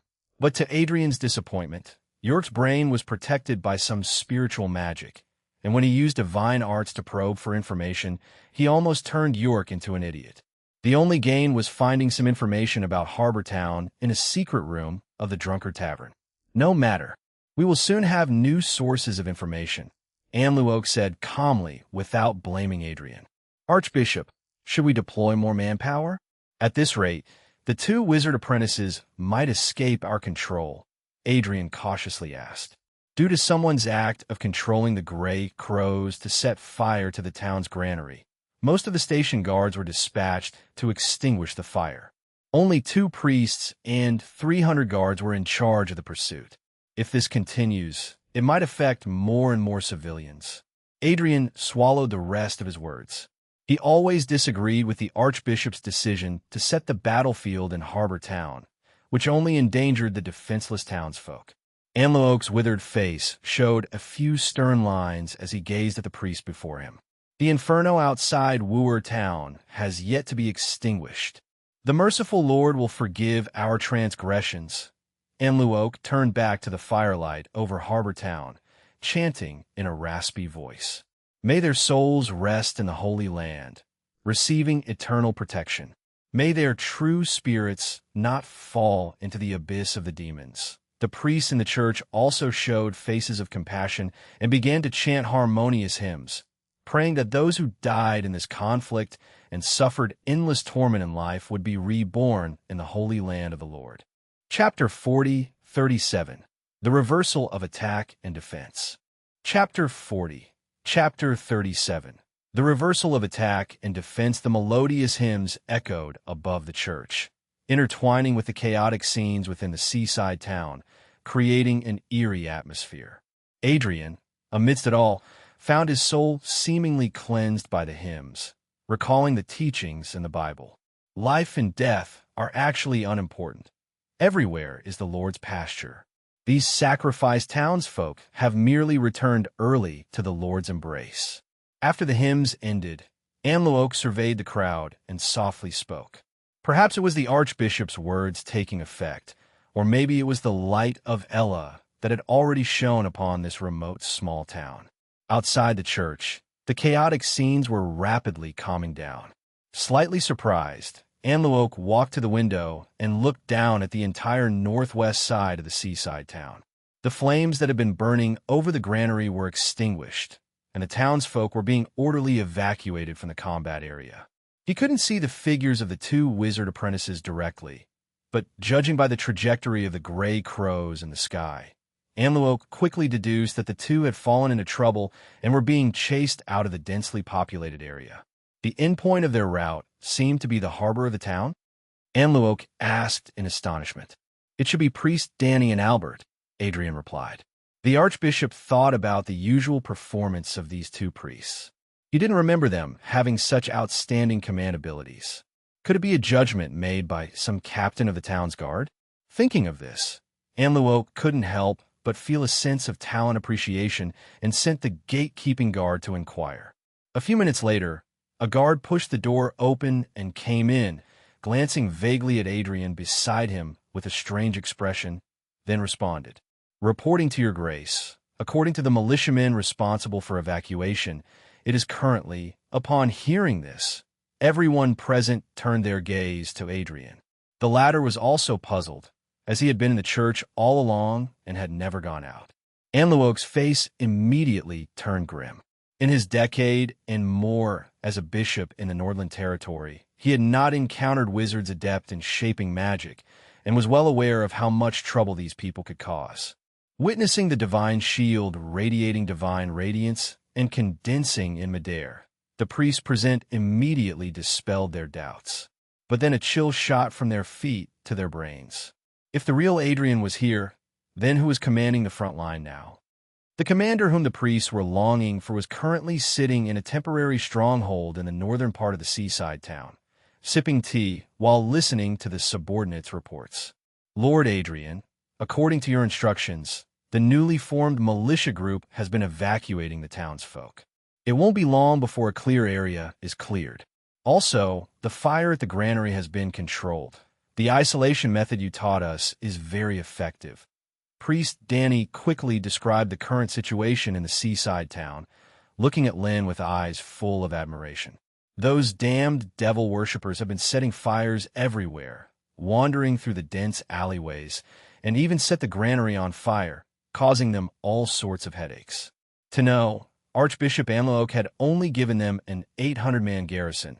These people had to capture 2 witches, evacuate the townsfolk, and extinguish the fires. It was a severe shortage of manpower. Several requests for deploying elite guards were rejected by Amluok, leaving Danny with no choice but to continuously draw personnel originally meant for firefighting and rescuing to chase those devil followers, lest they escape. However, this chaotic situation immediately turned around after Adrian arrived. First, he commanded them to use divine arts to comfort a batch of fleeing townsfolk, forcibly drawing out strong men among them, then dispersing a small squad of regular troops to form temporary militia units with them, instantly multiplying the available manpower several times over. These untrained militiamen would likely crumble in battle, but for firefighting and rescue work, they were barely suitable. The isolation method and the sand extinguishing techniques the other had spoken of were also very effective. Thinking of this, Priest Danny felt a bit ashamed. Previously, he had complained that Archbishop Amluok had given him too few people, completely inadequate for dealing with a complex situation. Now, however, he no longer thought so, because with the same resources, Adrian easily quelled the chaos. It can only be said that Adrian lived up to being the Archbishop's right hand. Sitting in the chair, Lynn listened to the priest's words with a smile and spoke appreciatively. "You did well, Priest Danny." "Thank you, Lord Adrian." Priest Danny responded excitedly. Lynn waved his hand, skipping over the topic, and turned to ask, "All right, enough of that." Danny nodded. According to Lord Adrian's plan, they were now to force the 2 witches to the open space at the harbor. The church had ambushed 1,000 crossbowmen there, and a volley would turn the witches into hedgehogs. This would minimize casualties. Given Lord Adrian's previous excellent command, Danny had no doubt about this plan. Albert? What happened to him? Danny paused, but before he could figure it out, a dazzling silver light slashed across his neck. Bright red blood spurted from the wound, and the young priest covered his open neck, his face full of disbelief, then fell heavily to the ground. Lynn looked helplessly at the corpse before him, shook his head, and picked up a piece of cloth from the table to wipe the blood off his dagger. Thus, the 2 lackeys sent by Amluok to fish him out had been resolved, but Lynn's face didn't show much joy. After all, his opponent wasn't a fool. Using Adrian's identity to give orders would quickly alert Amluok, making him realize Lynn had the ability to disguise as someone else. Fortunately, this was precisely Lynn's goal. Because ordinary priests couldn't break this kind of magic, Amluok would have no choice but to step in personally. Though he had taken a roundabout path, Lynn ultimately used the enemy's own forces to draw out the Archbishop and shift the battlefield back to the harbor of the seaside town. Chapter 41. 38 this time. I'm afraid I'll have to apologize to you. Please follow. Chapter 41. Chapter 38 this time. I'm afraid I'll have to apologize to you.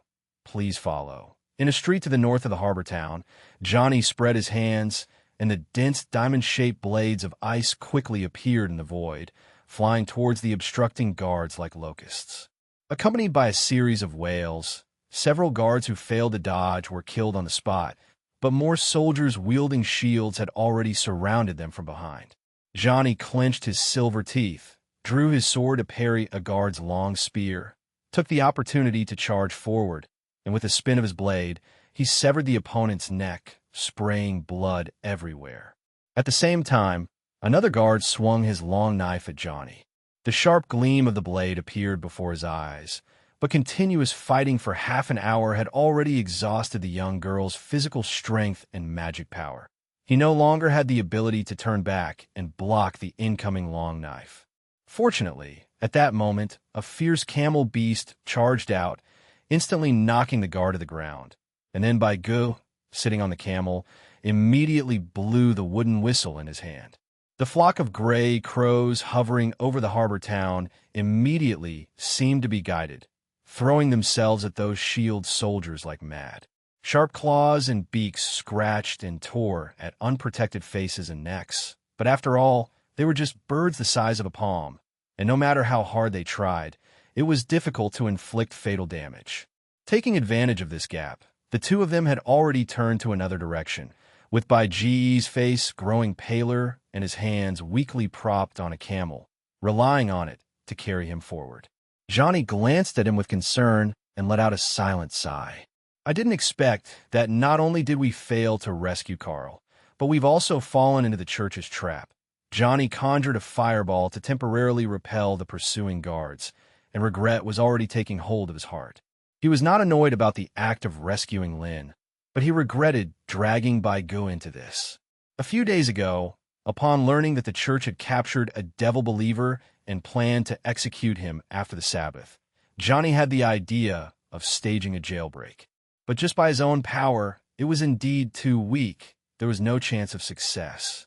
Baiji's spiritual magic was very useful in this situation, as it could control creatures to scout for information, create chaos, or distract the enemy. With this in mind, Johnny had planned the entire rescue operation, first having Baigu send gray crows with kindling to set fire to critical places like the granary to attract the attention of the guards and create chaos, and then break into the prison to rescue the person.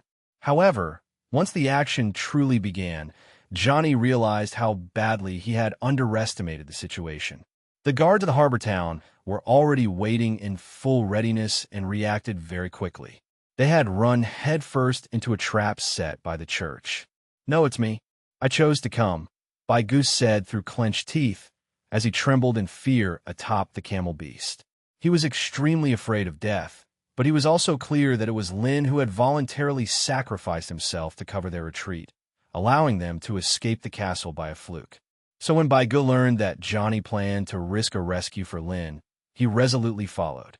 The two young witches looked at each other, seeing the determination in each other's eyes. Johnny's grip on the sword tightened again, and he encouraged. Baigu nodded, tears swirling in her eyes, but still she brought the wooden flute to her lips and blew into it once more. The originally overwhelming flock of gray crows that had covered the sky had dwindled to around 100 after several rounds of assault, barely enough to fulfill the task of scouting for information. They could no longer even distract the enemy. Almost all the pressure of face-to-face combat had fallen upon Johnny's shoulders. As if her prayers had been heard, the number of guards encircling them was gradually decreasing, and their aggression had noticeably lessened. No one was trying to charge at them in a do-or-die manner anymore. However, Johnny's expression grew heavier and heavier. According to Baiji's scouting information, they were surrounded by soldiers with only one path left open.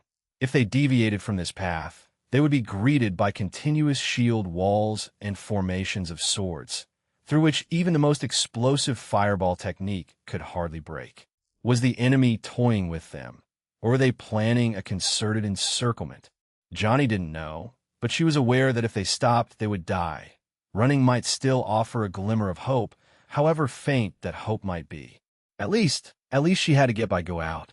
Johnny paused for a moment, then turned her head to see a dazzling white light rushing towards them at high speed. Johnny only had time to raise her right hand to create a crystal wall of ice in front of her, but the horrifying white light was already upon her. The hastily cast first circle protective magic spell proved particularly fragile against the formidable power of the divine arts, bursting apart in just a second or two. The immense force of the impact immediately sent Johnny and Baigu, who was seated on the camel creature, flying. Johnny hit the ground hard, pain shooting through her heart, a trickle of fresh blood flowing from the corner of her mouth. But she didn't have time to care about the pain in her body. She clumsily clambered up from the ground, positioning herself in front of Baigu, her eyes fixed intently on the direction for which the white light had come. A series of steady footsteps approached from afar, and amid the scattered ice crystals and dust, the figure of an old man dressed in a gold-embroidered robe, flanked by a group of priests, appeared before them. Merely standing there, he exuded an indescribable sense of oppression. Johnny's pupils shrank. Although the person's appearance had greatly changed and the age didn't match, she recognized him instantly from his status, attire, and by G's indication. The man before them was the Archbishop, Anluok. Visions of the chase in Wu'er town were still vivid in her mind. Their adversaries' strength and terror were indescribable, utterly beyond the capability of a few wizard apprentices to confront. What plunged Johnny deeper into despair was the appearance of several figures on their left. The one in the lead was a young man with a solemn face, who from his attire seemed to be a priest from some church.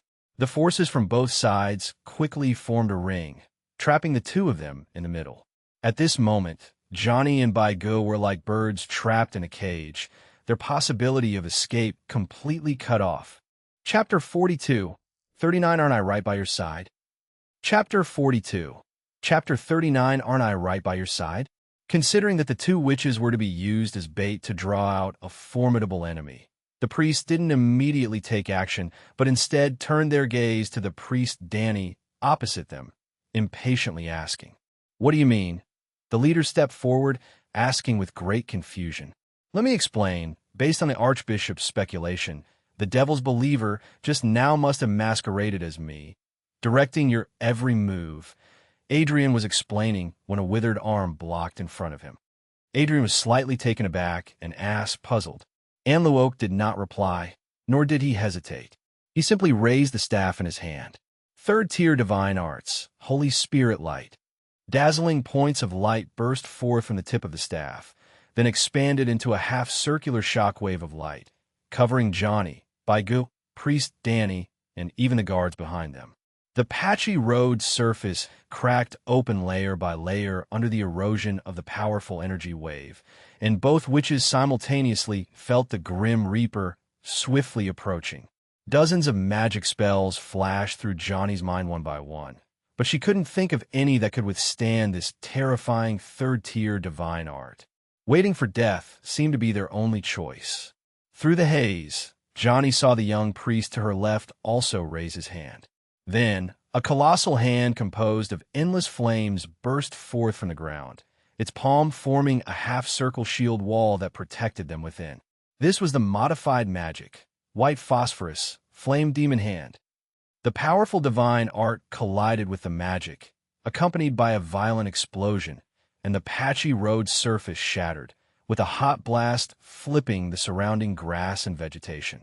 Countless bits of dust and debris flew into the air, and the burning hellfire formed a solid wall of fire, forcibly separating the two witches from Anluok and the others. Before Johnny could recover from the sudden turn of events, the young priest had already slit the throats of several guards beside him, grabbed their arms, blasted through the alley wall, and sped off with them in his grip. Johnny was instinctively running alongside Lynn, her mind swimming with confusion. Why would a church priest know witchcraft, and why would he save them? Suddenly, Johnny thought of the words spoken by those priests earlier. Could it be shaping magic? Lynn's features quickly changed back to normal as he spoke teasingly. Bai Ji's face immediately showed a mixture of 3 parts joy and 7 parts amazement, looking somewhat dumbfounded. It just so happens that, before tonight, I also thought you were suffering the church's torture. Lynn lamented with a helpless shrug, realizing they might have all underestimated the strength their companion possessed. Johnny had now caught on. The power of Lin's flame demon hand from before could only be described as terrifying. And indeed, he had the ability to survive on his own amidst Amluok's relentless pursuit.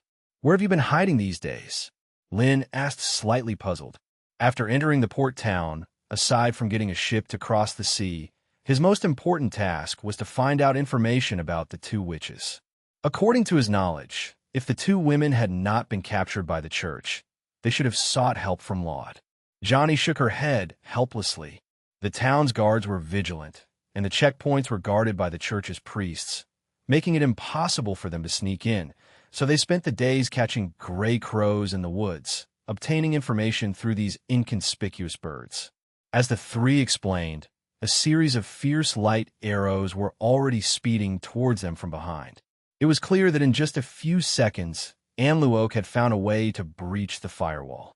Lin turned his head and glanced back. With the overloading modes enhancement, the trajectory of each light arrow was converted into data in his mind.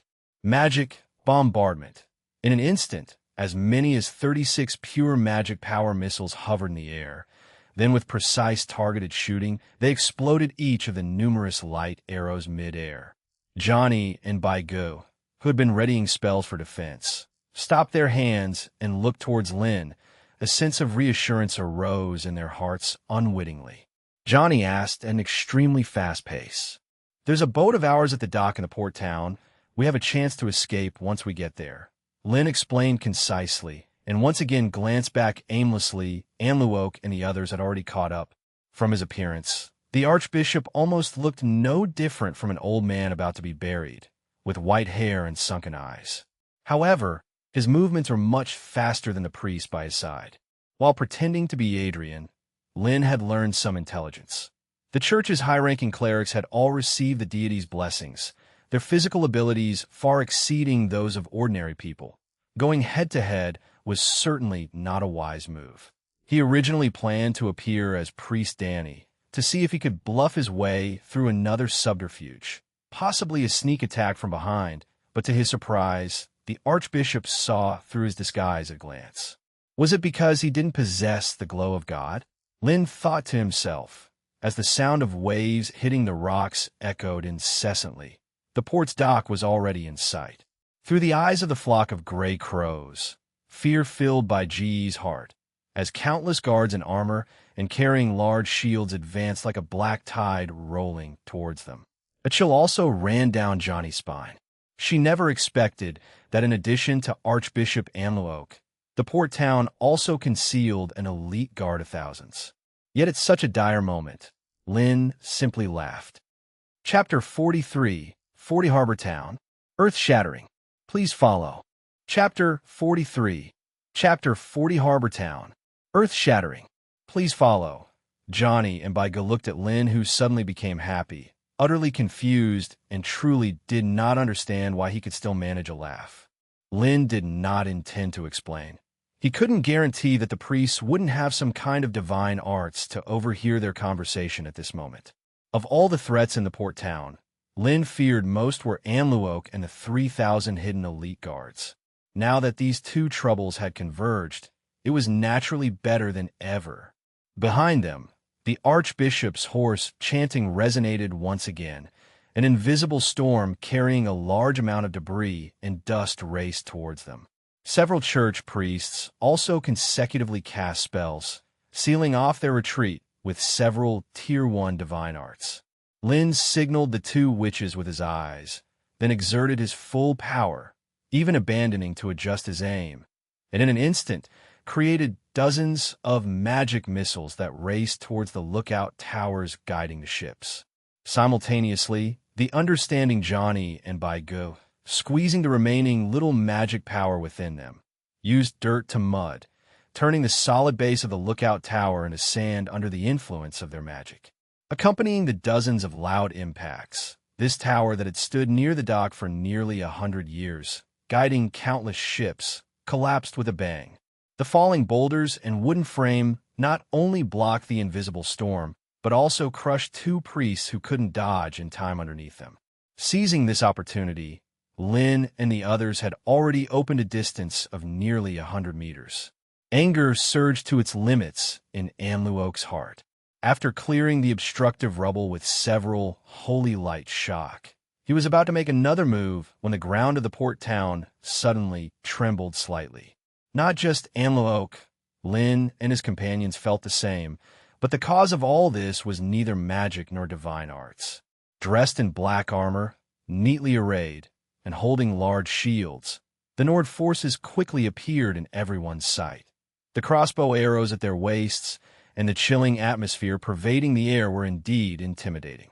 Compared to the delighted faced church priests, the bodies of the two witches trembled involuntarily. With such numbers, how could they fight? It's known that these fully armored elite troops weren't common throughout the Empire. Evidently, the Duke of Nord had staked his all to capture these wizards. Ahead, thousands of soldiers had already raised their crossbows. A dense volley of arrows, with a sharp whistling sound, flew out like a sudden storm, leaving barely any gaps.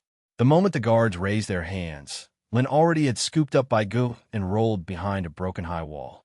The fierce volley of arrows struck the earthen wall, exploding and scattering large amounts of mud and debris. Johnny asked urgently. Lin did not respond. He cupped his hands, and a huge fireball condensed in his palm. Then he hurled it into the air without any consideration. From hundreds of meters away, it looked as if a firework had risen above the port town. Amluok almost instantly thought of the terrifying witchcraft that Lin had once used to wipe out dozens of elite guards and shouted without hesitation.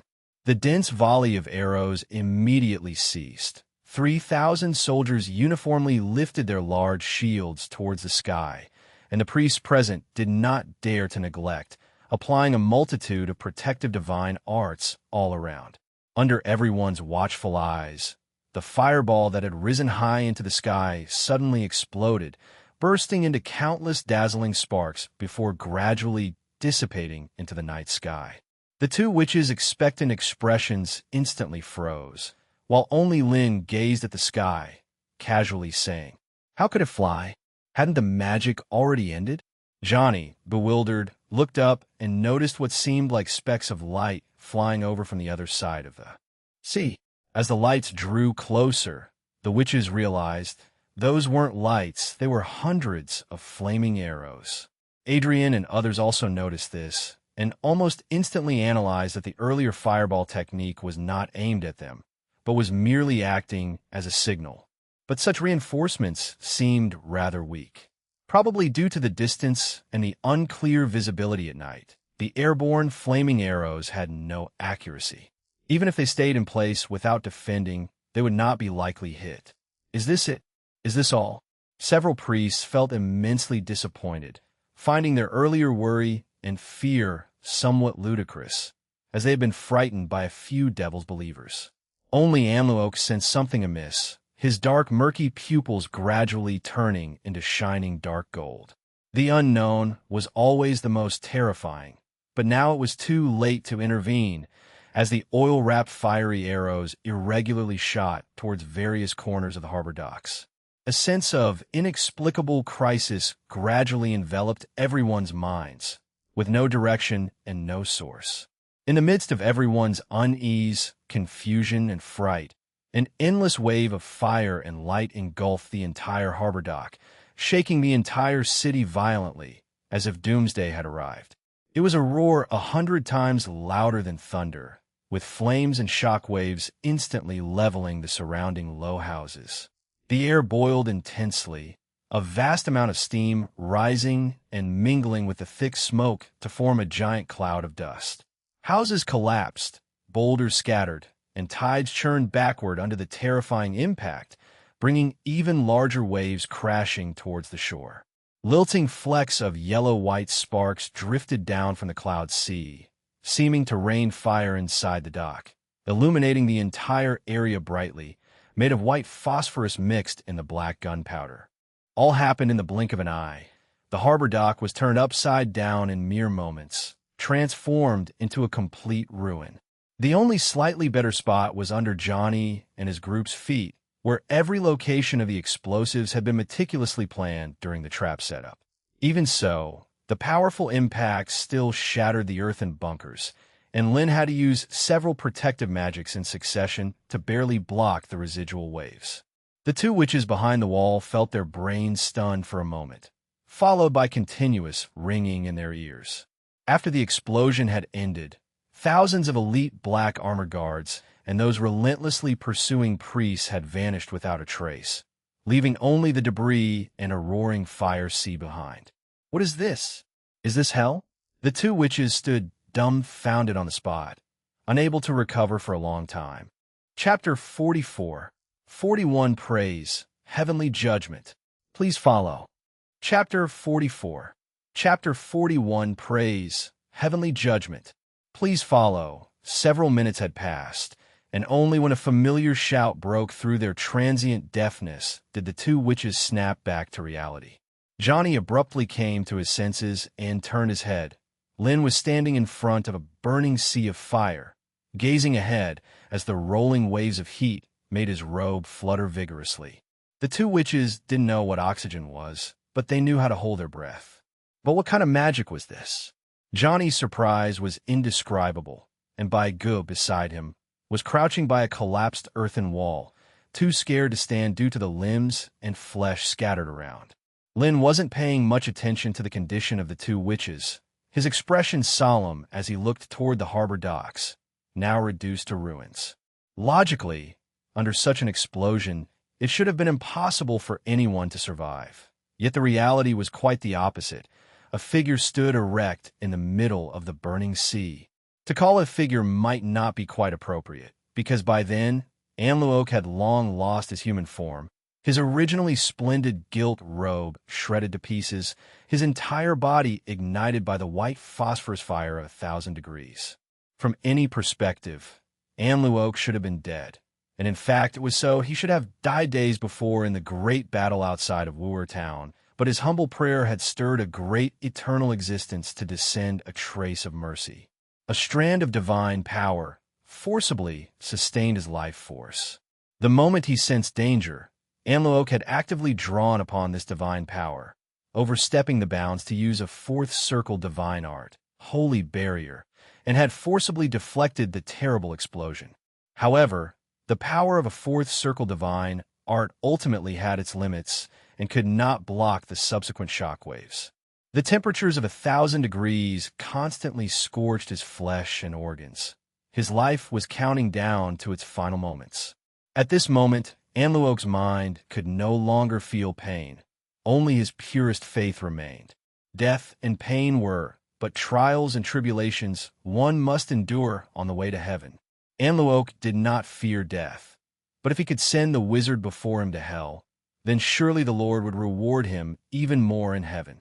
Anluok's vocal cords had already been damaged, but as he faltered, a glimmer of light flashed at the tips of his burning fingers.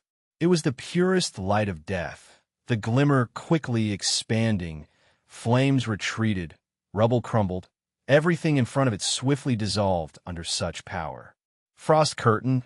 Lin stretched out his hand, solid walls of ice crystals rising one after another. But they were of no use. They were shattered almost instantly. However, Lin managed to sidestep and avoid the deadly light by using less than a second's delay. Behind him, the pure light struck the turbulent sea, blasting a spray of water 10 meters high. Anluok was relentless, casting again, this time a broader and unavoidable apocalypse storm. Just then, Bai Gu spoke. Sharp sonic waves instantly swept across the field, causing Anluok's movements to imperceptibly pause, and the storm that had just gathered also dissipated. But soon, the archbishop turned his head, his pupils flickering with dark golden luminescence. Without any apparent movement, Bai Gu seemed to be choked. The sharp sonic waves abruptly stopped. The terrifying backlash instantly penetrated the witch's mental defenses, causing the girl's body to collapse limply to the ground, coughing up blood. Johnny quickly rushed forward to help the young witch, checking her condition. Fury also appeared on Lin's face. Dozens of magic missiles appeared in the air and then quickly ignited, turning into countless miniature white phosphorus fireballs, speeding towards Amluok. Third circle divine art, holy barrier. Faced with swarms of fireballs, Amluok dared not intercept them directly and immediately switched from offense to defense. Even though he had a trace of divine power enhancing him, his current condition did not allow for the use of higher-order divine arts continuously. He could only respond with two holy barriers. The invisible barrier collided with the exploding fireballs, and it quickly shattered, but the second holy barrier behind it remained intact, blocking all the remaining white phosphorus fireballs. At that moment, Lin extended his right hand forward and clenched it forcefully. The flames scattered around Amluok and sticking to the invisible barrier, as if guided by some force, quickly gathered together and formed into a giant hand of fire, grasping Amluok firmly in its palm. Crack! The sudden change caught the archbishop off guard. The already ravaged holy barrier was instantly crushed by the fiery giant hand, forcing Amluok to burst forth with divine radiance from within his body to combat the terrifying white phosphorus fire. Lin and Amluok simultaneously gambled with the little strength left in their bodies, aiming to decide the outcome with this strike. Dazzling divine light interwove with surging flames, each canceling the other out. At the same time, Johnny, who was holding by Gu, shouted angrily. Several magic power spheres appeared around the girl, spinning and shooting toward the archbishop. Under normal circumstances, Amluok would not have considered such feeble magic worth his attention, but the incoming magic missiles now turned into the last straw that broke the camel's back. The balance that was originally stalemated was immediately broken, and the giant fiery hand slowly penetrated the dazzling divine radiance, squeezing the archbishop, who showed a reluctant expression until he burst. Until the moment of his death, Amluok suddenly realized that the two witches he had always overlooked were not as useless as he had imagined.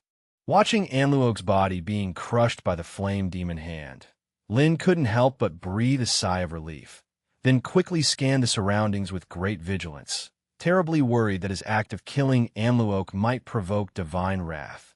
Fortunately, his worries did not materialize, and the terrifying aura in the air gradually dissipated. It was finally over.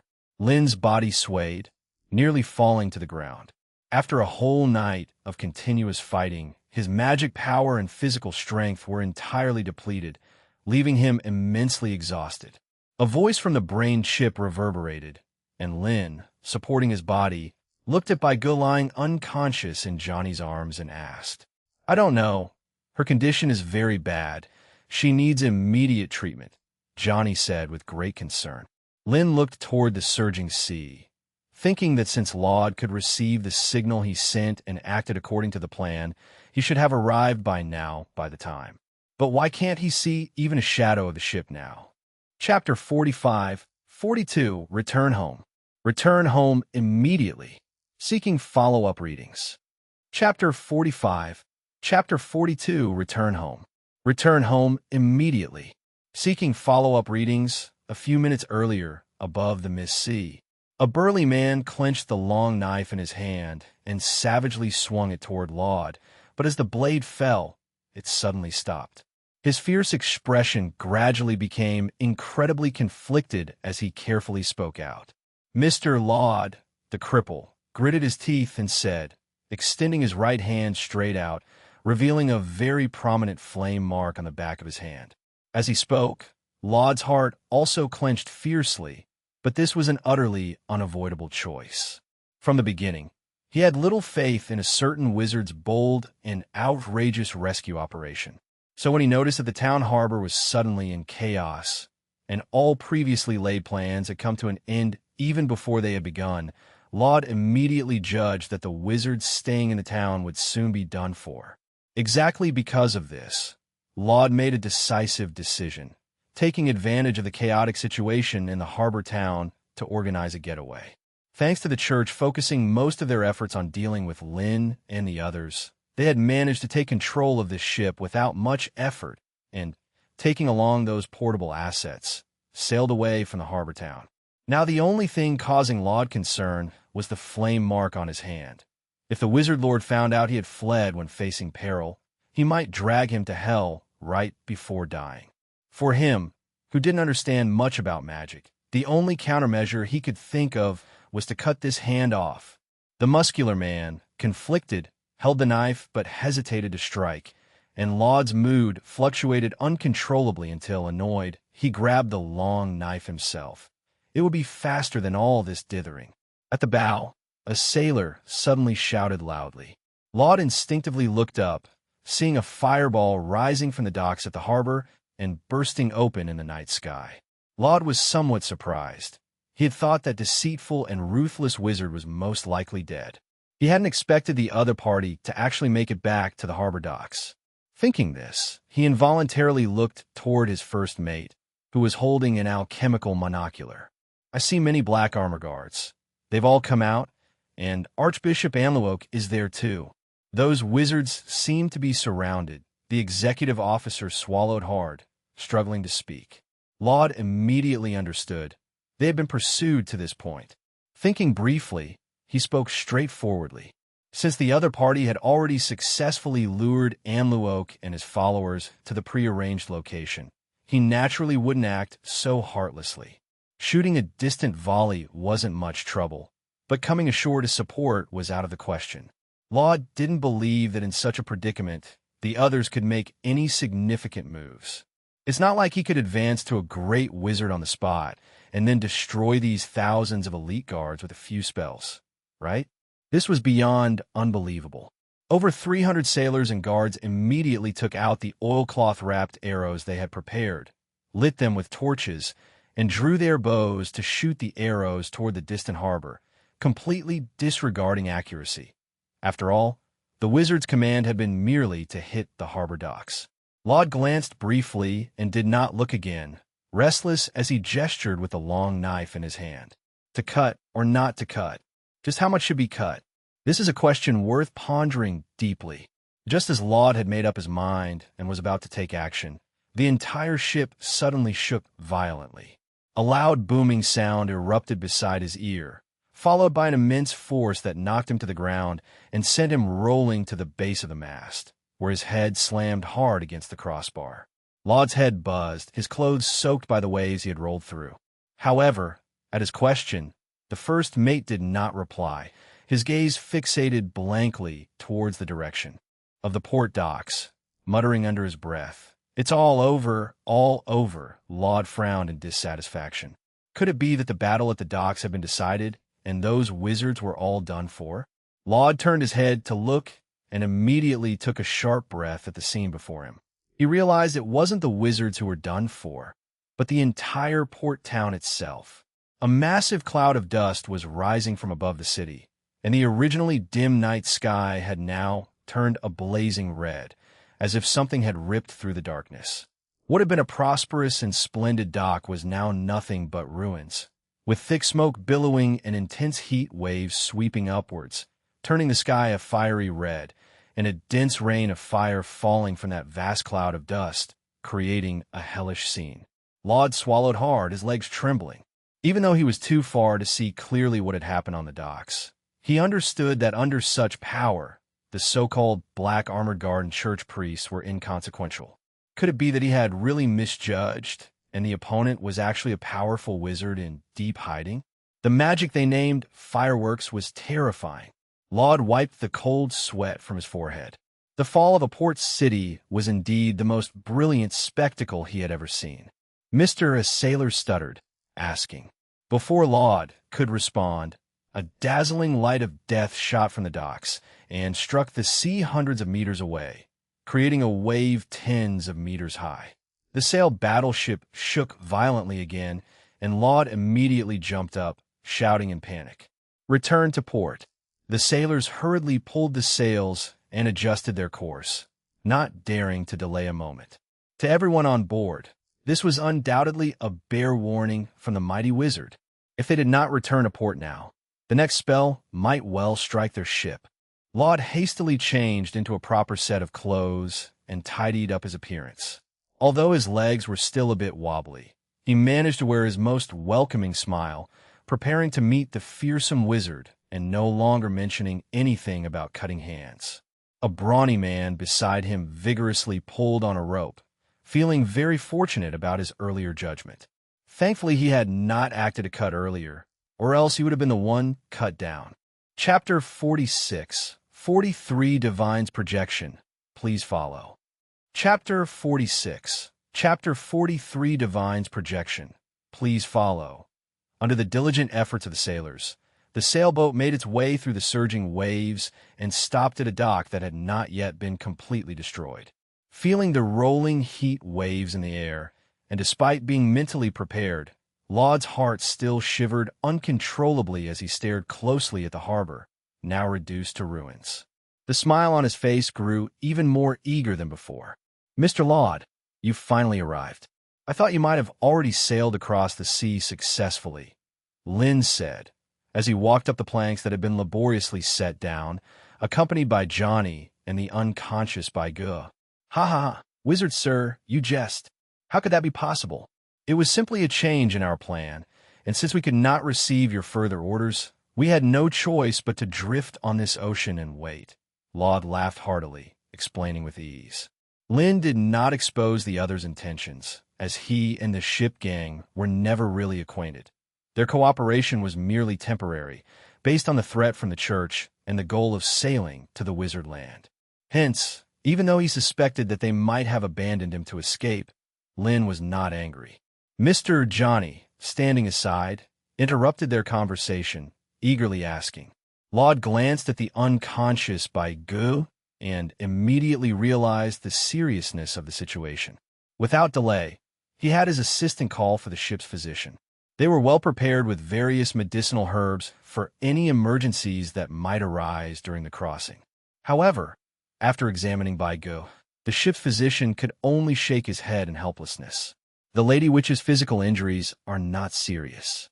Her current state might be, perhaps it's an issue in another aspect. Upon hearing this, Johnny immediately thought of the scene where Baigu used Soul Scream against Amluok and suffered the backlash herself. This was likely a wound at the level of the soul. Seeing that the ship's physician was out of options, the silver-haired witch could only look at Lin with the last shred of hope. 071 Lin silently called out in his mind.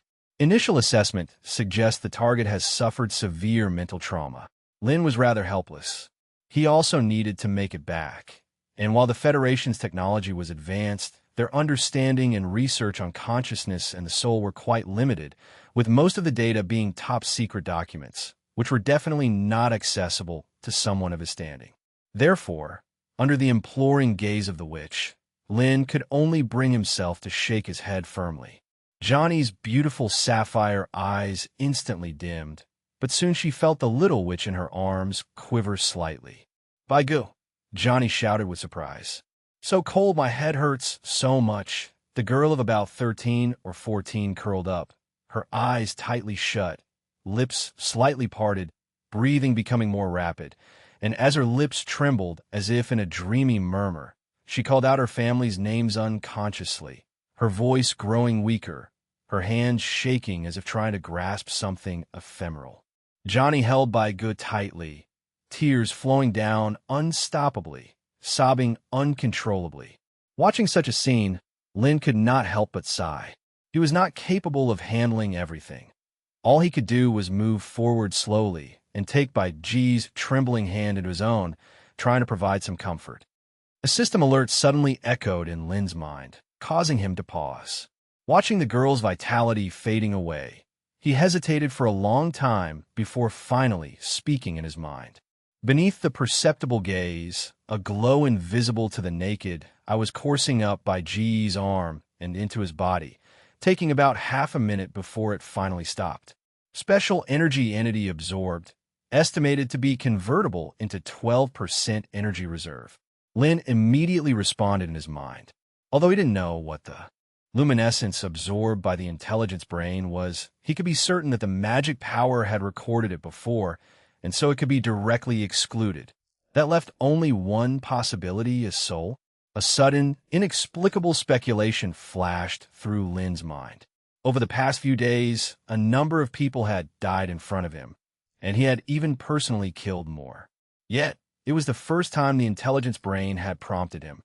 Was there something unique about Bai Ge? As Lin felt a pang of sadness, he was also filled with confusion. His expression changed once more because Johnny, who was holding Bai Ge, also staggered and fell down. Everyone present was startled, and Laud glared fiercely at the physician, urging him to do something quickly. If this wizard lost his temper, they were all doomed. After a frenzied examination, the conclusion reached allowed everyone to breathe a sigh of relief. Johnny had simply fainted from excessive fatigue and overwhelming grief. Lin didn't answer. He knelt down and placed his hand on Bai Ge's abdomen. Intense ice crystals emerged around the girl and eventually formed a massive ice coffin, sealing her in the center. Although he had no way to save her now, once in Wizardland, perhaps the wizards proficient in various arcane magics would have a solution. A sailor suddenly shouted loudly. Laud and the others immediately turned their heads to look. During the delay, the sailing warship had already left the harbor and entered the mist sea. Despite the distance, they could clearly see the red glow above Harbor Town slowly fading away. The support from the church must have arrived. Lin quickly came to this conclusion. Earlier, the Archbishop Anloak had no solution for the white phosphorus fire, so it must have been higher-ranked clergy who resolved the crisis in Harbor Town.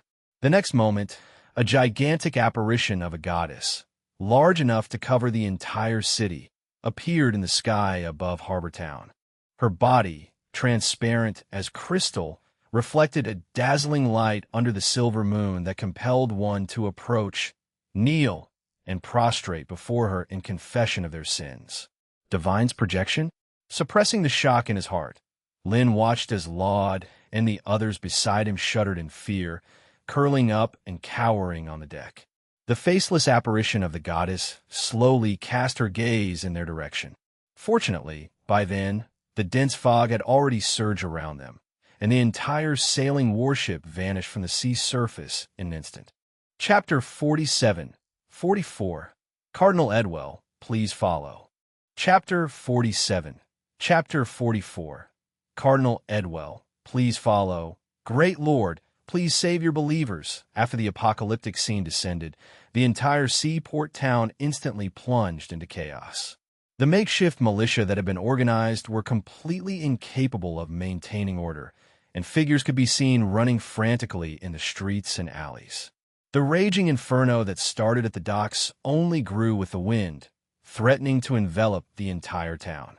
Move the flammable objects away and create a sufficiently clear area. Where's the fire brigade? The acting captain of the guard, Tyrus, shouted hoarsely, attempting to implement the isolation technique passed on by Lord Adrian to block the spreading flames. Regrettably, the morale of the entire guard had almost collapsed. Many dropped their weapons and ran crazily toward the outskirts of the town, completely ignoring his commands. Seeing the surging flames drawing ever closer, Tyrus felt utterly desperate. Just then, a voice as loud as thunder boomed in his ears. At that moment, as if time had stopped, the entire panic-stricken crowd of the chaotic port town came to a halt, all simultaneously stopping in their tracks to look up into the night sky. The dust cloud that had shrouded the town seemed to be torn apart by some formidable force, and soon after, a dazzling white radiance descended from the heavens, covering every corner of the town. Under this blanket of white light, everyone felt a renewed vigor infusing their weary bodies, and despair and fear in their hearts quickly dissipated. A man whose leg had been crushed by a falling rock in the disaster discovered, to his amazement, that his leg had miraculously healed. His face immediately lit up with fervent devotion. The fire that had covered half the city, known as Hell's Fire and the Devil Incarnate, was rapidly extinguished by such power, leaving no trace behind. Soon after, that pure and unblemished white light slowly converged, forming a projection of a holy and noble goddess. She looked down upon all living beings, her eyes twinkling with stars, exuding mystery and majesty. The devil is dead. Great Lord of the stars, Elara, thank you for your salvation. Lord, I wish to confess my sins. Countless residents of the port town fell to their knees, praying incessantly, expressing their gratitude for the grace of the Lord. Many fervently kissed the ground, demonstrating their devotion. Among all present, Tyrus was the only one who managed to maintain some semblance of reason. After being bathed in the white light, his heart too surged with fervent devotion, yet he did not kneel immediately. It was as if some miraculous force restrained him. At some point, a middle-aged man dressed in a red and gold robe, wearing an iron mask, appeared beside him. Tyrus immediately recognized the man's identity from his attire and greeted him with great respect. "Where is Anluoc?" Edwell looked around at the townspeople devoutly praying on the ground and asked bluntly. 2 days earlier, Holy City had received a call for help from Anluoc. The Archbishop of Nordland Territory, leading a company of elite guards in pursuit of several wizards, had almost been wiped out, and even the use of divine descent technique couldn't leave the adversary behind. According to the protocols of the Judgment Court, a formal wizard, no matter how challenging, did not warrant his personal intervention. However, Anluoc specifically mentioned in his letter that the wizard was very young and was likely to become a threat to the church in the future. More terrifying yet was the wizard's ability to wield a very unique hell's fire, which could, if it spread, burn down a town within a short period, and Anluoc had no way to counter it. Taking this into account, to ensure absolute certainty, he decided to personally go to the seaport town. Along the way, sensing the fluctuations caused by an outburst of divine power, he left the priests who were accompanying him and rushed over alone at the fastest speed. Regrettably, he was still one step too late. "The situation is like this, Your Eminence. Earlier tonight, 2 devil worshippers broke into Harbor Town and set fire to the granary." Tyrus recounted the events as succinctly as possible. When Edwell heard that the wizard responsible for destroying the harbor docks was the same one being pursued by Anluoc, his expression immediately turned grave. A great wizard had been hiding his power, infiltrating the Nordland territory in disguise. It didn't take much to deduce that he was plotting some sort of insurrection against the Empire and the Church. With this in mind, Edwell looked through the eyes of Divine's projection, across the ruins of the harbor docks and the vast sea, and saw the sail-powered warship disappearing into the fog. Estimating the distance, Edwell quickly abandoned the thought of taking action. Even using his strongest divine arts, he couldn't pose a threat to a great wizard at such a great distance. To Edwell, the revelation of a deeply concealed great wizard for the mere price of half a harbor town seemed a fortunate affair indeed. Previously, he had considered Anluoc to be incompetent, being so embarrassingly outmaneuvered by a formal wizard. Edwell was ready to strip him of his archbishop's status after this incident. But now, it seemed to be a faultless defeat. Anluoc's loss was solely because the enemy was overwhelmingly powerful. Moreover, the casualties of Harbor Town were far lower than he anticipated.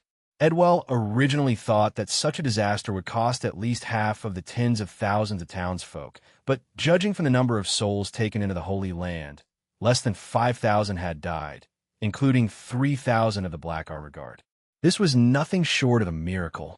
It was all per Lord Adrian's commands, Tyrus said, showing no intention of taking credit, his face filled with indignant expressions. However, Lord Adrian followed Archbishop Anluoc into the port, and now I'm afraid he must be, Edwell remarked regretfully. To quell the chaos in Harbor Town within such a short span and quickly organize militia and guards to evacuate the townspeople, Adrian truly had been a rare commanding talent. Edwell inquired once again. Tyrus hesitated, as these were not matters within his purview as the captain of the guard. Fortunately, at that moment, Merk, the Lord of Harbor Town, arrived. Upon learning of the Archbishop's request, he promptly had someone fetch the intelligence that Anluoc had previously entrusted to him. However, as Edwell perused the parchment scroll, his expression quickly solidified. Karl, the illegitimate child of Viscount Sidelon of the Empire, only 17 this year, had disappeared 6 months ago, and the wizard Koru they had apprehended had been to Sidelon territory at around the same time. It was conjectured that this wizard named Carl could be one of Koru's apprentices. Edwell snapped, highly dissatisfied. This was complete nonsense. A formal wizard apprentice of under half a year was capable of casting magic that destroyed half of Harbor Town? The spies in Nordland territory must have lost their minds. The Lord of Harbor Town trembled and did not dare to respond. Edwell paid no further attention to Merc, but instead took out a golden book from his waist and flipped to the latest page. Using his finger as a pen, he inscribed new information onto it. Name, Carl, true name unconfirmed, extremely dangerous, great wizard. Crimes, murder of Archbishop Amlok, annihilation of 3,000 Black Armored Guard, destruction of half of Harbor Town. P.S. The hierarchy of church personnel is based on a certain religion, roughly as follows: priest, bishop, archbishop, cardinal, cleric, saint, judgment chief, and other high-ranking church officials. Pope. Chapter 48. 45. How long has it been since you last experienced battle, Father? Chapter 48. Chapter 45. How long has it been since you last experienced battle, Father? At midnight, within the Pedro family's estate, a relentless series of explosions and roars could be heard from outside. Yet Ivina, who was now leaning against the corner of the wall, appeared as if she heard nothing. The sharpened wooden spikes had severed the leather thong, which lay scattered beside her. Her pale, jade-like fingers trembled ever so slightly as she flipped through the yellowed pages of the diary in her hands. Sacred Calendar 708, November. The Pedro family has been blessed with a new addition that looks so small and tender. The name is Ivina. Another day of training. As the eldest son of the Pedro family, I must work even harder. Are you watching me practice my swordsmanship, Ivina? Then I need to perform even better. Sparring, how I miss it. The way I first held a sword. This time it's my turn to be the teacher. 10 moves, I'll give you some face. But there's no need to cry if you lose, right? You're really cute, Ivina. 37 moves, it's only been 4 months. No, I definitely didn't use my full strength. I should be more serious next time. I lost. I actually lost. How is this possible? It's so embarrassing in front of you. As your brother, I must try harder to win back. Ivina, why can you so effortlessly learn the techniques I can't master? Sacred Calendar 722, July, the first night assessment. If I pass, I could become a priest, right? The Pedro family would surely see better days. From morning to night, nothing but training, it's meaningless. I fear I may never pass the night assessment. Father, why do you look at me with such expectations? That look again. Do you hate me, Ivina? I understand how you feel, a useless one stealing the chance that rightfully belongs to you. If it were you, you would surely make it my sister. Maybe without me. Everything will get better. Ivina, I will give you everything you want. That's the only way. The girl with brown hair flipped through the pages of the diary one after another, through the cold words discerning her brother, whom she envied so much, who received all of father's expectations, yet who couldn't do anything right. She had once resented such injustice.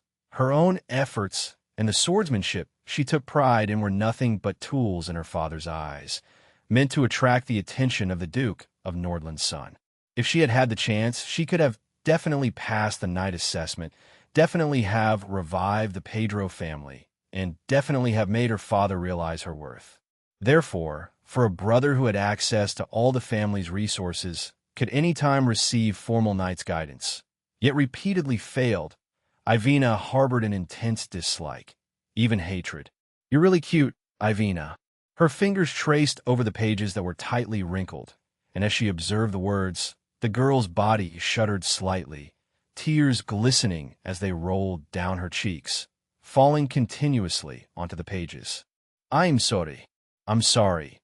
Ivina murmured to herself, her mind blank, tears uncontrollably streaming from her eyes, her heart filled with deep regret. Ivina had never hated herself so much. She had thought she had forgotten how to cry. That surely was a privilege reserved for those in the spotlight. Outside the estate, the flames surged continuously, But inside the room, a deadly silence reigned, only the suppressed, intermittent sobs echoing without ceasing. It was not until the room's door was violently flung open that the girl turned her head in confusion. The Baron Pedro, who rushed through the door, surveyed the disarrayed room, and, upon seeing Ivina, who seemed frightened and silently weeping in a corner, was suddenly overcome with anger and asked irritably, "Do you have any idea how much chaos is out in the world, Ivina? Why are you just sitting here alone like a fool? Where's Loth?" During the conversation, another blast sounded from outside the estate. Ivina asked, holding the diary wet with tears close to her chest, her head bowed low. "Those damn wizards are running rampant in the port town, using a terrifying form of witchcraft to blow up the entire dock. Priest Adrian is dead, Priest Danny is dead, and so is Knight sick.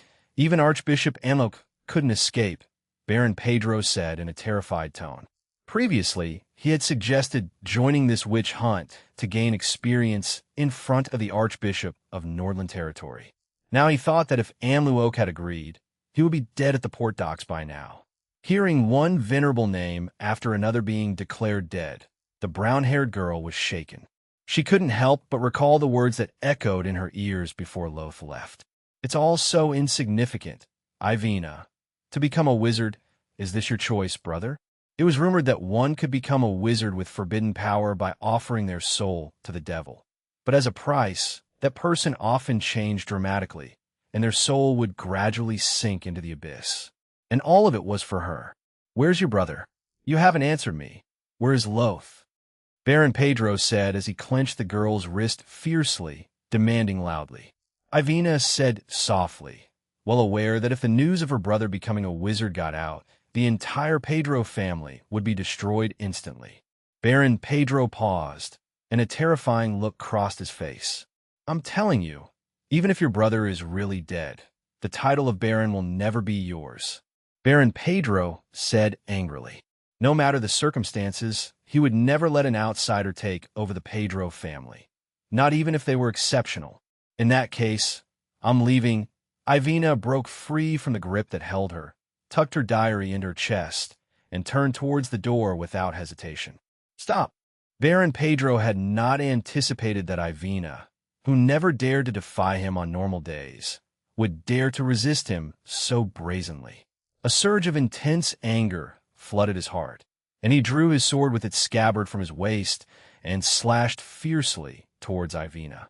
Clang, the sword and its scabbard flew out of his hand, spinning as it fell to the ground and emitted a low, deep thump. Baron Pedro stood frozen in place, a 3-finger-long, exceedingly sharp wooden spike already lying across his neck. Ivina asked Baron Pedro with a complex expression. Baron Pedro broke out in a cold sweat and sat down suddenly on the ground, only then realizing that Ivina's swordsmanship was far more expert than he knew and had even surpassed his own completely. Ivina dropped the wooden spike from her hand and stepped out the door without looking back. "Where are you going, Ivina? And Loth?" Baron Pedro finally came to his senses and began to bellow loudly. "My brother is already dead. You can think of it as if I killed him, father," Ivina said softly. "And I am leaving the port town to see the world. P.S. This concludes the first volume. There's been quite a lot of groundwork laid, so I ask for everyone's understanding. The plot of the second volume is coming up next." Chapter 49, 46 Lynn. I smell the scent of being framed. Please follow. Chapter 49, Chapter 46 Lynn. I smell the scent of being framed. Please follow. Tap, tap, tap. Raindrops continuously smashed onto the deck, bursting with crisp but low-pitched sounds as Lynn, situated inside the cabin, woke from his recurring nightmare. After recognizing his surroundings, Lynn couldn't help but breathe a sigh of relief. The sudden apparition of the goddess the night before had brought him considerable psychological pressure. Thankfully, she did not seem to have followed them. They should be safe now. Lynn sat upright, rolled off the hard wooden bed, casually grabbed a cloak hanging near the door, and then opened the cabin door to step onto the deck. The gentle sea breeze carried droplets of seawater that hit his face, bringing with them the taste of salt and moisture, and dispersed the stale air within the cabin. Lin looked up into the distance, where a thick fog spread across the sea surface, enveloping the entire sailing ship, allowing only a glimpse of about 3 to 5 meters beyond the vessel. This fog seemed to possess some mysterious power. Even when he used the first-level magic, Tick's far vision technique, he couldn't see through the white mist to the farther reaches. Sailing under such conditions was undeniably dangerous, not only making it hard to discern direction, but also increasing the risk of crashing into rocks. "Wizard, sir, are you awake?" A familiar voice sounded from behind, and when Lin turned around, there was limp Laud. However, compared to the previous night, the man seemed somewhat dispirited, clearly having been scared quite a bit. Lin did not answer Laud's question, but instead directly asked, "Is this the Mist Sea?" Under normal circumstances, it would take about half a month to sail from the port town. As for how we determine our direction, Laud took out a compass with great care. Lin, curious, leaned in closer. The compass was round, made of wood, and the surface was inscribed with many complex runes and patterns. The most eye-catching part was the needle on the top, motionless, pointing in the direction the ship was heading. Could it be a compass? Lin wondered to himself, then heard Laud explain. This compass was crafted by the great wizard Hellram, an alchemical creation. This was their reliance on navigating through the Mist Sea. No matter where they started, they only needed to follow the direction indicated by the compass to find the wizard land. Incredible!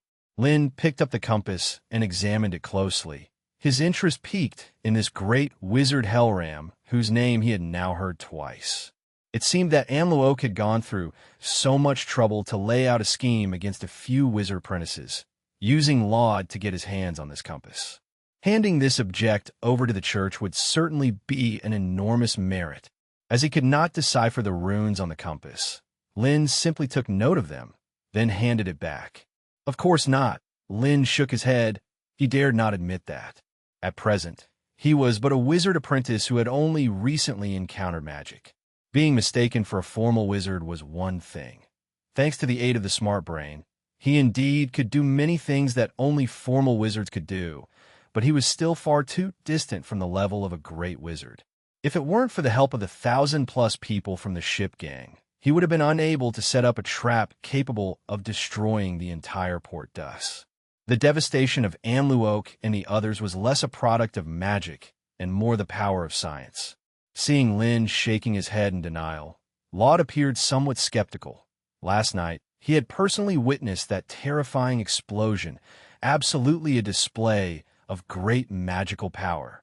But recalling how the other party had previously requested a large amount of materials, Laud guessed that this fireworks, witchcraft probably required a special ritual to be prepared in advance in order to use such a strong spell out of ordinary circumstances. If that's the case, once we reach the wizard land, I'm afraid you will face some censure, Laud said with a sigh.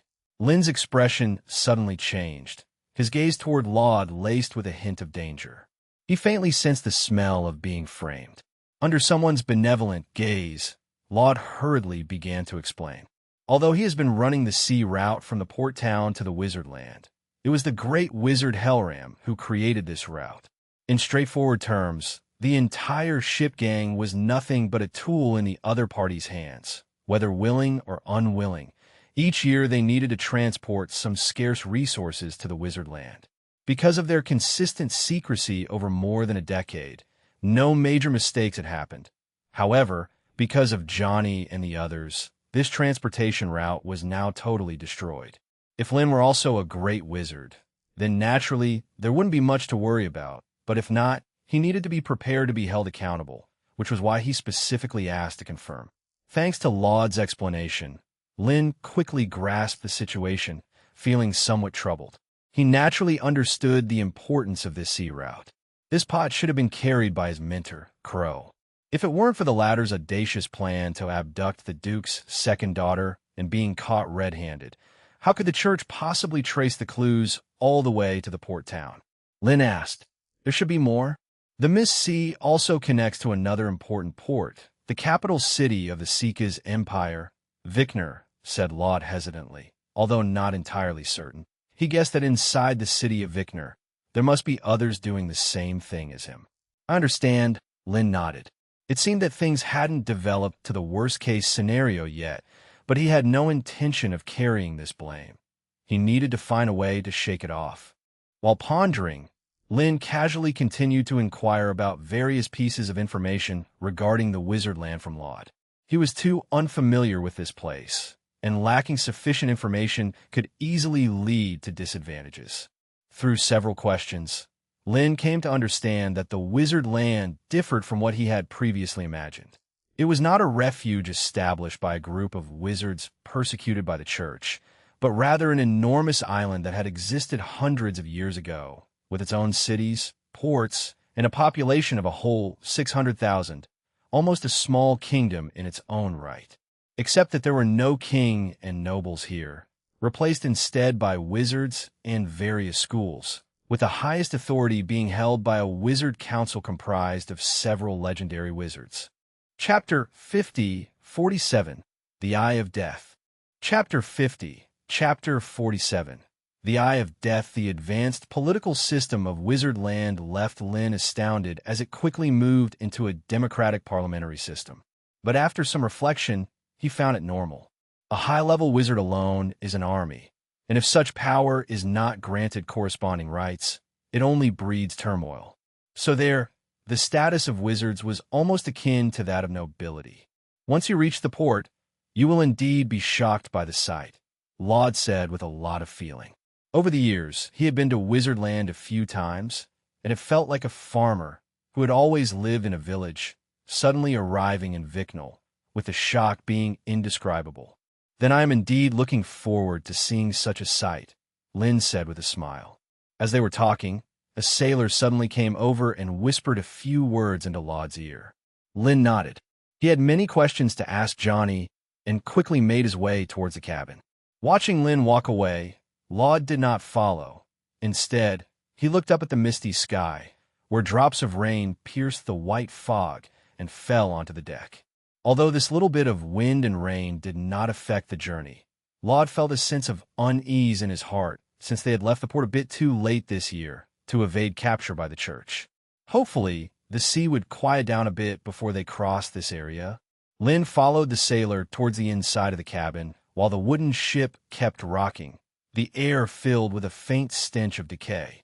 Fortunately, he had gotten used to these medieval, poor sanitary conditions over the days, and this was considered good already, given that Laud had arranged separate cabins, so they did not have to squeeze in with the rest of the crew. The leading sailor stopped in front of cabin door. Looking at Lin, memories of the harrowing scenes in the port town flashing through his mind, his pupils revealing a trace of fear. Lin paid it no mind and pushed the door open to enter. The cabin was only a few square meters in size. The silver-haired witch was leaning against the wooden headboard, her gaze fixed out of the fog-veiled window to the ocean. Dim light flickered through the window and shone on the young girl's pale cheeks, revealing an unhealthy beauty. Perhaps hearing the sound of the door, Johnny turned her head, her delicate profile shadowed in semi-darkness. Looking at Lin, who walked up to the bedside, she fell silent for a long while before suddenly speaking.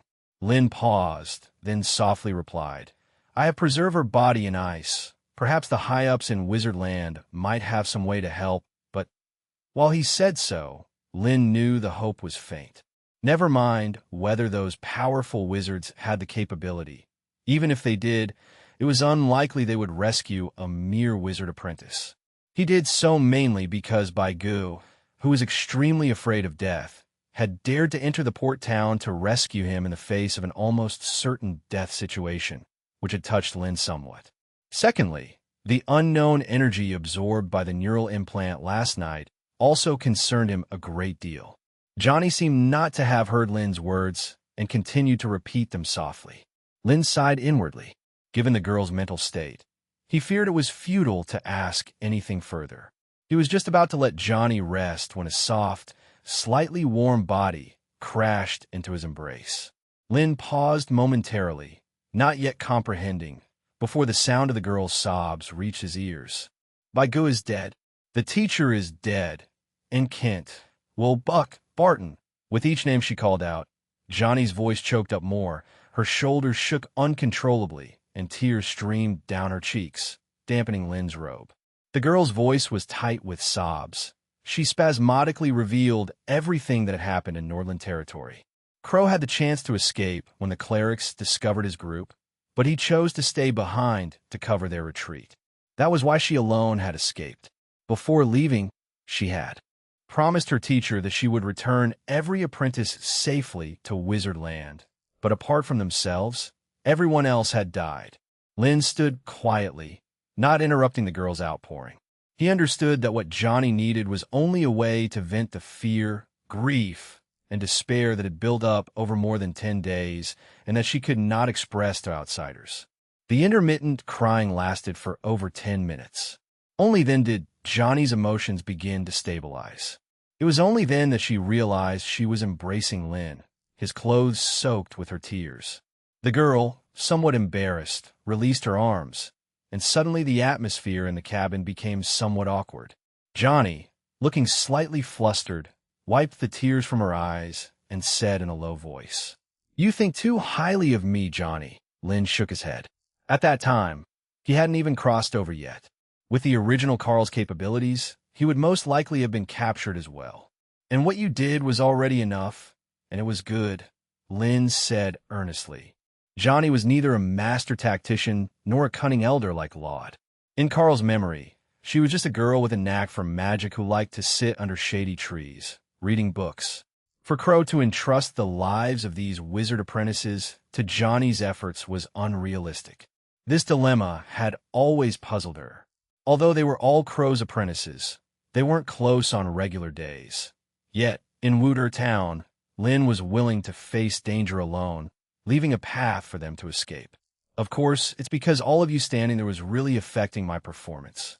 Lynn's words were on the tip of his tongue, but he swallowed them back, choosing instead a more tactful tone. Johnny looked at Lynn blankly, about to say something when suddenly the cabin shook violently without warning, throwing them toward the wooden wall. Before Lynn could steady himself, a series of terrified screams came from the deck above. P.S. I intended to split this part but clicked the wrong button, so I'll just split in the next chapter instead. Also, it's a new month, so I'm seeking monthly votes, recommendations, favorites, and followers. And that's where we'll leave this part. If you enjoyed it, smash that like button, subscribe for the next part, and drop a comment telling me which story you want to hear next. Thank you for watching, and I'll see you in the next part.